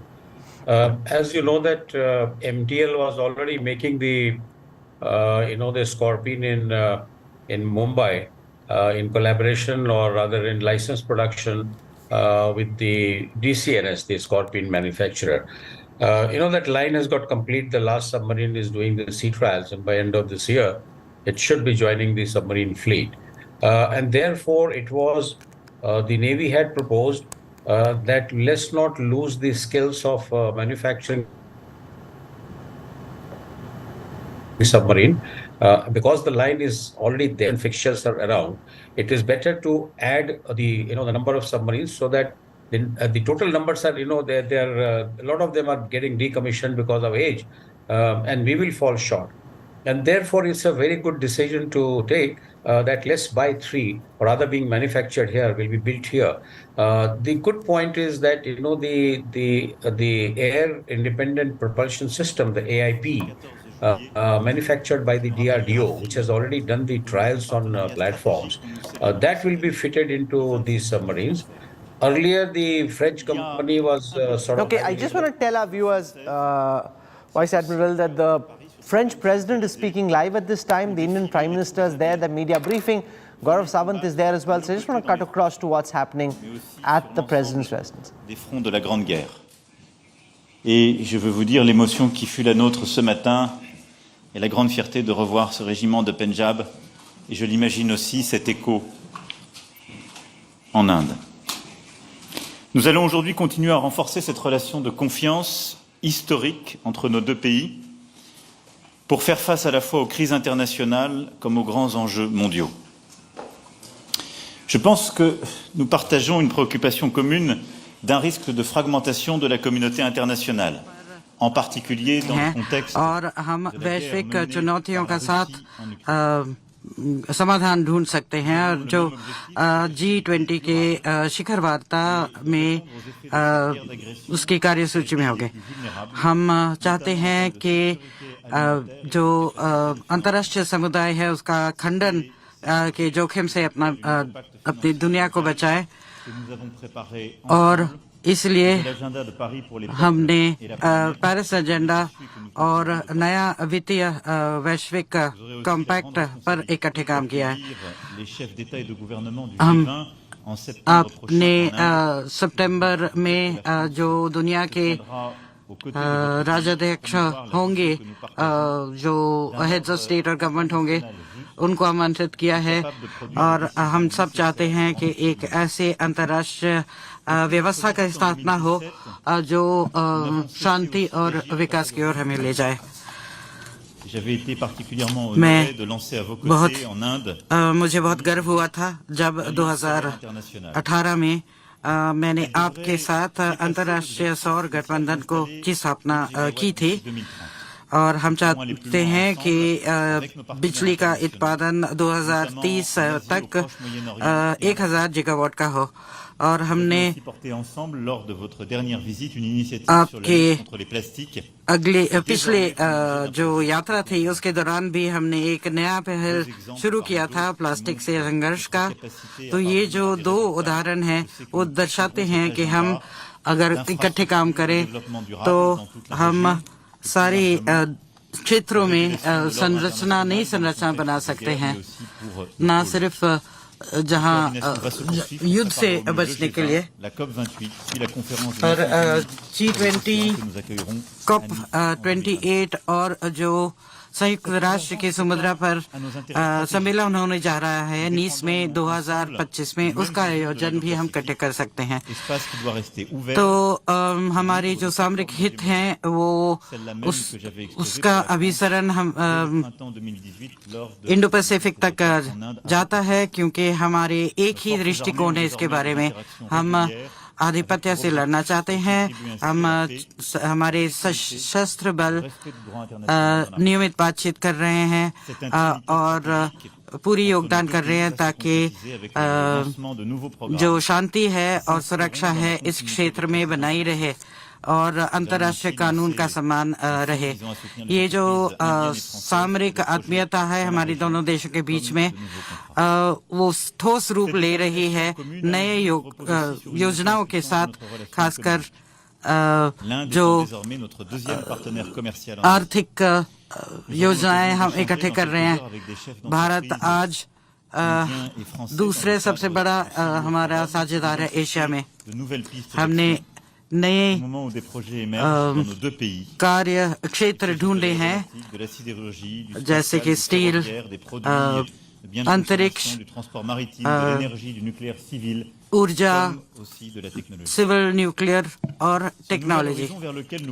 ये जो नया स्थिति है जिसकी ओर हम अपनी द्विपक्षीय साझेदारी को ले जा रहे हैं, वो सिर्फ उन महिलाओं और पुरुषों की वजह से बना पाएंगे जो रोजाना इन संबंधों को जीते हैं, और उनमें से कई सारे आज रात के डिनर पर हमारे साथ आएंगे। और फिर हम युवा पीढ़ी को नहीं भूल सकते, क्योंकि भारत और फ्रांस में युवा ही आगे भविष्य की, फ्रांस की छवि भारत में और भारत की छवि फ्रांस में इसको नया रुख देगी और उसको पुनर्निर्मित करेगी। 2025 में हमने सोचा था कि 20,000 फ्रांस के स्टूडेंट्स भारत तक पहुंचाएंगे, और कोविड के बावजूद हम इस लक्ष्य को पा पाए हैं, और हम समझते हैं कि यहां से 2030 तक 30,000 ऐसे स्टूडेंट्स को भेजेंगे, और हमारे प्रयास इसकी ओर जाएंगे। और हम चाहते हैं कि जो युवा भारतीय फ्रांस में पढ़ने के निर्णय लेते हैं, उनको आगे भी अपने दिल के करीबी देश के में आने का मौका दिया जाना चाहिए। इसलिए हम अपना वीजा की नीति भी उसके अनुकूल बनाएंगे, ताकि वो ये कड़ी बनाए रखे। हम चाहते हैं कि जो कोऑपरेशन शिक्षा के क्षेत्र में हो रहा है, वो संस्कृति के क्षेत्र में भी बढ़ाएं, ताकि संगीत, डांस और बाकी जो सांस्कृतिक क्षेत्र हैं उसमें भी साझा काम कर पाएं। और हम संग्रहालय विशेषज्ञता को साझा करना चाहते हैं, क्योंकि हमारे पास ये विशेषज्ञता है, क्योंकि 2047 में आप अपने शताब्दी महोत्सव मनाएंगे, और इसके लिए हमने एक मानचित्र बनाया है। एक बार फिर आपको धन्यवाद देना चाहूँगा कि आप हमारे साथ यहाँ पर फ्रांस में आए इस खास दिन के लिए, और जो 14 जुलाई की जो परेड है उसमें आपके जो आर्म्ड फोर्सेस जिन्होंने भाग लिया है उनको भी धन्यवाद देना चाहूँगा। योर एक्सेलेंसी और मेरे प्रिय मित्र राष्ट्रपति मैक्रो, दोनों देशों के डेलीगेट्स, मीडिया के साथियों, नमस्कार। पेरिस जैसे खूबसूरत शहर में इस गर्मजोशी भरे स्वागत के लिए मैं राष्ट्रपति मैक्रो का आभार प्रकट करता हूं। फ्रांस के लोगों को राष्ट्रीय दिवस के लिए बहुत बहुत शुभकामनाएं भी देता हूं। यह दिवस विश्व में लिबर्टी, इक्वालिटी और फ्रेटर्निटी जैसे मूल्यों का प्रतीक माना जाता है। ये मूल्य हमारे दो लोकतांत्रिक देशों के संबंधों का भी एक महत्वपूर्ण आधार है। आज मुझे इस उत्सव में मुख्य अतिथि के रूप में शामिल होने का गौरव मिला। मुझे खुशी है कि इस अवसर की शोभा और गरिमा बढ़ाने के लिए भारत की तीनों सेनाओं की टुकड़ियों ने भाग लिया। भारतीय राफेल एयरक्राफ्ट का फ्लाई पास भी हम सब ने देखा। हमारी नौसेना का जहाज भी फ्रांस के पोर्ट पर मौजूद था, यानी जल, थल, नभ। हमारे बढ़ते सहयोग की एक शानदार तस्वीर हमें एक साथ देखने को मिली। कल राष्ट्रपति मैक्रो ने मुझे फ्रांस के सर्वश्रेष्ठ राष्ट्रीय पुरस्कार से सम्मानित किया। यह सम्मान 140 करोड़ भारतवासियों का सम्मान है। फ्रेंड्स, हम अपनी स्ट्रेटेजिक पार्टनरशिप की 25वीं वर्षगांठ मना रहे हैं। बीते 25 वर्षों के मजबूत आधार पर हम आने वाले 25 वर्षों के लिए रोड मैप तैयार कर रहे हैं। इसमें बोल्ड और महत्वाकांक्षी लक्ष्य निर्धारित किए जा रहे हैं। भारत के लोगों ने भी इस कालखंड में एक विकसित देश बनाने का संकल्प लिया है। इस यात्रा में हम फ्रांस को एक नेचुरल पार्टनर के रूप में देखते हैं। 2 दिनों में हमें आपसी सहयोग के सभी क्षेत्रों पर विस्तार से बात करने का अवसर मिल रहा है। आर्थिक संबंधों को और सुदृढ़ करना हमारी साझा प्राथमिकता है। Renewable energy, green hydrogen, artificial intelligence, semiconductors, cyber, digital technology जैसे अनेक क्षेत्रों में सहयोग बढ़ाने के लिए हम नए इनिशिएटिव्स की पहचान कर रहे हैं। भारत के यूपीआई यानी यूनिफाइड पेमेंट्स इंटरफेस को फ्रांस में लॉन्च करने पर समझौता हुआ है। हम दोनों देशों के स्टार्टअप और इनोवेशन इकोसिस्टम को आपस में जोड़ने पर बल दे रहे हैं। समान विचारधारा वाले देशों के साथ मिलकर हमें टेक्नोलॉजी सप्लाई चेन्स के लोकतंत्रीकरण के लिए लगातार काम करना चाहिए। क्लाइमेट चेंज और पर्यावरण सुरक्षा हमारी साझा और मुख्य प्राथमिकता रही है। इस दिशा में हमने पहले ही इंटरनेशनल सोलर अलायंस स्थापित किया था, जो अब एक मूवमेंट बन गया है। अब हम ब्लू इकोनॉमी और ओशन गवर्नेंस के रोड मैप पर तेजी से काम करना चाहते हैं। सिंगल यूज प्लास्टिक के खिलाफ हम एक साझा पहल पर आगे बढ़ेंगे। इंडियन ऑयल और फ्रांस की टोटल कंपनी में एलएनजी के निर्यात के लिए जो लॉन्ग टर्म एग्रीमेंट हुआ है, मैं उसका स्वागत है। इससे हमारे क्लीन एनर्जी ट्रांजिशन के लक्ष्यों को बल मिलेगा।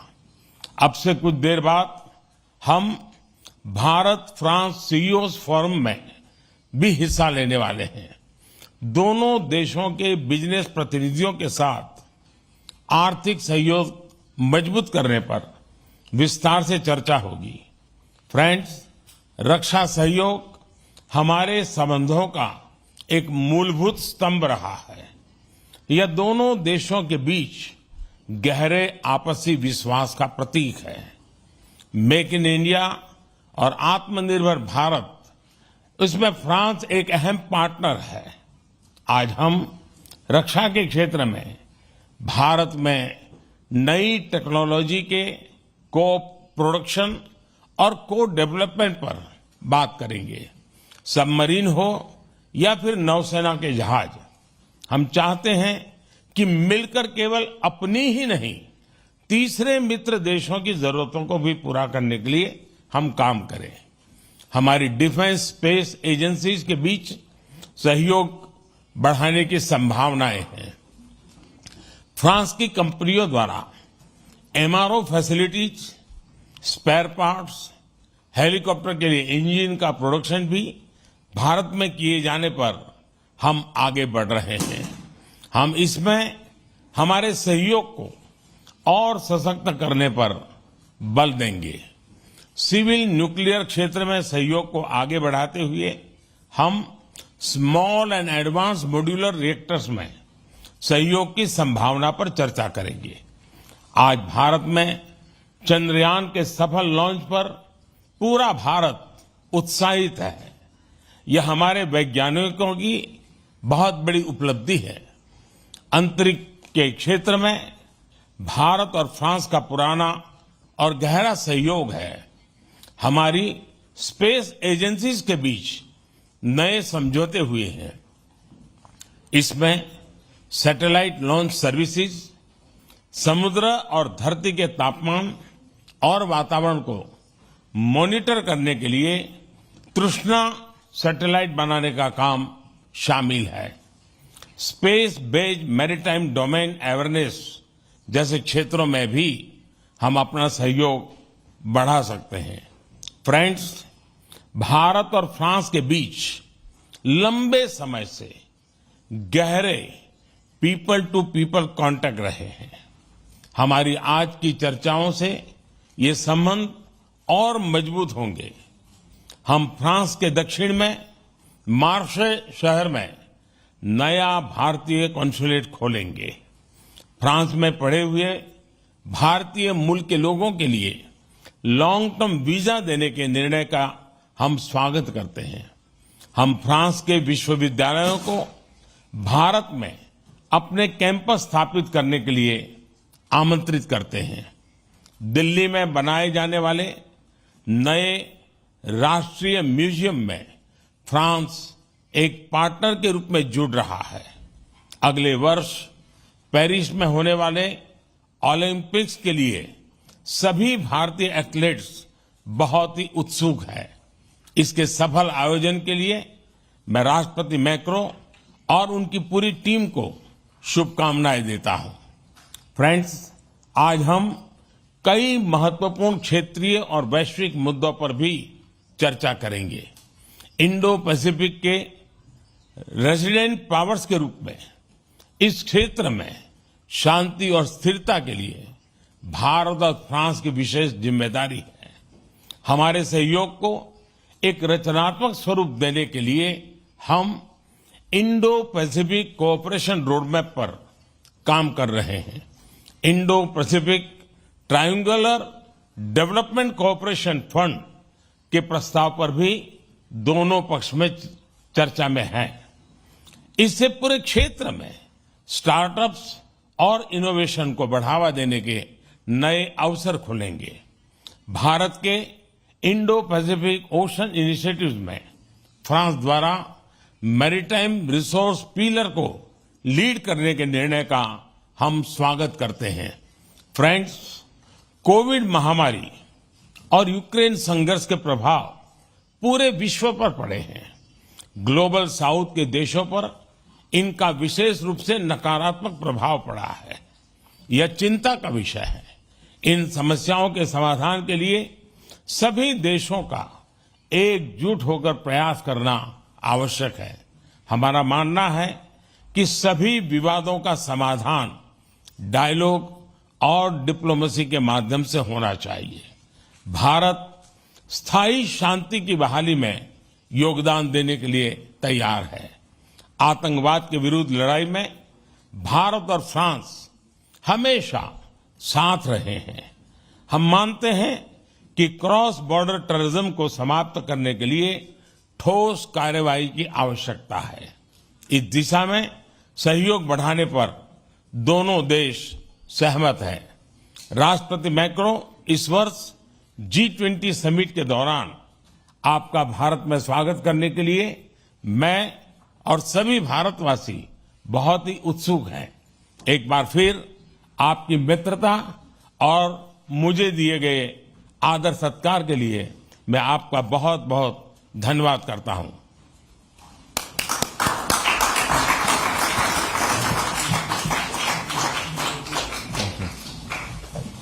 Thank you, Mr. Prime Minister.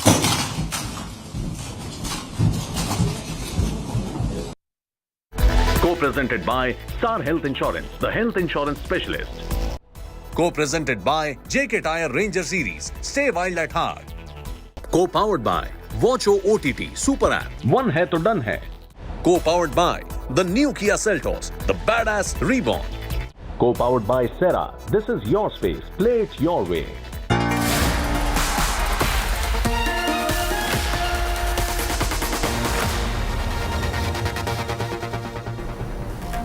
Good evening, hello and welcome. You're with the news today. Plenty to talk about tonight, this Friday night. The big story, the Delhi floods have now led to a war of words. We'll tell you more on that. Also, as you saw just now, Prime Minister Modi and French President Macron's handshake. What does that mean? Indo-French bye-bye and of course, the Chandrayaan takeoff. But first, as always, it's time for the 9 headlines at 9 tonight. Chandrayaan-3 blasts off to the moon, successfully enters orbit. The spacecraft will make a lunar landing in 40 days.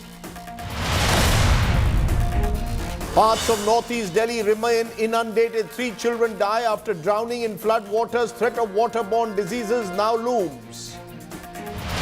Prime Minister Modi, French President Macron hold bilateral talks in Paris. Big defense deals inked. Prime Minister attends Bastille Day celebrations as a guest of honor.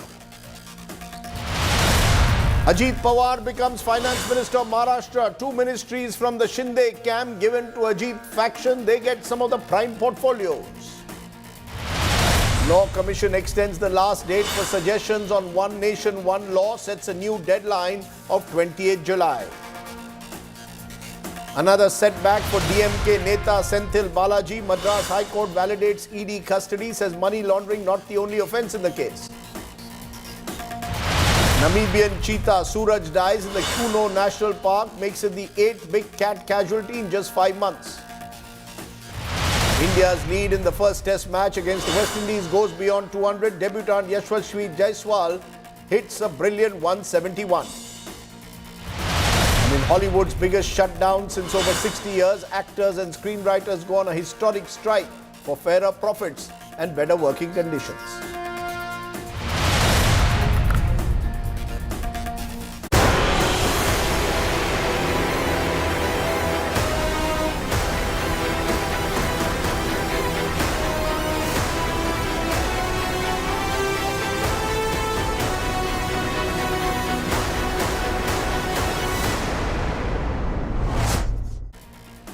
But our top story tonight, the floods in Delhi that have really set the city back. The water level of the Yamuna River, the good news, has decreased to 208.4 meters from yesterday's 208.66.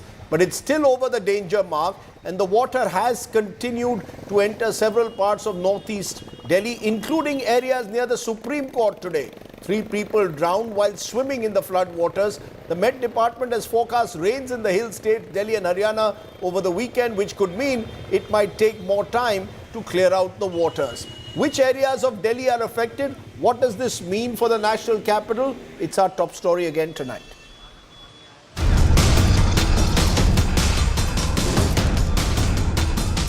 Cars, rickshaws, motorbikes. These are now mere objects floating like fragile paper boats on the relentless currents that have taken over the streets of the national capital. The water level of the mighty Yamuna has decreased marginally to 208.4 meters, but it is still well above the danger mark. From Rajghat to Kashmiri Gate to Red Fort to Yamuna Bazaar, many parts of Delhi down on the knees for the second day straight. The island kind of shape that you see behind me is Rajghat, and it is surrounded by water completely, and water flow has intensified in the last 24 hours. The Yamuna water level have slightly dipped. However, the encavements, the walls that were there to protect water level, water of the river from entering into the city, there are cracks there, and that is why the intensity of water flowing into the city has increased in the past 24 hours. Floodwaters reached the entrance of the Supreme Court in central Delhi, while the busy ITO intersection got submerged as a regulator of the Delhi Irrigation and Flood Control Department suffered damage. As a resident of the national capital, you understand how important ITO is. But unfortunately, for those who want to travel from Noida to Delhi or from Delhi to Noida, and in case you want to use the ITO, be prepared, you will have to spend at least a couple of extra minutes on the ITO. The reason is the entire side, both the sides are inundated. There are also chances of your vehicle getting stranded. Just in case you are on a two-wheeler, be extremely careful. Several buses and trucks were left stranded in Kashmiri Gate, where city's biggest bus terminal is located, an area that is usually bustling with buses and passengers. And similar was the situation at the historic Red Fort. Normal life in Delhi has been thrown out of gear as rising waters of the Yamuna invaded homes, markets, thoroughfares, tourist spots. The next few days are critical. Even if Yamuna's level comes down, the water that has already entered the city may take time to clear out. Bureau Report, India Today.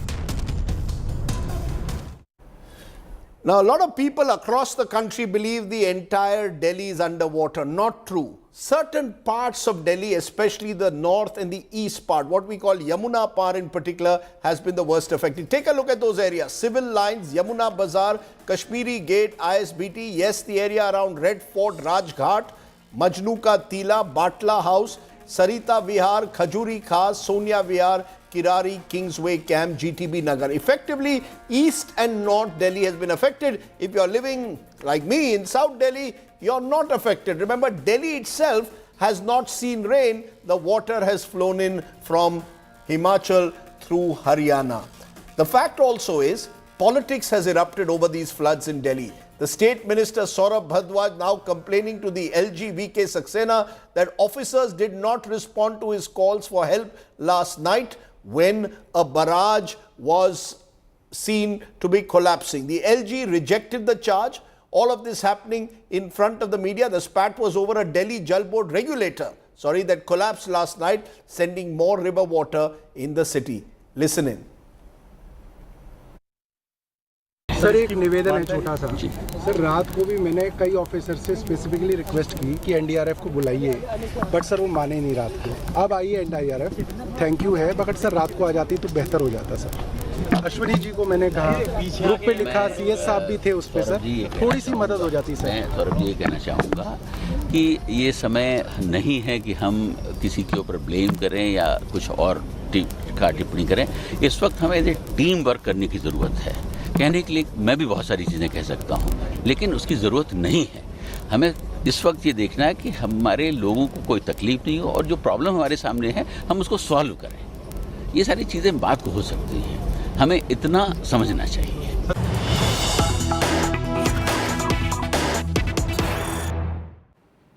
And joining me now is one of our newsmakers tonight. He's right there in the field. Minister in the Delhi government, Saurabh Bhardwaj, is near the ITO barrage, which remember has become one of the spaces where water has accumulated. Saurabh Bhardwaj, you are there at that ITO barrage spot. It appears that the Delhi government seems to be now blaming the Haryana government for releasing excess water, for suggesting that some of these barrage gates are not working. I want to understand from you, are you passing the buck? Are you blaming Haryana for what should be your responsibility? Radeep, we are just putting some facts on the table and we did not do it on day one. We have been working day and night to help the citizens of Delhi. Now I think you also stay in Delhi and most of the viewers who stay in Delhi understand that Delhi is not facing rains for last 5 days. Delhi had its rain on 8th, around 153 mm of rains. On 9th we had rains in the evening and 10th, 11th, 12th, 13th, 14th we did not have any rain in Delhi. In spite of the fact, the levels of Yamuna have been continuously rising for last 5 days and they have risen to levels which are unprecedented. I just wanted to remind all your viewers that the Delhi faced its worst floods in the year 1978. And even in 1978, when lots of people were dead, property was devastated, the levels of Yamuna were like 207.49 meters. Today, the levels of Yamuna breached 208.60 meters, which is 1 meter beyond what we witnessed in 1978. That is like 45 years back. So you can imagine these levels are unprecedented. Nobody expected that Delhi will get so much of water just because I take that point. Saurabh bhai, I take that point, but are you blaming this? How can you blame the Haryana government? Either there was no coordination between Delhi and Haryana. The fact is Hatnikund barrage is located in Haryana. You seem to be suggesting that Haryana released excess water, that 5 of the 32 gates of the ITO barrage in Delhi, which are run by the Haryana government, were jammed, causing the rise in water levels. But the fact is, the regulator at Indraprastha metro station collapsed because allegedly of poor condition. Now, how long is this blame game going to continue between Delhi and Haryana? Radeep ji, there is no blame game. I am just putting few more facts on the table. Another fact is, at Hatnikund, there are 3 streams which come out of Haryana. One is Western Canal, another is Eastern Canal, and the third one is the Yamuna. What we found today from various videos which have been shared by us from the neighbors is that the canal which comes to Delhi is full of water. The river which comes to Delhi is full of water, but the canal, the Eastern Canal, which goes to Saharanpur in UP, has no water. So I don't think it's just a coincidence that Haryana doesn't seem to send water into UP even through its canal. But it is very happy sending all the water into the canal of Delhi and into the Yamuna, which is flowing across Delhi. Now all these things are basically science. All the engineers who regulate the regulator at Hathnikund understand, and there are very basic formulas that if you release 3 lakh cubic water, this will make Yamuna's level this much. So these are predictions, and these predictions are with the Haryana government and are with the nodal agency, which is the Central Water Commission. No, are you willing to put out? Are you willing to put out in the public domain? Are you willing to put out in the public domain all your communication with the Haryana government? You are making a very serious charge today. You are virtually claiming that at least part of the flooding was man-made. That this was done by the Haryana government to target an opposition government in Delhi. Rajdeep ji, what I am saying is we can put out in public the log sheets of Hathnikund barrage, which will prove to the world that the Haryana government consciously did not send water into the canal which runs through UP, but they pushed water into the canals of Delhi and through the Yamuna river. Second, the barrage where I am sitting is an ITO barrage. Time and again we have written to Haryana government that you don't need this barrage. You don't have anything to do with this barrage. Please hand it over to the government of Delhi so that we can maintain it. Every time during the Chhath season, we have to request Haryana government to open 2 gates, 3 gates, modulate it. Why should we write to Haryana every time? We want to maintain it ourselves. It's a very simple thing. No, you want to maintain it yourself, but did you, just a minute, you say you want to maintain the barrages. Okay, you want to maintain the barrages in ITO. For our viewers outside Delhi, ITO is in the heart of Delhi, and this is the area in and around leading up to Red Fort, which has been flooded in the last few days. But the question therefore is, you want to maintain it, Saurabh Bhardwaj, but isn't it a fact that the regulator at the Indraprastha metro station, which had not been used or maintained for several years, collapsed because of the poor condition, and this is what caused the flooding ITO, Red Fort and surrounding areas? Can you take responsibility for that or not? Yes. So let me tell this. No, Rajdeep, I would invite you personally to come and visit the regulator. The regulator is almost new. The plates being used are not at all rusted. They are well maintained, well painted, and you can make out from the condition of the regulator that it was a very healthy regulator, well maintained, and we are maintaining 17 regulators. But you have to understand this, Rajdeep, that Haryana, this retention of water between Wazirabad and this ITO barrage, we are not creating a dam. We don't have a dam. It is just a barrage, and these are just gates. If you are, so I'll just tell you few how did the regulator collapse? What is happening? How did the regulator collapse if it is brand new? So I'm telling you, yes, I'm telling you, 3 lakh cubic water is entering Delhi from Wazirabad, and 2.25 lakh cubic water is leaving from ITO. So you can understand that in Delhi, we are retaining a lot of water because these ITO barrage gates are closed. And obviously there are some more hindrances because, RRTS is constructing, few bridges across Okhla, and similarly a Barapula bridge is being constructed, which is also creating some obstructions. So what I'm saying is Delhi is retaining a lot of water, and when you retain 75,000 cusecs, that means 75,000 cubic feet water per second, it is not a dam. You cannot retain it. So it puts lot of pressure on our regulators. And this regulator, which is nearest to ITO, could not bear this pressure because Delhi is not made. Delhi has never been designed to handle such kind of pressures coming from Yamuna. That's why, that regulator got breached. Is it then a wake-up call? No, but then is it a Saurabh bhai, is it a wake-up call? Is it a wake-up call for you? Prevention, ensuring better coordination, are these all wake-up calls? Because the citizen has suffered. The citizen is not interested whether it was Haryana or whether it was controlled by Haryana or Delhi. The citizen wants to know, why is it that even when Delhi was not experiencing rainfall, the streets were flooded? Why did that water come in? Is there going to be now at least an attempt made to ensure this doesn't happen again? I think, Rajdeep, this is very difficult to say because this is very unprecedented. You cannot create thousands of crores worth of regulators just because there can be rains after 45 years, and that too not in Delhi, that too somewhere in the northern India. You cannot put thousands of crores into that. So Delhi is designed for the optimal or the regular situations of rain and the regular situations of Yamuna. This unprecedented rain, you cannot blame the drainage system of Delhi, because if I'll just give you an example. Look, all the drainage system across the world runs on gravity.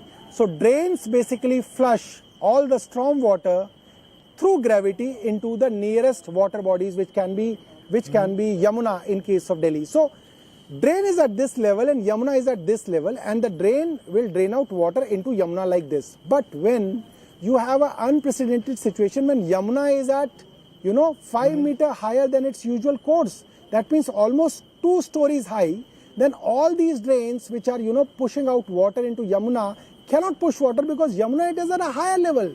So now you need regulators which will basically stop or prevent water from entering from the river back into the city. And that's how, because there is so much of pressure on regulators, unprecedented. I am presuming though I'm presuming though that the worst is over. Therefore, I will ask you, in your view, what is the biggest lesson that you have learned that you will ensure that next time round we are in a better place to deal with such a calamity? Rajdeep, I must tell you, for last 3 days, NDRF is helping Delhi government. Even the engineers regiment of army has been helping Delhi government. And yesterday night at 10 o'clock, the news flashed on a lot of media channels on the Twitter that there is a breach of a regulator, and if it is not stopped, water will reach the top court of India, that is Supreme Court. Water will reach Luton's Delhi, and it is a very sensitive area. It is a pride of our country. So I reached that place at around 10 o'clock. I assessed the situation and I called up officials, and we have a special WhatsApp group just for flood control, which has the top IAS officers of Delhi. And I told them, Mr. Ashwini Kumar, we should call NDRF and we should take their help. At 11 o'clock, then Atishi tells, yes, if NDRF cannot come, we should call Army's engineer regiment. They are more skilled. They are more, they understand how to handle disasters. Our departments are not, they are not that expert. And the officials ignored it, avoided it.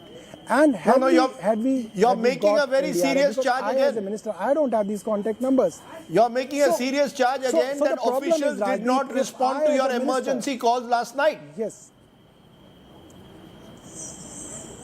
Rajdeep. And one of the district magistrates says on the WhatsApp group, which has the chief secretary, sir, I am at the location. My team is at the location. And I was at the location. I said, you are not at the location because I am at the location.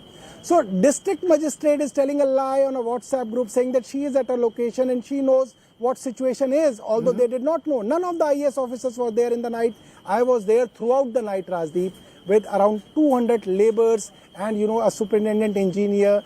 But had it been, if a minister is giving directions, and not just one minister, 2 ministers are giving directions in the event of calamity, in the event of emergency, they should be followed. So therefore, I will ask you: do we have too many? Do we have too many authorities who don't trust? do we have too many authorities who don't trust each other? Haryana government BJP ruled, Delhi government Aam Aadmi Party ruled, MCD ruled now by the Aam Aadmi Party, NDMC comes under the centre. We've got officers responding to the LG, officers responding to ministers. Do we need a single authority now for flood control? I think Rajdeep, we can deal with the central government and we can deal with the Haryana government.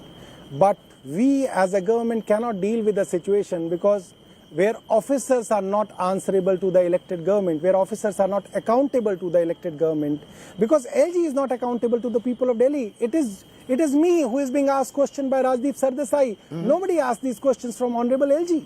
Okay. Nobody asked these questions from the Chief Secretary. I have to go back to you, Rajdeep, and ask for your vote. So they should be accountable to me, the government. Okay.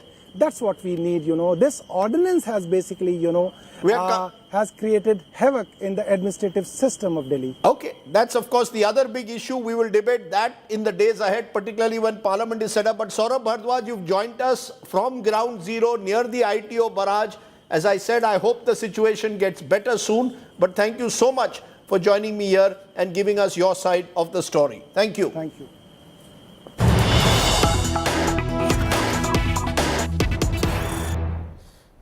Now, while the politicians may do their blame game, the fact is life has come to a standstill for many Delhiites in the affected area. Several streets, houses as well as markets in the city remained waterlogged for the second straight day. Despite the water level of the Yamuna decreasing, there is no respite for these citizens. How are they coping with the flooded waters? Take a look at tonight's Get Real India story.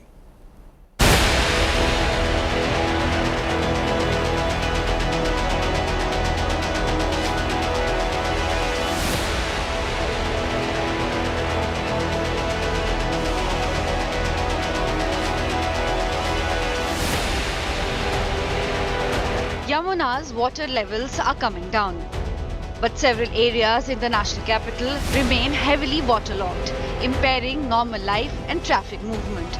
As authorities scrambled to lead rescue and relief efforts, many Delhiites suffered.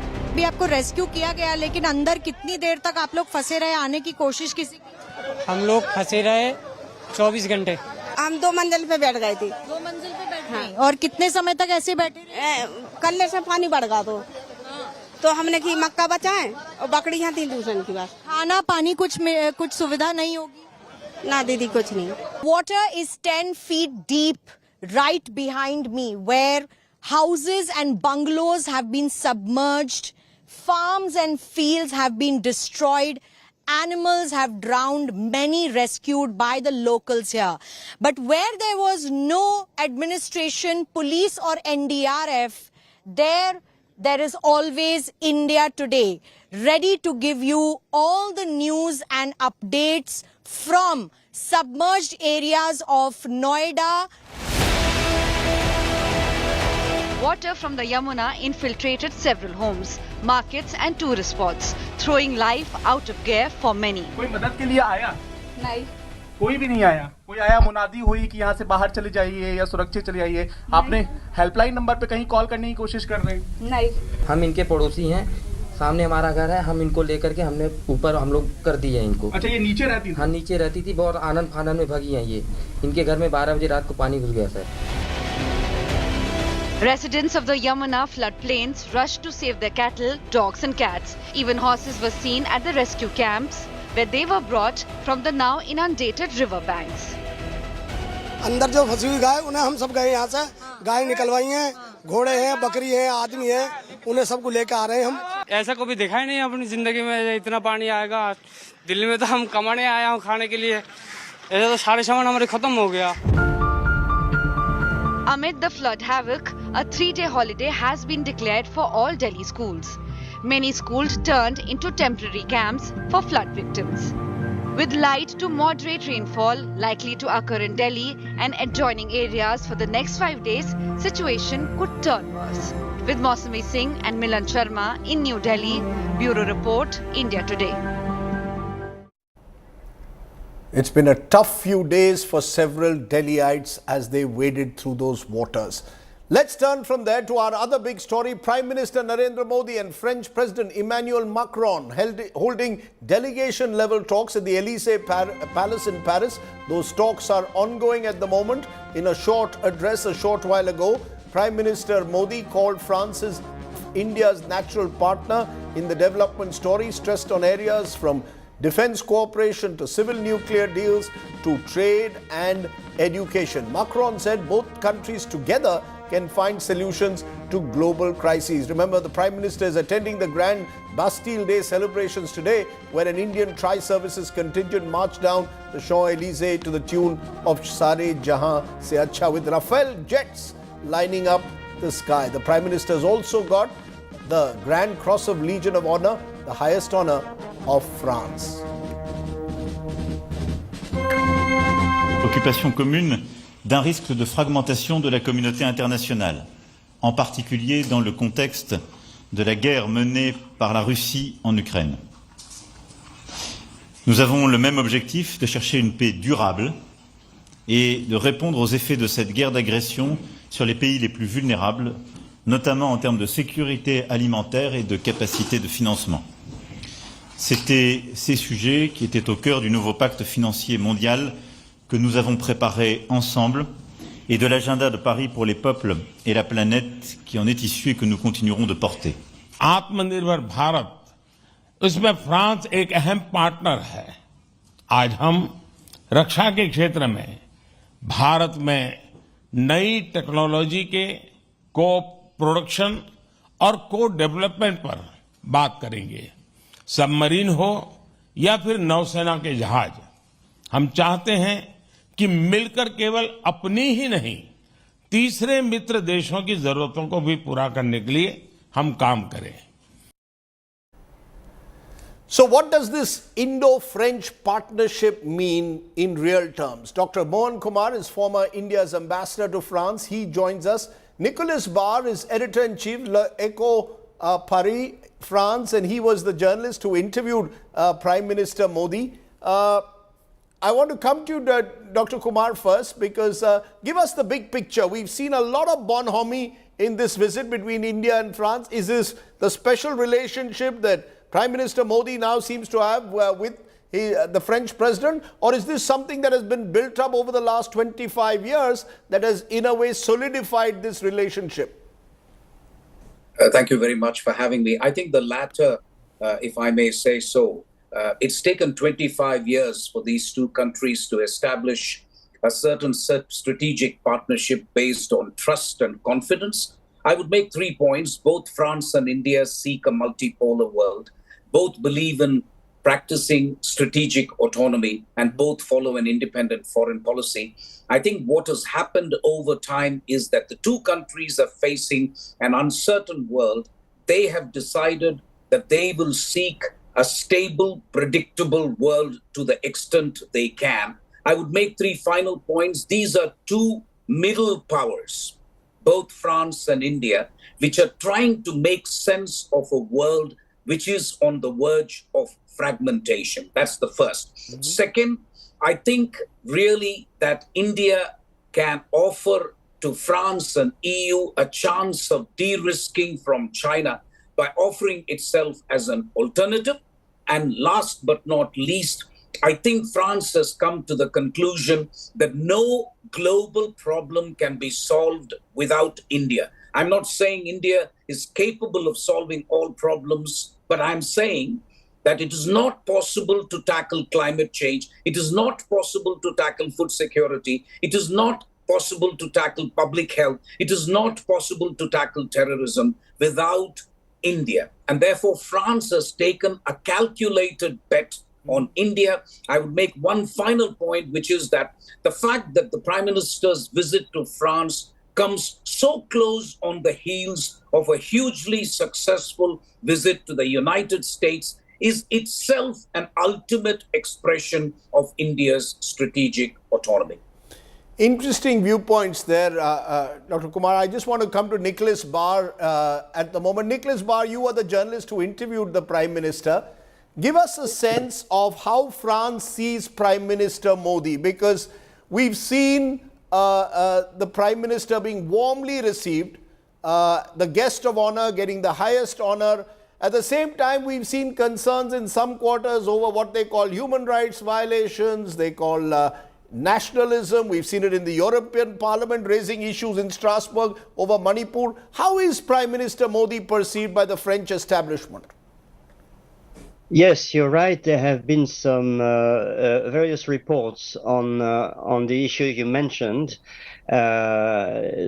criticizing some of the policies that have been conducted by Prime Minister Modi since he came to power since 2014. So yes, we have seen these criticisms. At the same time, I 100% agree with what the ambassador said. France considers that India is absolutely instrumental in helping solving the key global issues that we are facing. We all remember the role that India has played during the COP21 Paris Agreement. India was really instrumental, and it's thanks to this country that we were able to reach an agreement. And another thing is that we share the same, more or less the same views on strategic autonomy. That's something President Macron in particular has been insisting on, that France, among European countries, is the one that stresses more on the need to for Europe and for our country, for France, to reach that strategic autonomy. And that's an idea or a line that India is also following. That so yes, there are questions on the current Indian leadership, but I mean what is more important probably is that we have to have this strategic dialogue, and that India is a critical partner in the world, and of course in the Asia-Pacific region in particular, where France has strong interests as well. In fact, the Prime Minister did mention, of course, the Asia-Pacific region and India's role there. But Ambassador Kumar, you know, the Rafale aircraft agreement, both in 2016, now again, defense cooperation seems to be central to this agreement. There have been question marks. The opposition has raised it over the way the Rafale deal was signed in 2016, alleged favors being provided to a particular industrialist. But do you get a sense that defense cooperation in particular is in a sense central to this relationship because of the nature of the Indo-French cooperation at the moment over these aircraft deals? I think the Franco-Indian relationship rests on a tripod, which is defense, security, and nuclear. Defense, nuclear, and space, So these three are the central elements of the relationship. Defense continues to be a central feature, I agree with you. But I think the more exciting things for me are, frankly, technologies, 6G, quantum computing, artificial intelligence, and I'm waiting for a roadmap by the two leaders, which will indicate. But to go back to defense, I think it's interesting that when I was ambassador, we conveyed to France that a buyer-seller relationship will not do, because India simply doesn't have the money to keep on buying expensive equipment. What I find interesting is that France has been quick to accept that message, and we are now talking in terms of co-design and co-production. Should that come about, that will indicate a paradigm shift in the defense relationship between India and France. Bear in mind that France has been the best strategic partner, which has transferred almost 100% technology to India, whether it is the Uragon engines, which were called Tufani, whether it is the Alouette engine, which was called Chetak, whether it is the Mirage, or now we are talking of Safran getting in touch with HAL and making engines. So it's been an incremental trajectory in which France has consistently, over time, stood by India and tried to take into account our needs in defense. Secondly, They have done it without an on-again, off-again relationship. Third, they have been sensitive to our feelings that, okay, if we don't want something to be supplied to Pakistan, France has taken that substantially into account. So I cannot think of a more trusted strategic partnership than the one between France and India. So you're saying it's not a one-sided transactional relationship. Am I correct? You're absolutely right. It is not, because it used to be a buyer-seller relationship 6 years ago when I was ambassador. And even then there was substantial transfer of technology. But I am putting it to you that the key thing to observe in this visit is a paradigmatic shift in the attitude of France, that they will transfer substantial technology and try to make it in India, not just for India, but for third countries. You know, Nicholas Barr, there's also the people-to-people contact. Very interestingly, yesterday the Prime Minister announced that UPI, our digital transactions, will be available if you travel to the Eiffel Tower and, you know, at the Eiffel Tower. My concern is Indians complain we don't get Schengen visas quickly enough, particularly post-COVID. But at a people-to-people level, do you see this relationship developing in various ways, or do you see it as primarily strategic and the rest will happen over time? Well, of course, it's more strategic than the rest, but and I agree with what the ambassador said on defense. I would add one thing. The ambassador mentioned nuclear, and that's an area where the French, you know, on defense, they have been cooperating fully and with really a lot of transfers of technology and a lot of two-way cooperation. On nuclear, there's some frustration on the French side that we've been discussing the establishment of nuclear plants for like 15 years, and this project is, I mean, it's very difficult to move forward. Right. So we were expecting that with this visit, things would probably move forward. It's still difficult, and so that's one point where there's a little frustration. But on the rest, on defense in particular, it's amazing how the cooperation is going on. For example, Airbus will transfer the production of military aircrafts, you know, of transport aircraft that it's called C-295, sorry, and very soon these military aircraft will be manufactured in 100% in India. And there are several other examples like that with Dassault, of course, but also with another company called Safran. Right. So there's a really deep will on the French side to go ahead, transfer some technology and produce these equipments in India. Right, Nicholas, I'm going to have to leave it there, but it's wonderful to know that the relationship now exists on multiple levels and has become stronger over time. I appreciate you joining us there, and also Ambassador Kumar, thank you very much for giving us, our viewers, a sense of why the French matter, the French connection. Okay, let's turn from there to the other big story of the day, because carrying a billion dreams, India has shot for the moon yet again. ISRO launched its third lunar mission. The Chandrayaan-3 lifted off at 2:35 p.m. with an orbiter lander and a rover from Sriharikota. It's expected to land on the moon around 23rd of August or 24th. If successful, India will join an exclusive club of just 3 other countries that have managed a soft landing on the moon. Take a look. Plus 5 seconds. 2, 1, 0. India shoots for the moon, carrying hopes of billions of Indians. Bahubali rocket LVM-3 rocket lifted off with Chandrayaan-3, aiming to land a rover on the moon's surface. The takeoff was picture perfect, every technical milestone achieved. यह भीमकाय rocket आसमान को चीरते हुए अपनी भयानक दहाड़ से चारों ओर कंपन उत्पन्न कर रहा है.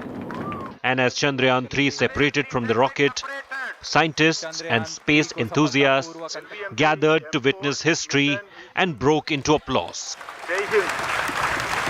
We are excited, elated by the success of this because it was so much important for us to put it first in the orbit. Without that, there is no further travel to moon possible. So that way, it is really exciting for us. The spacecraft will take about 2 weeks or more now to enter lunar orbit, aiming to be the first to land near little explored south pole of the moon. The journey is estimated to take more than 40 days, with the spacecraft potentially reaching the moon around August 23rd or 24th.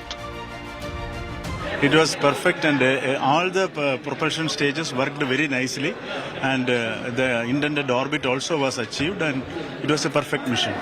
If ISRO pulls this mission off successfully, India will join an exclusive list of just 3 other countries that have managed a soft landing on the moon: US, former Soviet Union, and most recently, China. It's a moment of glory for India, also a moment of glory for you and I, all of us who have been part of the history in the making. And while Team ISRO has done the entire country proud, India has reaffirmed its leading role as a global player. India's second lunar mission was launched in July 2019, but it was only partially successful. Even today, its orbiter continues to circle and study the moon. But the lander rover failed, crash landing during touchdown. Chandrayaan 3 comes 13 years after the first moon mission in 2008. With Pramod Madhav and Nagarjun Dwarkanath in Sriharikota, Bureau Report, India Today. Fingers crossed, India on the moon. Let's take a break. When we return, we'll turn to the man who's over the moon, India's latest cricket star.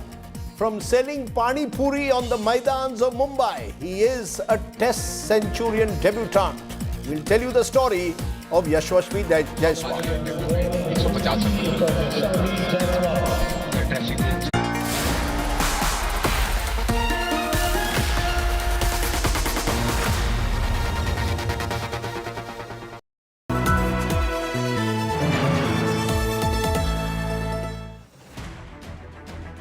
I don't read the news. I read between the lines to tell you the true version of events. The true story of our times. To document grief, the toughest assignment for any journalist to be. From those who matter. Women politicians going to stick up for each other. Of those who should matter. I document the truth. I don't distort the truth. I don't glamorize the truth. I don't gloss over the truth. The ghosts of India's contentious medieval history have come knocking again. I hustle for the truth. On the ground, in the newsroom, in the studio. I don't try to grab eyeballs. I inform you to make you see the point. To the Point with Preeti Chaudhary. At these times, only on India Today.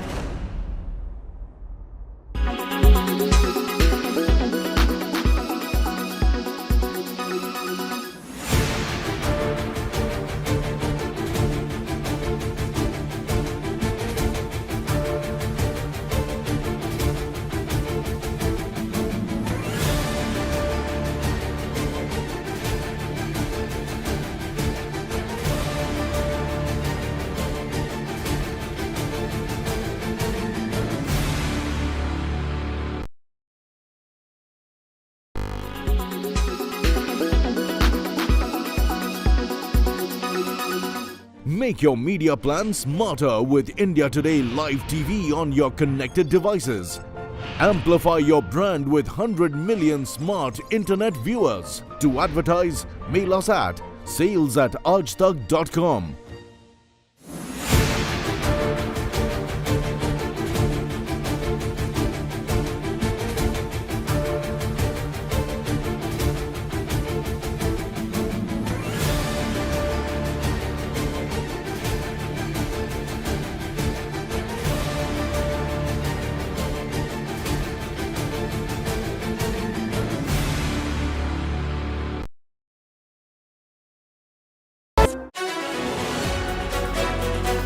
From the miracle of 1983 to becoming the first-time host in 1987. Skipped aside by Julie Blaine and his own the More versus Miadad of 1992 to the Prasad versus Amir Sohail of 1996.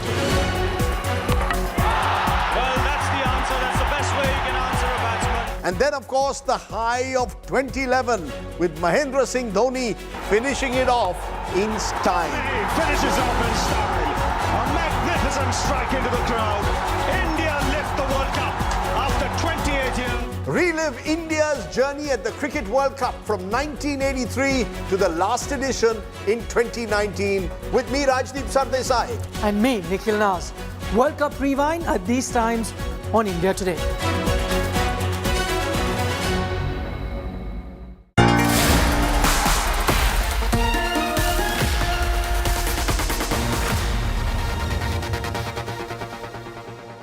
Welcome back. Let's turn to tonight's Good News Today story, and it's a great Indian story.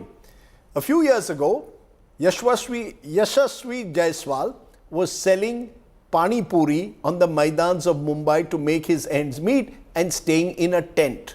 Yesterday, he became the second highest run scorer for India on his Test debut. Yashasvi has beaten all the odds to become one of the finest talents in Indian cricket. His father wanted him to get a double ton, but he departed for a magnificent 171 today. This is a special journey to glory.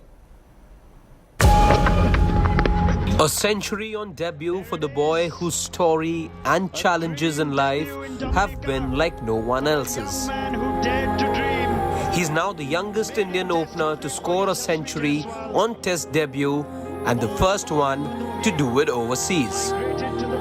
Of course बहुत emotional था मेरे लिए, मेरे परिवार के लिए, उन सभी लोगों के लिए जिन्होंने मुझे हर तरीके से मतलब सपोर्ट किया है, क्योंकि ये काफ़ी लंबी जर्नी रही है मेरी और मैं बस यही मैं सभी को थैंक यू बोलना चाहता हूँ जिन्होंने मुझे किसी भी तरीके से मदद किया है हर जगह पे। और जस्ट यही है कि मैं अपने माँ बाप को डेडिकेट करना चाहूँगा कि उनका भी बहुत बड़ा योगदान रहा है मेरे लाइफ में। His age, his trying circumstances and his family's weak financial position did not stop a young Yashasvi Jaiswal from dreaming big. He always dreamt of playing for India, and to follow that dream, he left his family and shifted to Mumbai. He moved in with his uncle, who had a small ramshackle in Worli, but soon had to look for another place to stay. It's not easy to live in small house with 3-4 people. There were like, you have to work. If you don't work, you can't stay there. After when I went for the practice, I get tired. They said like, you can't do anything, you can't live here. Then I was like, where will I go? He was asked to move out as there wasn't enough space to accommodate him. And just when life's challenges started to get harder for him, he found his guardian angel in Coach Jwala Singh. Then one day I just met Jwala sir. That day my life has changed. What I cannot afford, my family cannot afford, but he just took me up and he did everything for me, and he's my God. Yashasvi's father proudly runs a small paint shop in UP's Badohi as his 21-year-old son dazzles on the big stage. यही कि हमारे बहुत खुशी है, हमारे पूरे परिवार में बहुत खुशी है और सूर्यावत जनपद खुश है, पूरी भदोही जिला खुश है, सब एक दूसरे को बधाइयाँ दे रहे हैं। Yashasvi's struggles have started to reap dividends, and given his talent, the world is his oyster. Sports Bureau, India Today. As I said, wonderful Indian story, and I hope that he goes from strength to strength. The other story, of course, that has made us happy this Friday night is what's happening in space with a new chapter in India's Space Odyssey. As I said earlier, the successful launch of Chandrayaan-3 has scripted history for India's moon mission. Fingers crossed as we caught this light moment between the teams, behind the team's spacecraft launch. We leave you with the visuals of our remarkable scientists who over the years have done India proud. Thanks for watching. Stay well, stay safe. Good night, Shubhratri, Jai Hind, Namaskar. Because of shortage of time. Yes, sir. I take this opportunity to thank all the mission executives because mission.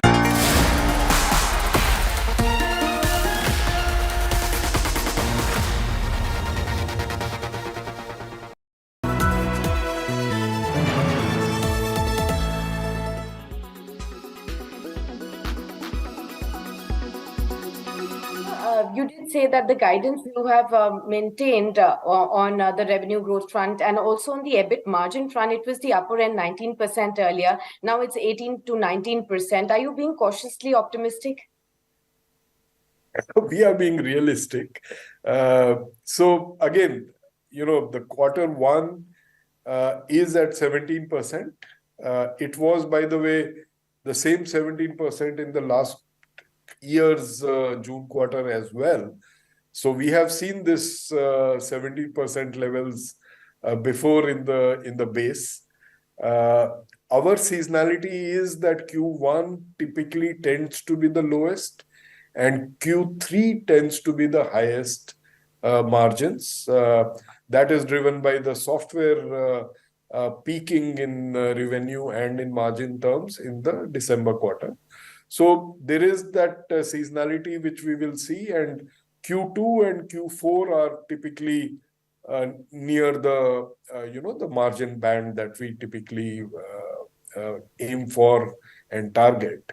So based on all the actions, some of the actions we've announced yesterday, and I'll come to that, and there are actions taking place for pretty much every line item of the P&L. So based on those actions, we remain confident that we will be back to the 18 to 19%. The actions that we have already announced are on the wage increments. So for the senior staff, we have already mentioned that there will be no increments in this year. And for the junior staff, to whom we typically give the increments in the first quarter, in the second quarter, effective July, they have been deferred to October, and we will make the decision in October how much increments are rolled out for the junior staff. But for the senior staff, there are no increments.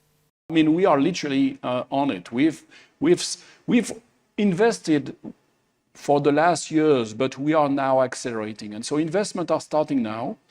A significant part, the biggest part of those investments are organic. So it's, investment that we are driving already now. I believe this month, as you know, we have shared this. We are going to train 100% of our employees, starting this month. When will it translate into revenue? It is already translating into revenue. We already have, as we speak today, dozens of programs around AI and generative AI.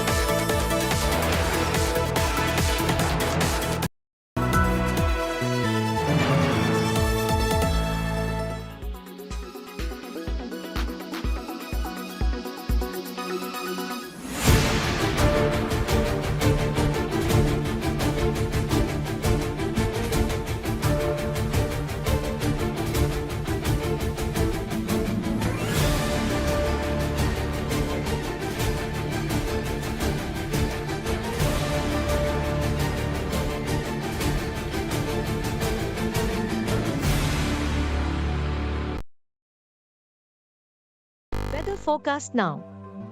Delhi, maximum 38 and minimum 27 degrees. Mumbai, maximum 28 and minimum 25 degrees. Kolkata, maximum 34 and minimum 27 degrees. Bangalore, maximum 27 and minimum 21 degrees. Chennai, maximum 35 and minimum 26 degrees. Hyderabad, maximum 33 and minimum 24 degrees.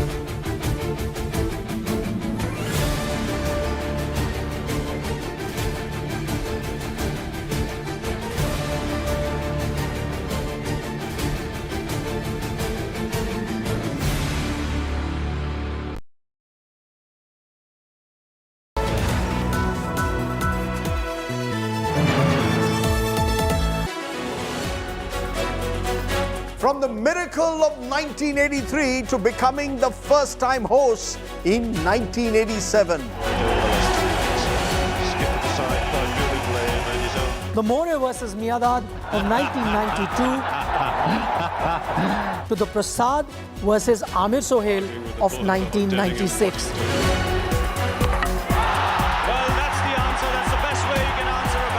And then, of course, the high of 2011 with Mahendra Singh Dhoni finishing it off in style. He finishes off in style. A magnificent strike into the crowd. India lift the World Cup after 28 years. Relive India's journey at the Cricket World Cup from 1983 to the last edition in 2019 with me, Rajdeep Sardesai. And me, Nikhil Nas. World Cup Rewind at these times on India Today. Co-powered by the new Kia Seltos, the badass reborn. Extra safe polycab green wire.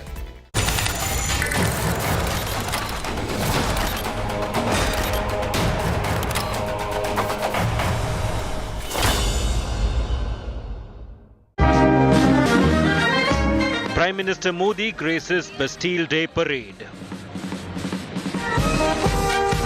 Modi, Macron, Bonhomie on stage. IAF Rafales roar at Bastille Day fly past. Indian tri-contingent garnered attention.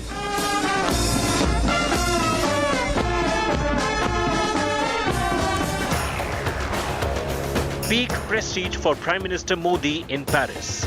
Our top focus on India first.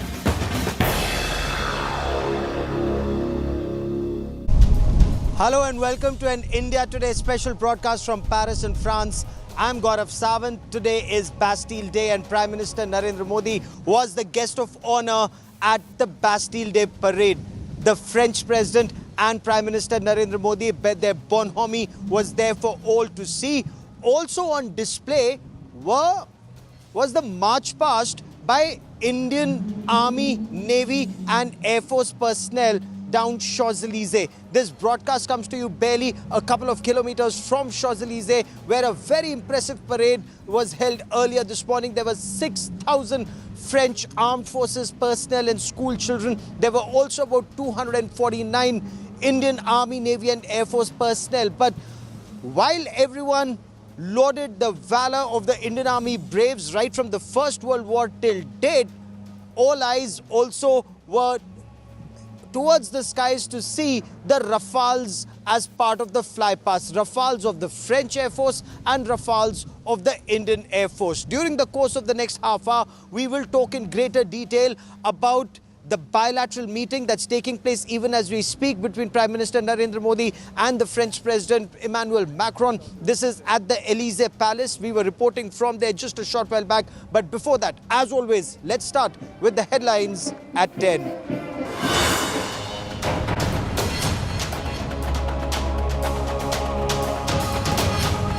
Chandrayaan-3 blasts off to the moon, successfully enters orbit. The spacecraft will make a lunar landing in 40 days.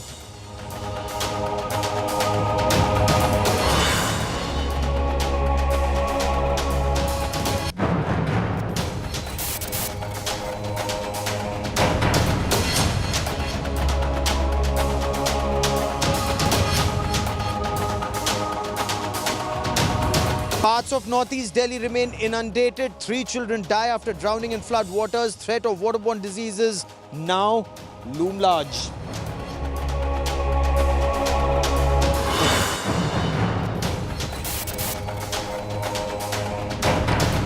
Ajit Pawar becomes the finance minister of Maharashtra. 2 ministries from the Shinde camp given to the Ajit faction.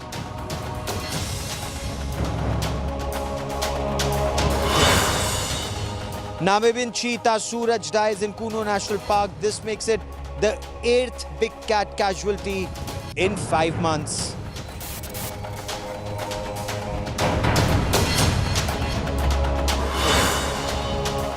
In Hollywood's biggest shutdown in the past 60 years, actors and screenwriters go on a historic strike for fairer profits and better work conditions.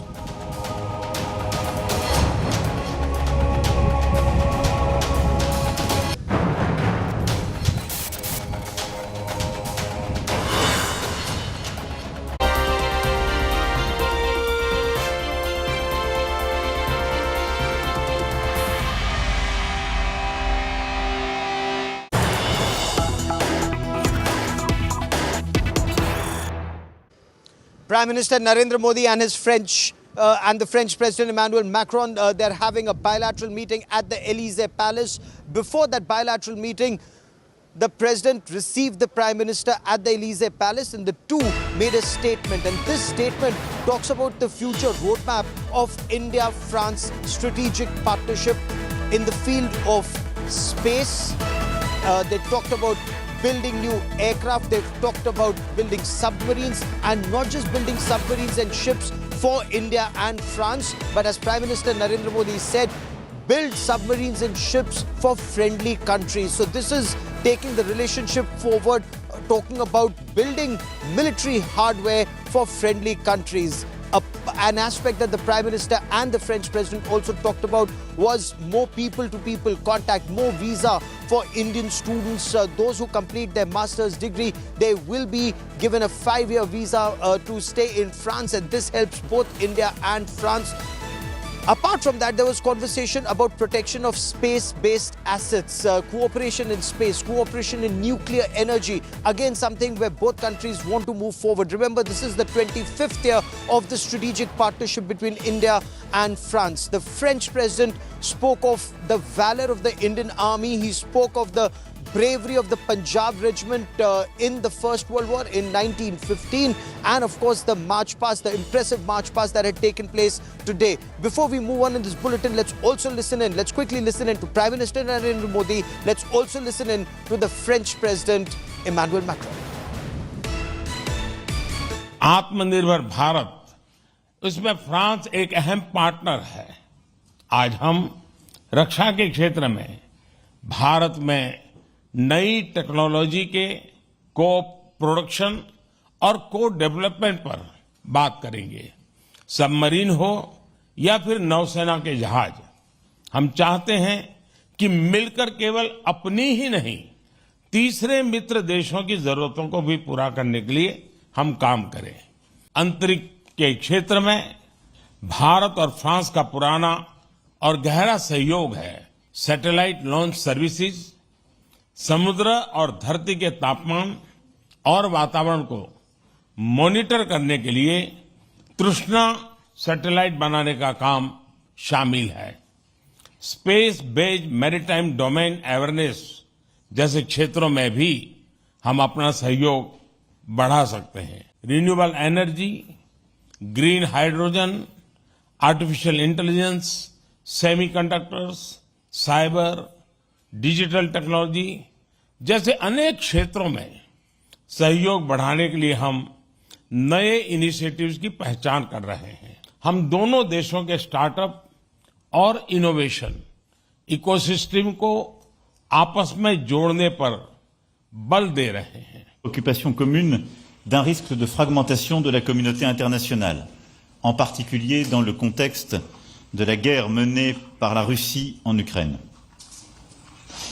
Nous avons le même objectif de chercher une paix durable et de répondre aux effets de cette guerre d'agression sur les pays les plus vulnérables, notamment en termes de sécurité alimentaire et de capacité de financement.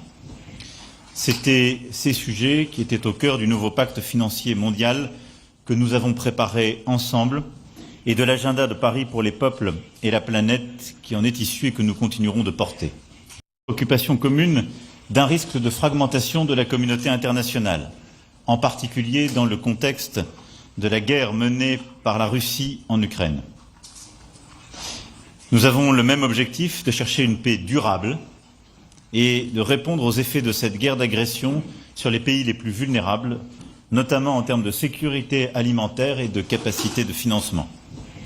C'étaient ces sujets qui étaient au cœur du nouveau pacte financier mondial que nous avons préparé ensemble et de l'agenda de Paris pour les peuples et la planète qui en est issu et que nous continuerons de porter.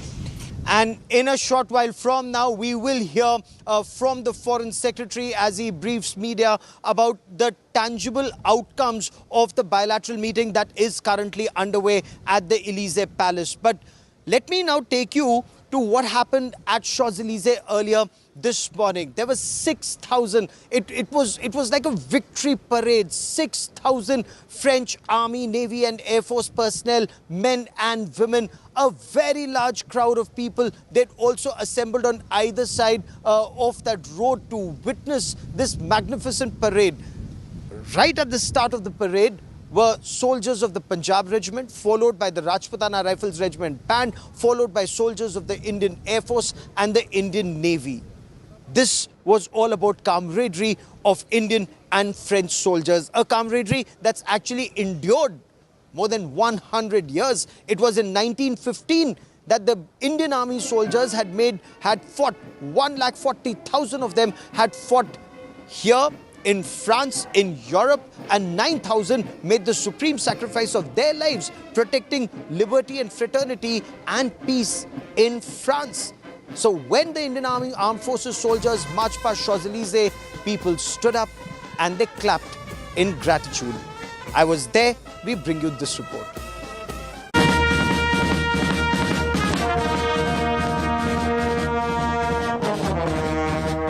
The resounding beats of pipes and drums. India's tri-services marched down the famous three-lined Champs-Élysées in Paris.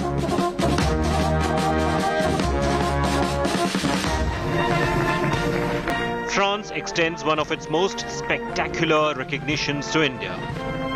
Prime Minister Narendra Modi, the guest of honor on the Bastille Day Parade, an annual event that symbolically marks the birth of the modern French Republic back in 1789.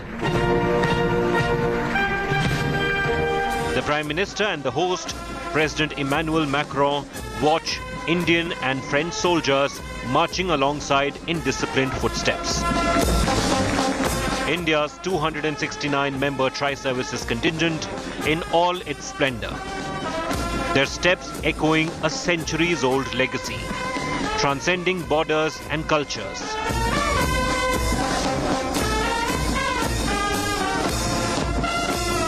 India's patriotism resonates through the French air. Bands played out the iconic Sare Jahan Se Achha tune. Prime Minister Modi took the salute. The hosts applauded the visual symphony of synchronized marching and captivating music. The Indian Army contingent, comprising of 77 personnel and 38 members of the band led by Captain Aman Jagtap. Commander Vrat Bhagel led the Indian Navy contingent. They move ahead with measured strides. Here comes the Indian Air Force contingent, led by squadron leader Sindhu Reddy. A rhythmic cadence flows out of their steps, a masterpiece of military precision. Dressed in their resplendent uniforms adorned with medals and insignia. India's tri-services displayed their timeless elegance of tradition, seamlessly blending with the spirit of modernity in Europe's oldest and largest military parade.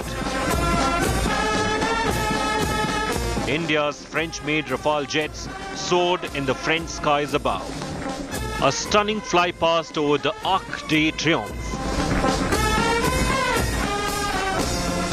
Bharat France की strategic partnership के 25 साल के उत्सव का इससे बेहतर तरीका और क्या हो सकता है?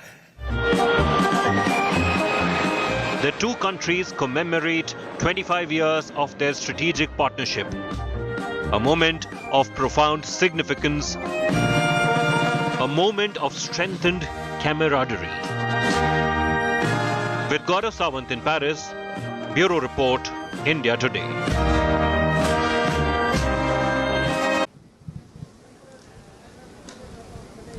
And I quickly want to cut across to India Today's Neha Suryavanshi, who joins me for more on this story. Neha, you and I were reporting from Champs-Elysees earlier this morning, and this was quite a parade. Even a large number of French nationals who were there said this was a parade with a difference this year. Exactly, Gaurav. The parade was fantastic. The feeling was fantabulous, and everyone was excited. And the pride which Indian diaspora and Indian people who are residing in Paris and all across the France, their excitement was next level. Someone has to be here to see the excitement which was going, which was running in the veins of Indians when they were seeing their troops marching shoulder to shoulder with French soldiers here in Champs-Elysees. And not only Indian soldiers, people from different countries came to Paris just to see Prime Minister Narendra Modi. Even yesterday when he addressed the Indian community at the community center where he addressed the Indian community, and also when Indian fighter jets, when they flew in the sky, and you should be, someone has to be here to see the cheer which echoes the ground, which echoes the full Champs-Elysees, and someone needs to be here. Everything was so fantastic, next to perfection.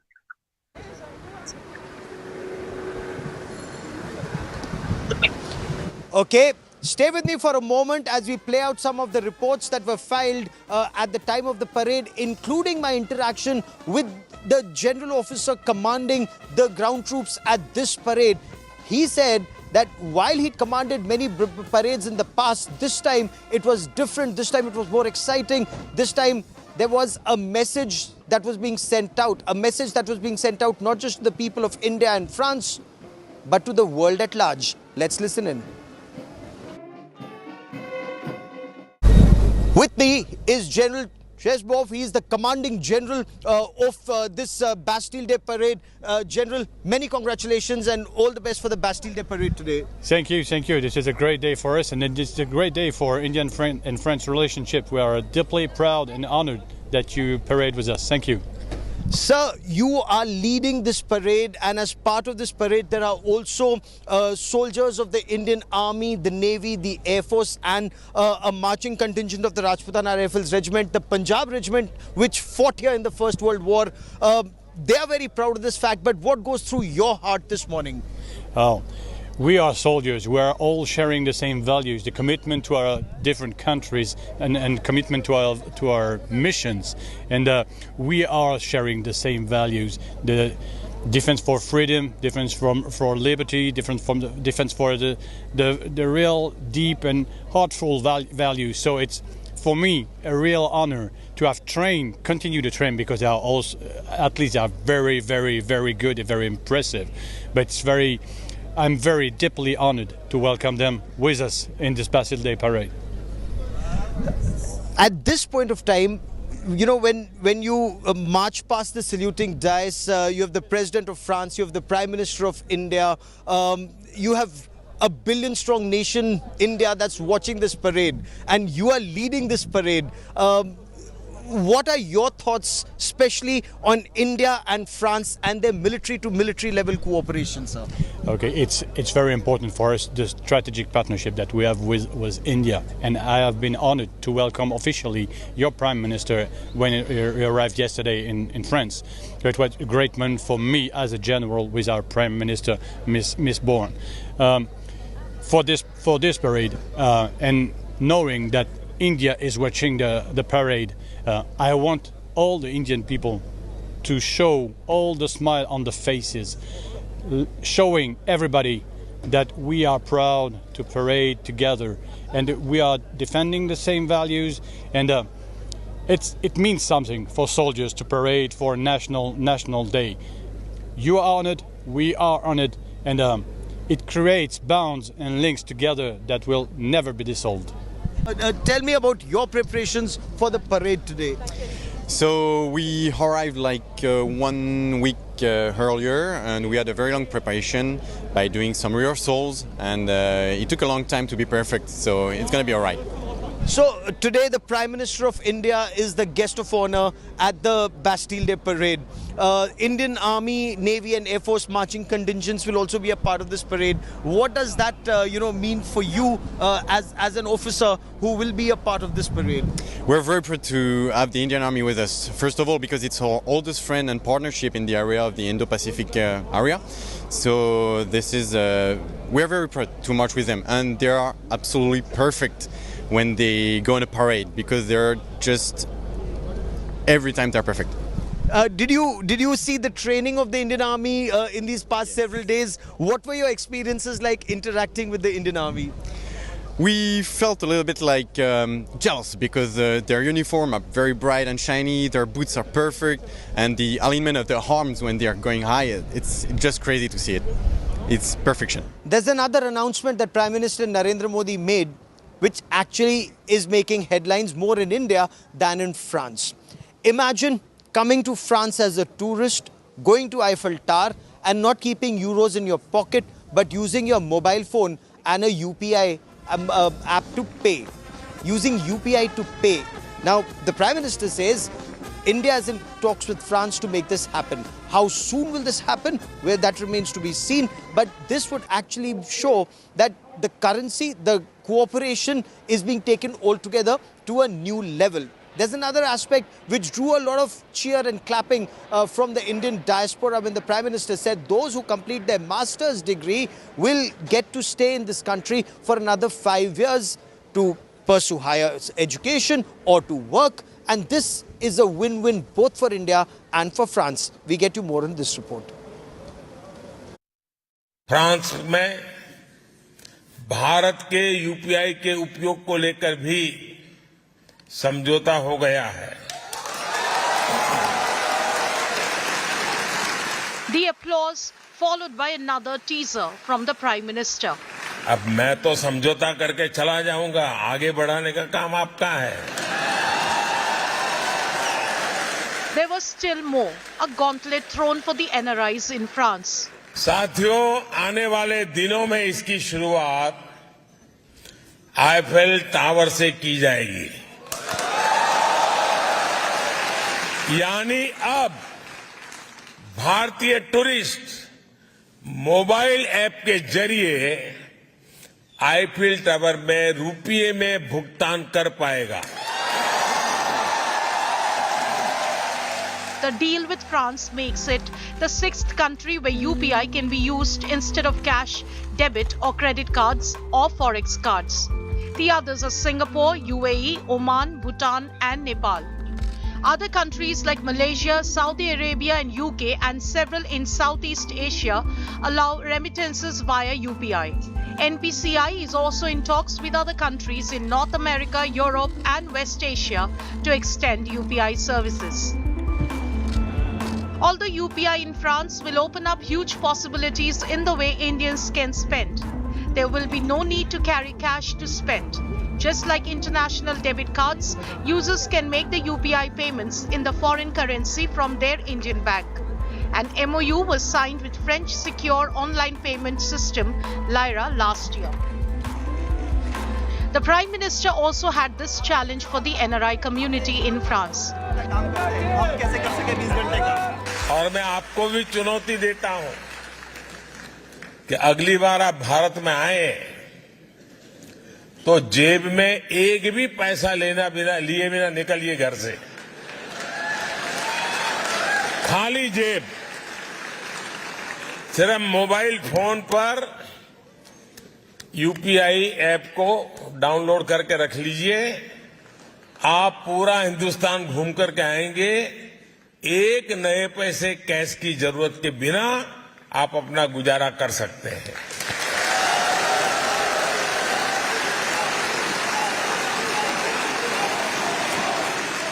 As per RBI data, UPI transactions stood at 139 trillion rupees in the last fiscal. This was about 73% of all non-cash transactions. According to a PwC report, daily transactions are likely to reach 1 billion by 2026-27, accounting for about 90% of all non-cash transactions. Another major announcement at the diaspora event was a decision by France to grant long-term 5-year visas for students pursuing a master's degree in the country.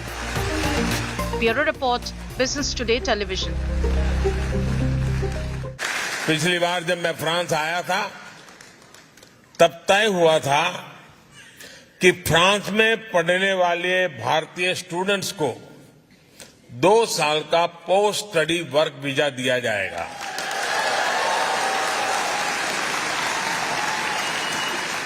अब ये भी निर्णय लिया गया है कि France में masters करने वाले भारतीयों को 5 साल का long term post study visa दिया जाएगा।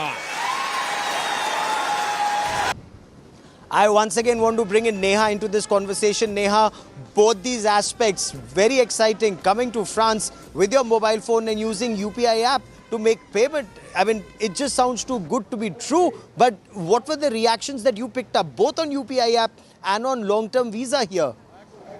The excitement was amazing. People were, they were not believing that this is about to happen. Even right now, I'm standing next to Eiffel Tower, and I can, I can literally see there are lots of Asian community, Indian people. They have their businesses open here, and when I talk to them about what's their reaction to it, they were shocked that this is true. And let me tell you one more thing for Indians, for Asians, it is anyways difficult to travel to European countries. They need Schengen visa, and Schengen visa requires a lots of process. So most of the people, they just drop their plan. They just find it really hard. So, this initiative is going to be a really big boost in tourism as well, because this is going to be to motivate them to travel to France, because it is going to ease, because people have to change their currency. They have to go through lots of paperwork to apply for Schengen visa, and it's already tiring. Imagining taking one burden off their shoulders, that they don't have to carry the cash, they don't have to do currency exchange. It saves a lots of time, it saves a lots of efforts, and it's eventually going to boost the terrorism.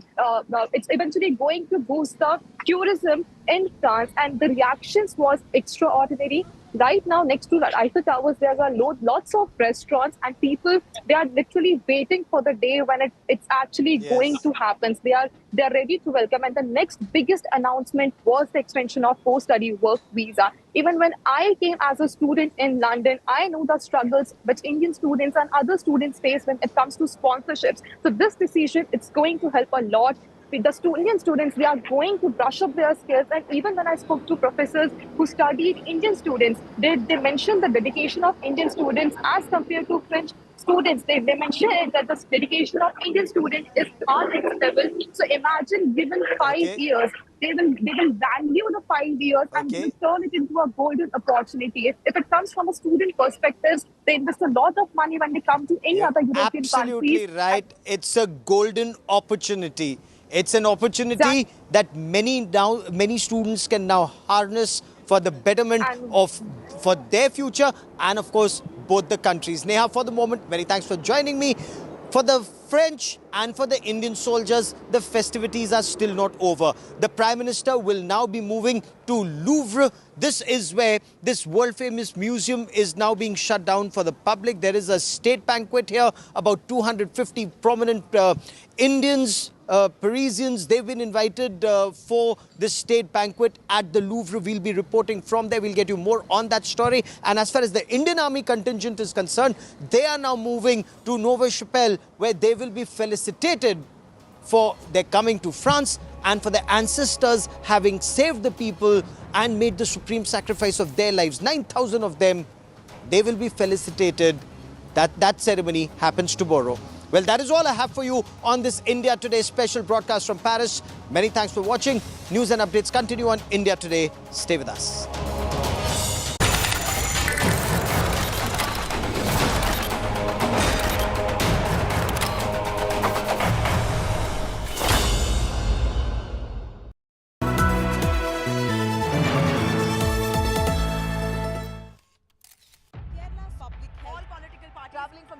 Armed with facts, she takes the news by its horns. Do you think the future of these students are not hampered?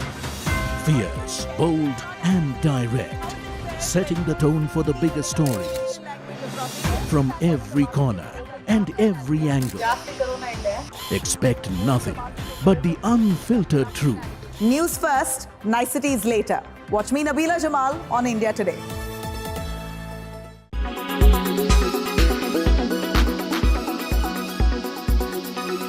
What seems to have been a slowest start, one of the slowest starts to a fiscal year. How is the quarter being? Take us through some of the highlight numbers, Mr. Subramanian. I agree, it's one of the slowest starts we have had in several years as a Q1. But then given the recessionary trends and the macroeconomic situation that everyone is talking about, we are pretty pleased with what we accomplished during the last 90 days. The order book of $10.2 billion on top of the $10 billion that we made in the previous quarter shows that we stay relevant. Our offerings are well accepted in the market. And revenue came flat sequentially, while on a constant currency basis, we grew by 7% year on year. We completed the performance appraisal of all our employees, 600,000 of them. And we have completed the annual increment process effective 1st of April. That's again a big accomplishment for us.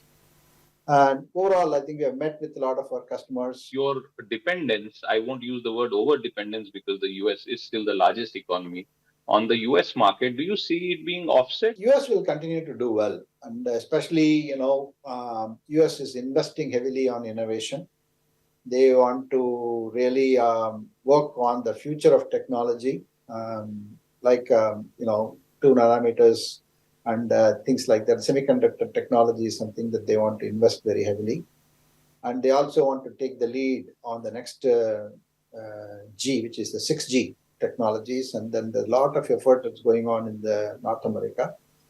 And I think, there is a lot of discussion that's happening between India and North America to see how we can collaborate on critical and emerging technologies of the future. It means that, look, it should give us really a good base to collaborate with the innovators and large corporations in North America. What is the outlook as far as demand is concerned? And therefore, do you see a double-digit growth happening in the remaining quarters and for the full year? There are segments in which, we have done well. I think, for us, manufacturing is looking good. Life sciences, healthcare is looking good. Our regional markets and platforms business are really have done well, over a year-on-year basis. So there are businesses and markets which are growing on double digits. But as a company, given the growth that we have seen in Q1, the double-digit growth for the whole year is something that we have to wait and watch. It looks a little difficult.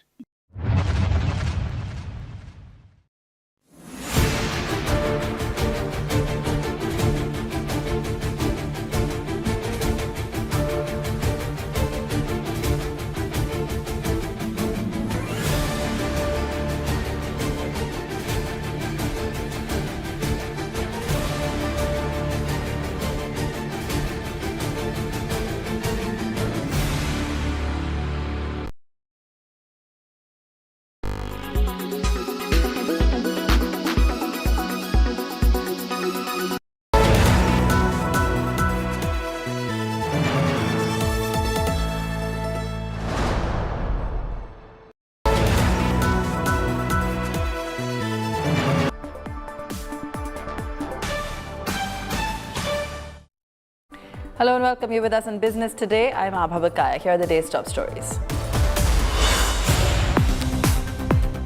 An exclusive conversation with the mega exclusive founder and MD of Sun Pharma, Dilip Shanghvi, tells BTTV about the company's growth plans and how smart investments are driving both short and long-term returns. No import duty concession to Tesla under discussion, says Revenue Secretary. This comes a day after reports of Tesla planning huge investments for an electric vehicle gigafactory in India. Markets hit a fresh high. Sensex zooms 502 points and Nifty up 151 points to end at new peaks. Positive global cues and hopes of a pause in rate hikes helps the rally. Investors wealthier by 3 lakh crore rupees today. Desi digital payment system UPI spreads its wings to be soon available in France for transactions. Prime Minister Modi challenges NRIs to come to India and venture out without cash. World Health Organization seemingly dilutes its stance on aspartame, says moderate intake will not cause cancer, tells companies not to withdraw products with the artificial sweetener. From seeing profits plunge by 70% in FY18 to recording their highest ever profits of 8,474 crore rupees in FY23, Sun Pharma has made a roaring comeback. The stock price in the last 5 years has risen over 92%. What's behind the remarkable turnaround of India's largest pharma company? My colleague Neetu Chandra Sharma spoke with the MD of Sun Pharma, Dilip Shanghvi, in this mega exclusive. India's largest pharmaceutical company is making a strong comeback after a significant decline in profit in 2018. With an impressive turnaround, Sun Pharma has achieved its highest ever consolidated revenue of Rs 43,279 crores in the financial year 2023. I have a very special guest joining us today, Mr. Dilip Shanghvi, the Managing Director of Sun Pharma. Remarkable turnaround, Mr. Shanghvi. I would like to ask you how the company is experiencing growth and which areas you are currently focusing on. Our focus in the business always has been that each of our business should focus on improving its performance over what it did last year. So if I look at our major businesses, that would be our business in India, our business, branded business in the US, generic business, both in US, also in Europe, then our business in emerging markets, then our business in Japan and other countries. So I am expecting each of this business to be able to do better than what they did last year. And I think it's only because we keep on improving consistently year after year that we will continue to grow faster than the industry. At the same point of time, we also make R&D investments in such a way that some of them produce short-term returns, some of them produce mid-term return. And when long-term returns start, I think it is when the step change in terms of company's growth happens. So we've been making large investment in specialty business over last 5 years. So we have kind of at a position where it will start contributing to profitability and future growth of the company in a much more meaningful way. So I think I see a brighter future for Sun as well as the other pharmaceutical companies. Indian equities closed at record highs amid upbeat sentiment globally, fueled by hopes that a softening in U.S. inflation data will see the U.S. Fed pause its rate hikes. All sectoral indices ended in the green, with information technology up over 4%, trading at the highest level in 5 months. That's the IT index.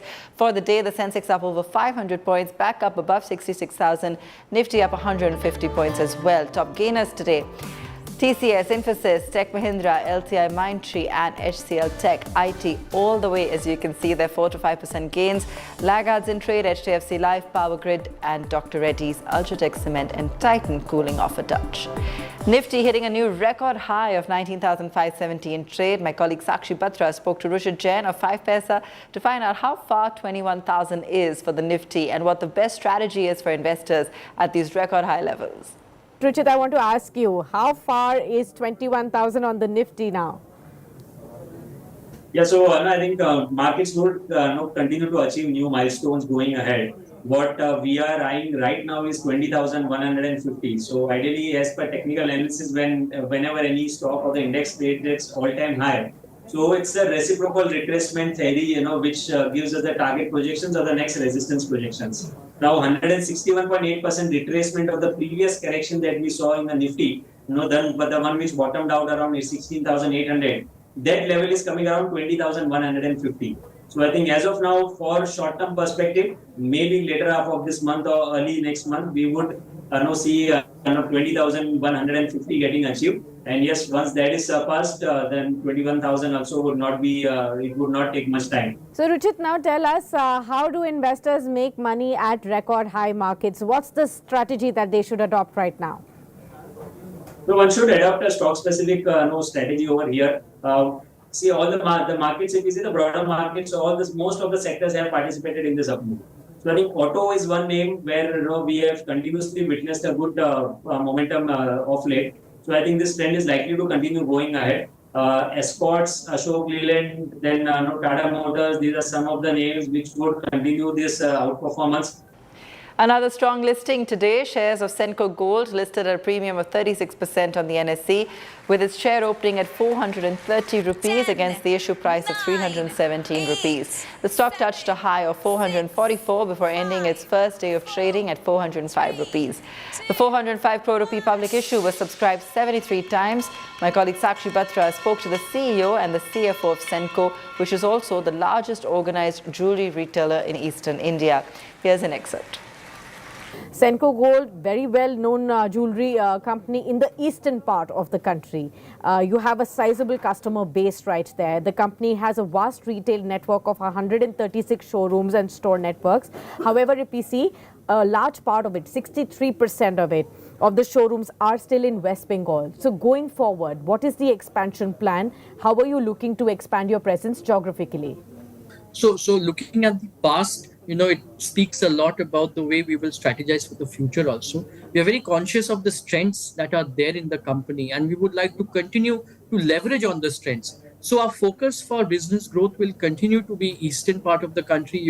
As you said that 63% is a particular state, which is West Bengal. 80% of our business comes from the eastern part of the country. Around 15% comes from the northern part of the country, and 5-6% comes from the western and the southern part. So to leverage the strain, to work on the economies of scale, the future will be very much focused on the growth in the eastern and the northern part of the country.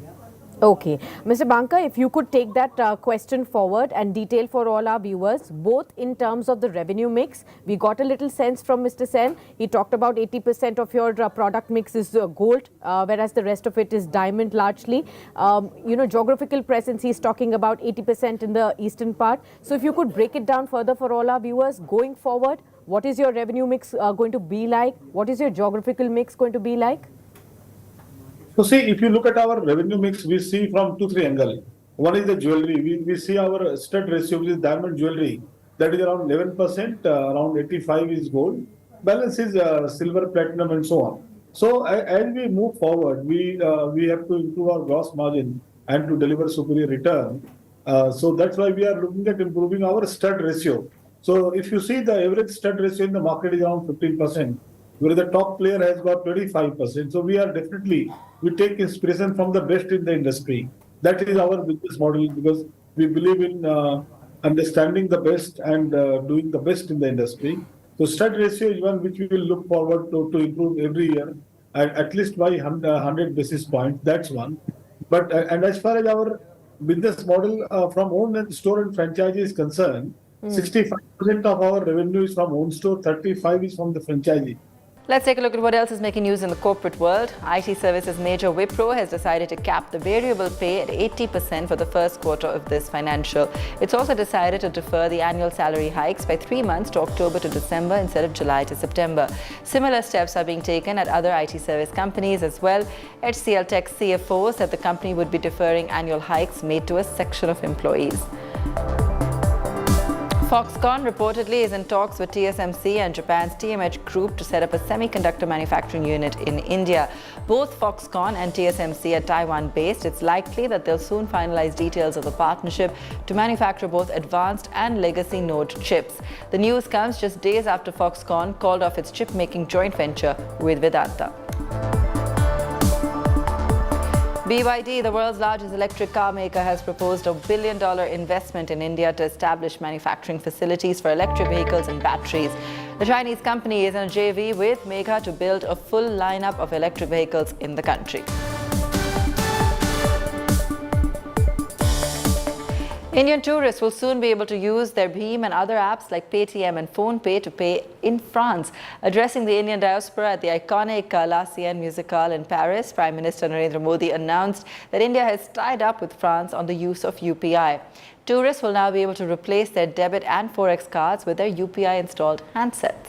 France में भारत के UPI के उपयोग को लेकर भी समझौता हो गया है. The applause followed by another teaser from the Prime Minister. अब मैं तो समझौता करके चला जाऊंगा, आगे बढ़ाने का काम आपका है.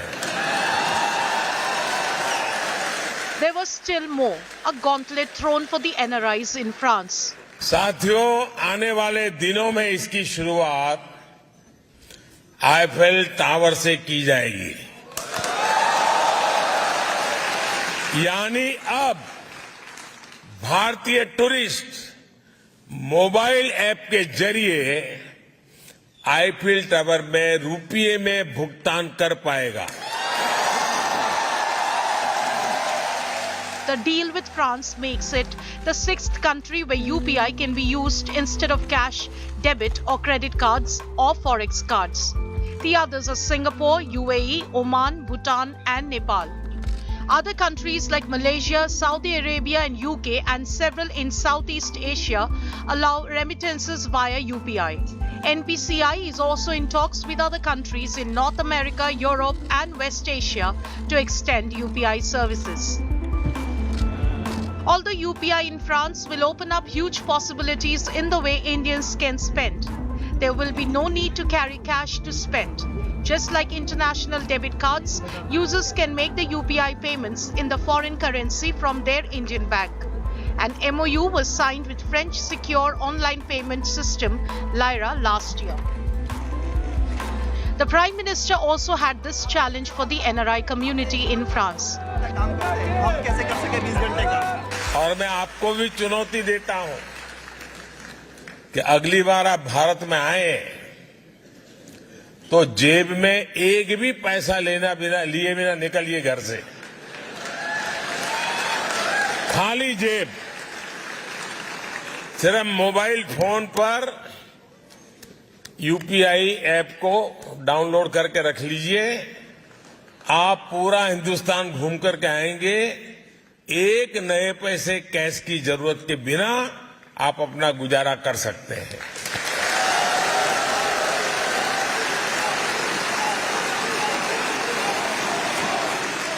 As per RBI data, UPI transactions stood at 139 trillion rupees in the last fiscal. This was about 73% of all non-cash transactions. According to a PwC report, daily transactions are likely to reach 1 billion by 2026-27, accounting for about 90% of all non-cash transactions. Another major announcement at the diaspora event was a decision by France to grant long-term 5-year visas for students pursuing a master's degree in the country. Bureau Report, Business Today Television. Let's take a break. When we return, Musk's reply to Zuckerberg in the fight for the crown of the microblogging market.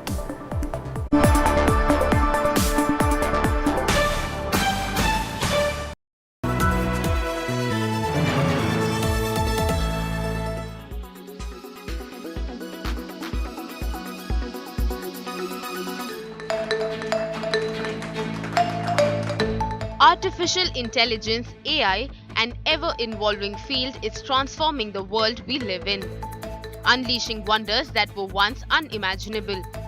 Now, artificial intelligence is transforming lives in Lucknow in the field of medical science. This is an ortho-robo performing a knee replacement surgery, all made possible courtesy AI. And this is a game changer in Uttar Pradesh, as this AI-powered robo will now perform more ortho procedure in Lucknow's Apollo Medics.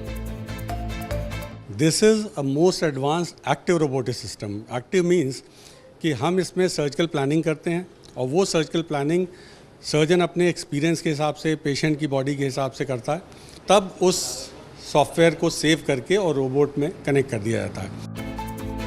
So how does this work? All the information is fed into the robo and then it works on its own, performing the surgery directly. 0.1 millimetre तक accurate होता है. और अगर आप manual surgery और robotic surgery की बात करें तो मैनुअल सर्जरी 70% एक्यूरेट, तो this is 95% accurate. From revolutionizing industries to enhancing everyday life, AI has proven to be a catalyst for progress and innovation. Bureau Report, India Today.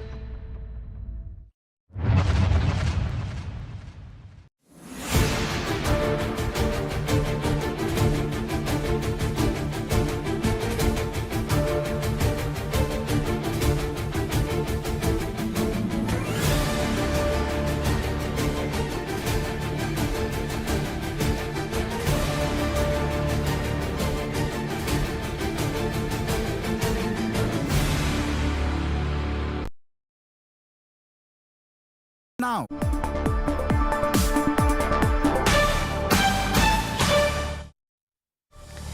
Welcome back. The Finance Ministry is not considering any duty waivers for the US automaker Tesla. According to Revenue Secretary Sanjay Malhotra, a duty waiver is not under consideration by the government. As Business Today TV reported yesterday, Tesla is discussing an investment in India to produce 500,000 EVs a year.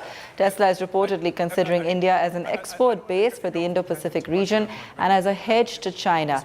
My colleague Karishma Sadani has more on these duty waivers, which have actively been pursued by Tesla. Well, right, officials from the Ministry of Finance Revenue Department have in fact confirmed to Business Today Television that government right now is not considering or taking up any proposal on discussion of waiving off custom duty on Tesla or manufacturing of Tesla in India. In fact, government is more keen on the fact that Tesla should try and align with the Atmanirbhar Bharat or Make in India initiative by setting up a local manufacturing plant or tying up with one of the Indian companies in order to find roadways. Tesla has been complaining of the higher import duties and has been in discussion with the Indian government on a way out. In fact, the Tesla chief, that is Elon Musk, also met Prime Minister Narendra Modi on his visit to the United States of America last month, and they also discussed about the future of investments in India, especially in terms of the electric vehicles. Tesla is in conversation with the Ministry of Commerce and Industry, and they are trying to find a way out to make inroads for the company and also in a way that will stand justified for the Indian market. Thanks, Karishma. And one of the biggest announcements since Elon Musk's takeover, Twitter has decided to share its profits with verified creators. The microblogging platform will now pay creators with a share of the ad revenue earned from ads served in the replies to their posts. Users who subscribe to Twitter Blue and have earned more than 5 million tweet impressions each month for the last 3 months are eligible to join. According to owner Elon Musk, the first round of creator payouts will total $5 million. Danny DeCruz, assistant editor, Business Today, joins us with more on this. Danny, take us through this new revenue system for creators. How will it work? So yes, Twitter is introducing the new revenue system for creators, which is definitely good news for all Twitter enthusiasts. The tweets that get a lot of replies will benefit the most out of it. In a sense, the revenue generated by the ads that are shown in the replies of tweets will be shared with creators. But the precise allocation is yet to be determined. Some creators seem to have already earned massive sums of money. One such creator, Brian Krasenstein, claims to have earned almost $25,000 from Twitter, which is roughly rupees 20.5 lakh. Who is eligible to earn money on Twitter, Danny? Firstly, you'll need to be a Twitter Blue subscriber. Secondly, you'll have to be famous. Bryan Cranston has over 7.5 lakh followers on his account. And that's not it. You should have at least 5 million impressions each month since the past 3 months to be eligible for these earnings. Also, this new feature is available in countries that support the Stripe payment system. And luckily, India is one of them. All right, Danny, thanks so much for joining us with that. While retail prices spiked last month, wholesale prices continued their fall in June. The wholesale price inflation, WPI, fell to a near 8-year low of minus 4.12%, mainly on account of the high base effect. June marked the third straight month when the WPI print turned deflationary. Last year, in the same period, WPI was galloping at 16.23%.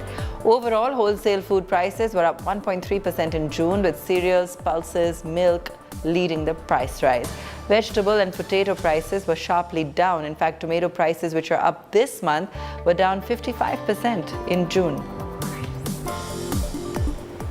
Meanwhile, exports have plunged a massive 22% in June, according to trade data released by the Commerce Ministry. June exports were down 22% to $32.9 billion.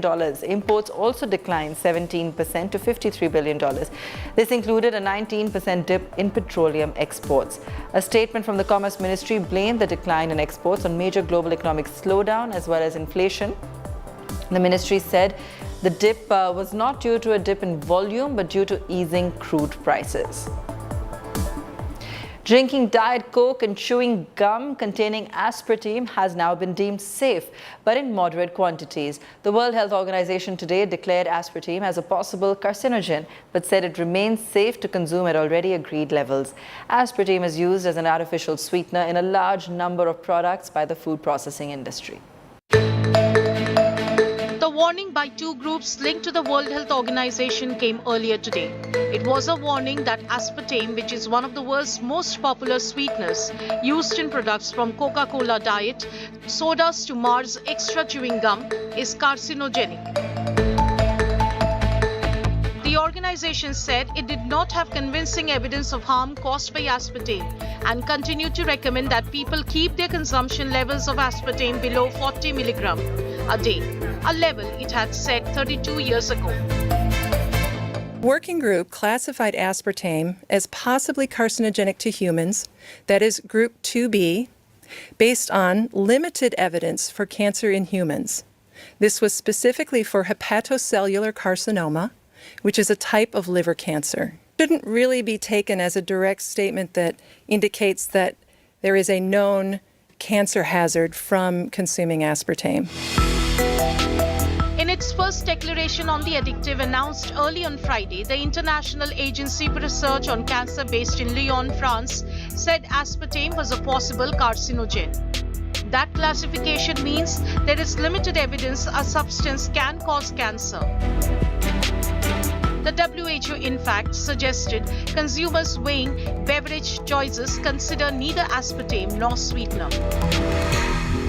If consumers are faced with the decision of whether to take cola with sweeteners or one with sugar, I think there should be a third option considered, which is to drink water instead and to limit the consumption of sweetened products altogether. So definitely we're not advising companies to withdraw products, nor we are advising consumers to stop consuming altogether. We're just advising for a bit of moderation. Meanwhile, some researchers are pushing stevia as an alternative for aspartame. Stevia is a sugar substitute made from the leaves of the stevia plant. It's about 100 to 300 times sweeter than sugar, but has no carbohydrates, calories, or artificial ingredients. Some people complain that it leaves a bitter taste and even taste like menthol. When it comes to beverages, which are by and large the major source of aspartame in the US, water really is your best beverage choice. Unsweetened beverages like coffee and tea can also be good options, but really water is your best choice. So if you currently drink diet soda, switch to water or unsweetened drinks, or worst comes to worst, drink sweetened with stevia if you want something that has a sweet taste. That's a safer alternative to aspartame in our opinion. Several scientists not associated with the reviews said the evidence linking aspartame to cancer is weak. Food and Beverage Industry Association said the decisions showed aspartame was safe and a good option for people wanting to reduce sugar in their diets. The WHO said that existing consumption levels meant, for example, that a person weighing 60 to 70 kg would have to drink more than 9 to 14 cans of soda daily to breach the limit, based on the average aspartame content in the beverages, around 10 times what most people consume. Bureau Report, Business Today Television. That's all from us on the show tonight. Thanks so much for watching.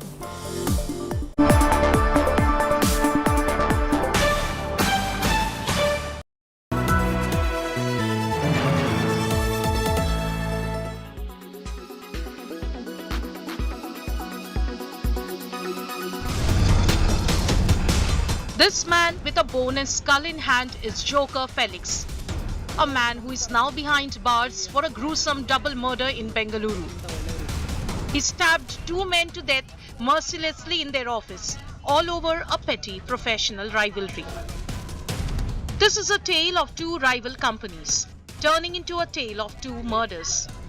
The victims, Phanindra Subramania and Vinu Kumar, the MD and CEO of their company Aeronix, went to work on Tuesday and never came home. According to the cops, at 4 p.m. on Tuesday, Joker Felix and two of his aides entered the Aeronix office and entered the MD Phanindra's room. They then attacked him, with Felix slashing him with a sword. Seeing the shocking crime, the CEO Vinu Kumar intervened but was then attacked with a knife that the accused were carrying with them. The three then escaped from the back door. What was the reason for this merciless display of violence? Murder by knife is personal. They wanted this to hurt. According to police, Joker Felix previously worked with murder victims Phanindra and Vinu. The victims left and started their own organization and reportedly took most of the customers and employees with them, angering Felix. Joker Felix and accomplices Vinay Reddy and Santosh Srinivasa are now in police custody. Pride, vengeance and professional rivalry cost these two men their lives. And the actions of this rather unstable internet influencer has landed him behind bars. With Anaga Keshav, Bureau Report, India Today. Weather forecast now. Delhi, maximum 38 and minimum 27 degrees. Mumbai, maximum 28 and minimum 25 degrees. Kolkata, maximum 34 and minimum 27 degrees. Bangalore, maximum 27 and minimum 21 degrees. Chennai, maximum 35 and minimum 26 degrees. Hyderabad, maximum 33 and minimum 24 degrees.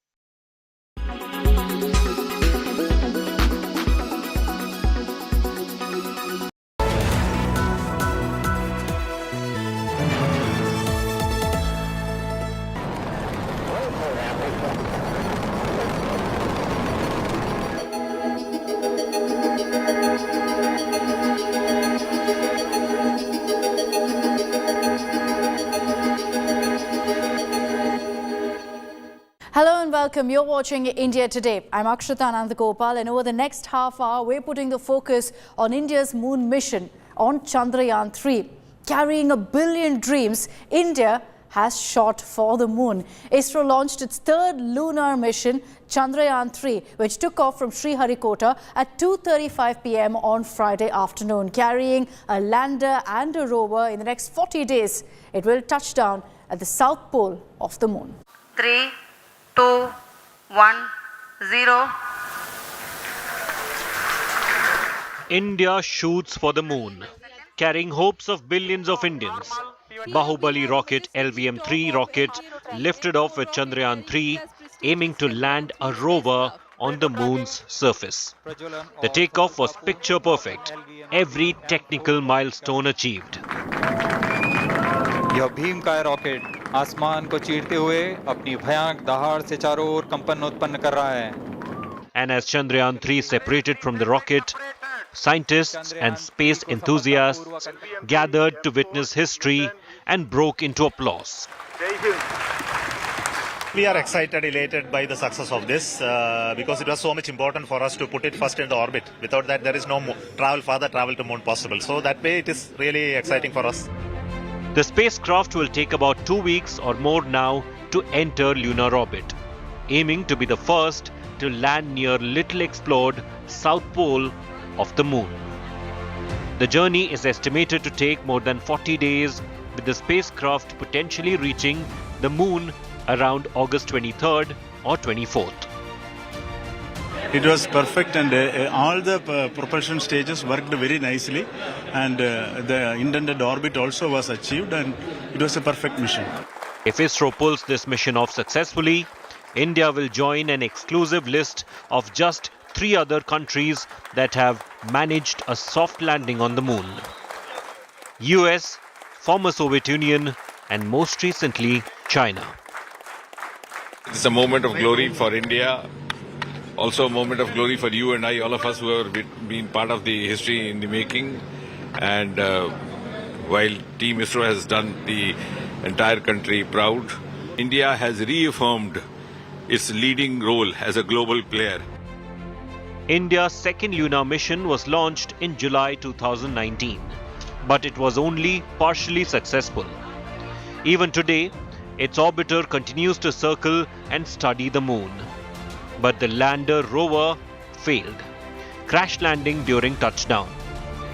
Chandrayaan 3 comes 13 years after the first moon mission in 2008.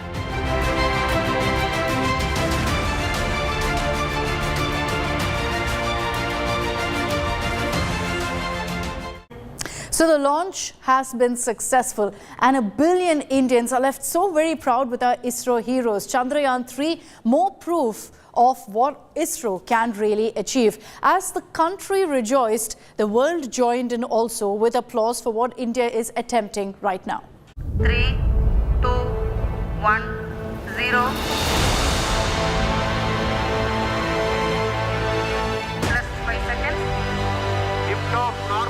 It was a successful takeoff. Indian scientists were proud, so were their family members.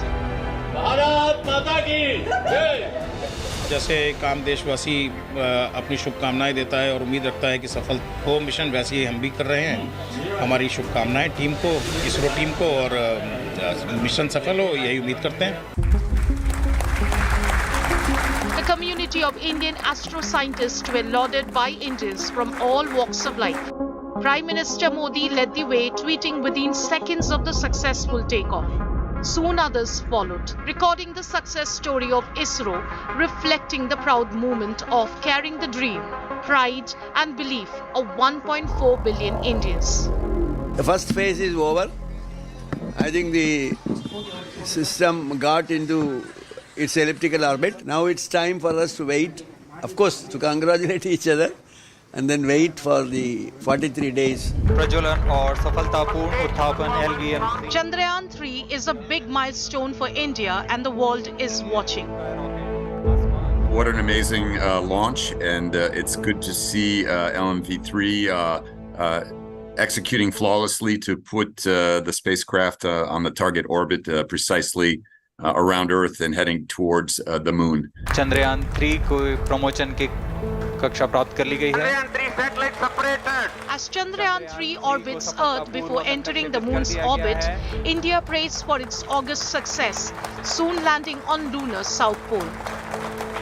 The launch of Chandrayaan 3, the mission itself, is a significant and huge milestone for India's space program. We decoded our next report, how this mission works, what happens over the next 40 days, and what the objectives of this mission are. Behind us is a model of the rocket GSLV Mk2, and the LV-M3 will resemble this model only. And on either side of this rocket, the columns you see, those are S200 solid state boosters, and in the center part where it is written GSLV, that is the liquid stage, and on top of it we will have the cryogenic engine C25. Over that particular pod with the Indian national flag, that is a heat shield which will be carrying Chandrayaan 3. This is a module which will have a propulsion module, a lander module, and the rover. The launch vehicle will first orbit Earth before entering moon orbit. the final lunar 100-kilometer circular polar orbit, the propulsion module carrying the launch module with the lander and rover will be launched through vehicle injection. Then the separation of the launch module from the propulsion module will take place. The propulsion module this time also has one scientific payload as a value addition. It will become operational post-separation of the lander module. The propulsion module, equipped with spectropolarimetry of habitable planet Earth or SHAPE, will then work for future discoveries of smaller planets in reflected light. It would also allow scientists to probe into a variety of exoplanets which would qualify for habitability or for presence of life. The lander module in the meantime will orbit closer to the lunar south pole. The main aspect of this this mission is to do a soft landing in the on the lunar surface, and this is the second attempt of ISRO. Here also ISRO has made it very clear that this time they are going for a failure-based model. They are calling this